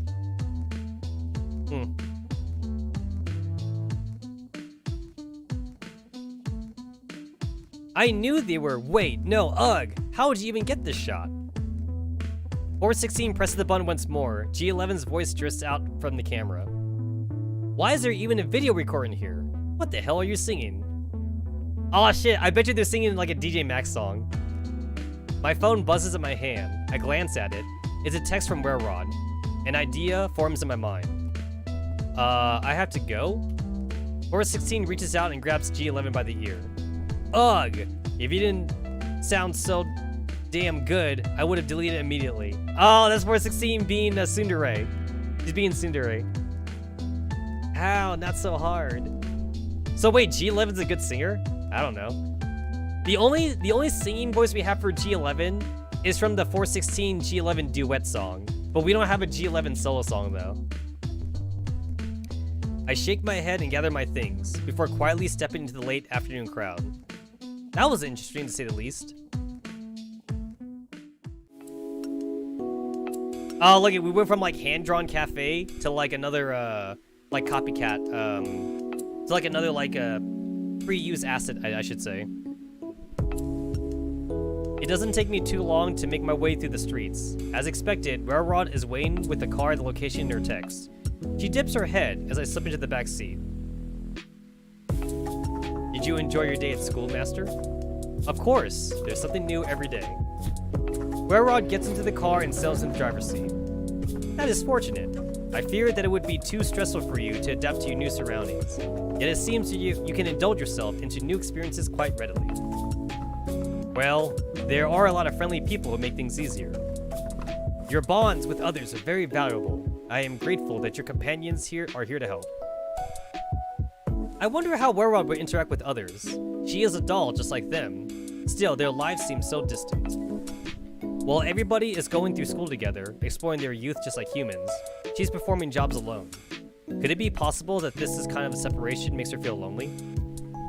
I'm left to ponder it for a while, until I'm brought back to reality by the screeching of a car's brakes. Master, we have arrived. Railrod turns back to face me from the driver's seat. Oh, thank you, Railrod. You seem to have been lost in a trance. Is something bothering you? Well, I want to ask her about it, but I'm not sure if I should. It might be a sore spot for her. If there's something on your mind, please feel free to speak up. I shall assist you in any way I can. It's nothing. I'm fine, Railrod. Railrod stares at me, as if searching my eyes for a sign. Eventually, she looks back towards the house, her search ending empty-handed. If that were to ever change, please do not hesitate to ask for my aid. Thank you, Railrod. I always feel safer when you're around. That is my duty. Please take this time to recover from your work at school. I shall head towards the market and gather the groceries for tonight's dinner. She's going alone. I understand that Railrod is more than capable of handling it herself. Still, it's troubling to see her so distant. Maybe I can help. Let me go with you, Railrod. Railrod looks at me in surprise. Oh, thank you for your kind offer, Master. But you need not to worry about me. I can easily carry everything. Of course, but we can gather them faster together. I would hate to bother you with work, Master. You do not have to assist me. I don't have to, but I want to help you. Oh, look at she's blushing and she's got like a little squiggly frown. The timid expression that spreads across Railrod's face is something I've yet to see. She twiddles her fingers, tracing a series of complicated patterns in the air. You know what, guys? I'm willing to bet that Railrod is like the default ending. Basically, if you don't get like any girlfriend ending, I bet you get Railrod. Railrod's all like, oh, since the Master can't get a girlfriend, I guess I'll be Master's girlfriend or some shit like that. You know, like it's the bodyguard ending. If there's supposed to be symbols of some sort, I have no idea what any of it means. Very well, if that is your wish, then I cannot deny it. Railrod shifts her attention back to the road and steps on the gas once more. Plot twist, no Railrod ending. Now the ride is deathly silent. It does not help that the car is noiseless, unless Railrod decides to go on another wild ride. So, Railrod, what are some things that you like to do in your free time? Railrod takes a moment to think. Nothing noteworthy. Could she not think of anything, or is she reluctant to say? I don't like the sound of it either way. Do you watch any shows or movies? Another pause. Whatever is on at the time, in between my daily task. And another vague reply. The pattern continues. It seems that no matter what I ask her, she won't open up. Suddenly, my phone, as if also tired of the silence, bursts out in melody. Quickly, I dismiss the reminder to start my homework. That can wait. Sorry, Railrod. I forgot to turn the volume down. Master. She hesitates in her speech. What was that song? Oh, it was just the overworld music of a game I played a while ago. Ah, is that so? It's from an RPG. You play as a mage who goes around the kingdom, trying to end its curse. Does the mage wear a cone-shaped hat in the game? What an old-style mage. He does, actually. How'd you know that, Railrod? I believe I've seen town citizens playing it quite a while back on portable devices. That tune seemed quite familiar. The soundtrack is unforgettable. Hearing it always brings back memories. Master, who was it that cursed the kingdom? The townspeople themselves. Peer chained peer, parent chained child, and one chained oneself. Some didn't know it was a curse, some did. The self-inflicted would be considered lucky to notice a curse at all. How did the mage cure them? Well, each person was unique, much like the curses they bore, so the mage entered their souls, and vanquished the monsters within. Was the mage never cursed himself? Was he? Huh. Maybe. I never actually got to finish the game. Fascinating. That is quite the story, Master. Stories like these never fail to amaze me.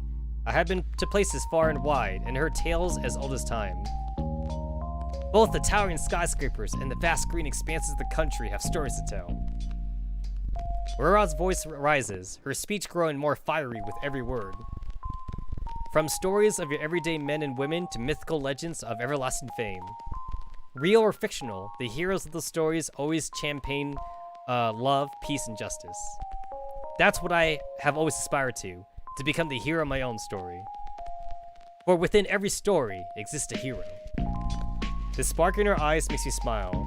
Her passion is a flame in the dark, and like a moth, I can't help but be drawn towards it.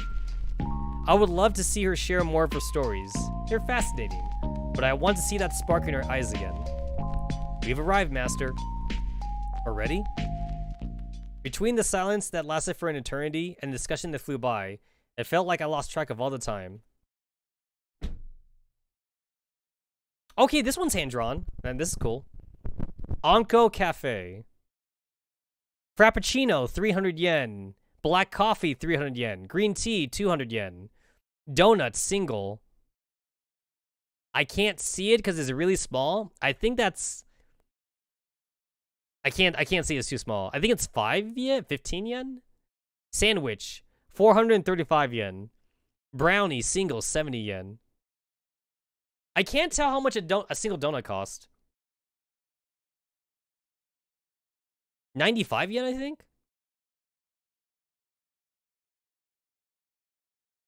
Is that a freaking Gup reference? Oh my god. Hold on.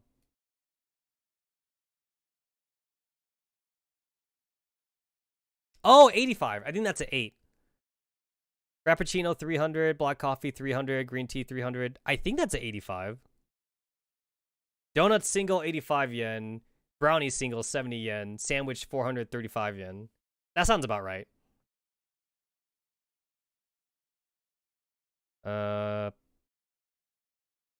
Fit to screen. There we go.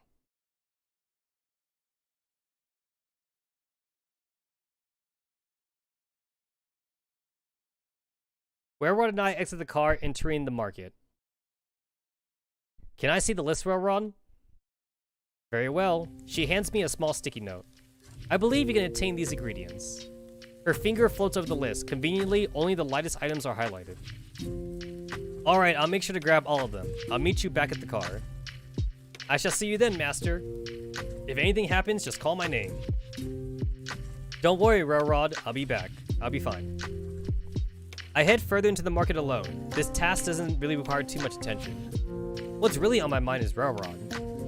Whenever I ask her about herself, she would deflect the question. I can't be certain if she's doing that on purpose, though. I doubt Railroad would intentionally hide things from me. Perhaps she feels that her true responses would not be well received by me. Despite all these struggles, I still feel that I know more about Railroad now than I did before. Her reactions and attitude paint a picture that words cannot capture. Seeing her come out of her shell, I know that she withholds a sense of wonder and awe from others. Half of her speaks only about obligations, but I wish to see the other half that speaks about passions. It's hard to juggle all these thoughts at once. I don't think I should be burning my brain out on a grocery trip. It doesn't take long to gather everything. Soon enough, I'm at the car. The back seat is packed with bags. Railroad, however, is nowhere in sight. Where did she go? As I gaze over many moving figures, Railroad is not among them. I should have seen her entering the market if she forgot anything. Without any other clues, I head out to search. Hair, the color of gold, catches my eyes. Railrod is standing inside a nearby store. Its shelves are packed with books, each seemingly belonging to a different era. Vibrant, new sits beside the old brown old. Approaching, I can see her eyes fixated on something. It's a book, yet unlike the novels surrounding it, rather she's staring at a rulebook for a tabletop game. A shiny knight and a void-scaled dragon fight for the cover's back battleground. Do you play these types of games, Railrod? Ah shit, Railrod plays Dungeons and Dragons. She jumps back with a small yelp. Seeing her shocked is a real sight. You'd have a hard time catching Railrod off guard in any situation. Ah, Master! I apologize. I should have waited at the car. You shouldn't have to carry the bags for so long. It's no problem. I reach for the book. Were you planning on getting this? A faint blush develops on Railrod's face. Do not worry about it, Master. It was just my curiosity getting out of hand. It wouldn't be right to spend any resources unprofessionally. Despite how she tries, there are things you can't hide. It's written in her wandering eyes. I take the box in my free hand.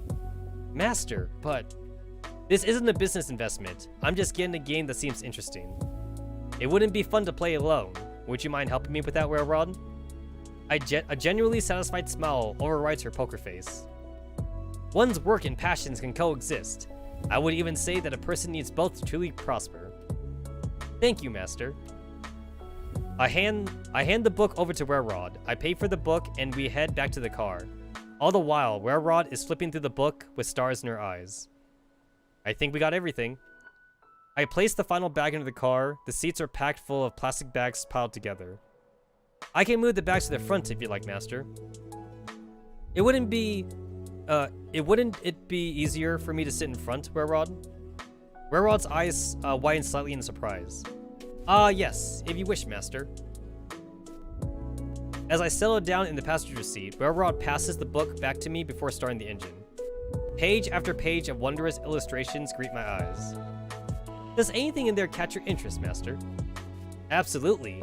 It's difficult to find something that isn't appealing. Indeed.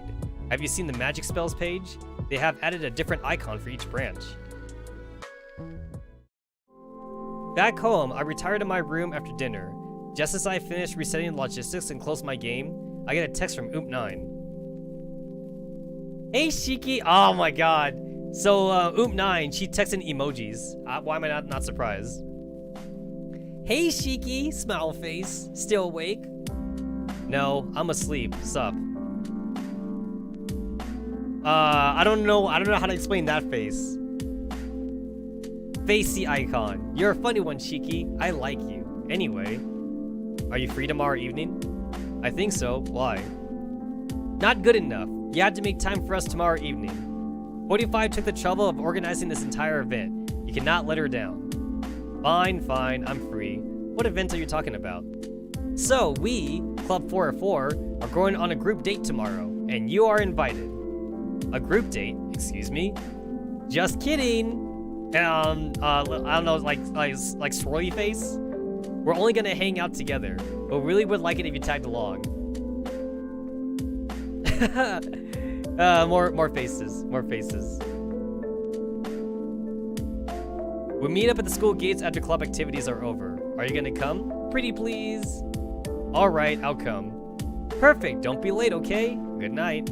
Little smiley face. Good night, 9. I set my phone aside, turn off the lights, and get into bed. I was already invited to an after-school hangout by a group of dolls I barely met 3 days ago. I guess I'm making good progress? With a smile on my face, I replay the events of the day in my head and fall asleep before I know it. Oh, wow, now we totally forgot about anti-rain team at this point. It's all Team 404 now. That's cool. All right. I think that's a good stopping point. I will see you guys back on Tuesday where I try to gacha for I guess Ouroboros. So there'll be some of that. And we will continue on with the Girls Frontline Tomorrow With You game where we go on the group date with Team 404. So next stream is Team 404 stream. So anyway, I have some shopping to do, by the way. I gotta stop by the store. So I gotta go there now before it closes. And I'm also, I think I'm gonna get some donuts today. So I think it's donut time for me. So I will see you guys Tuesday for the Tuesday stream. So bye bye.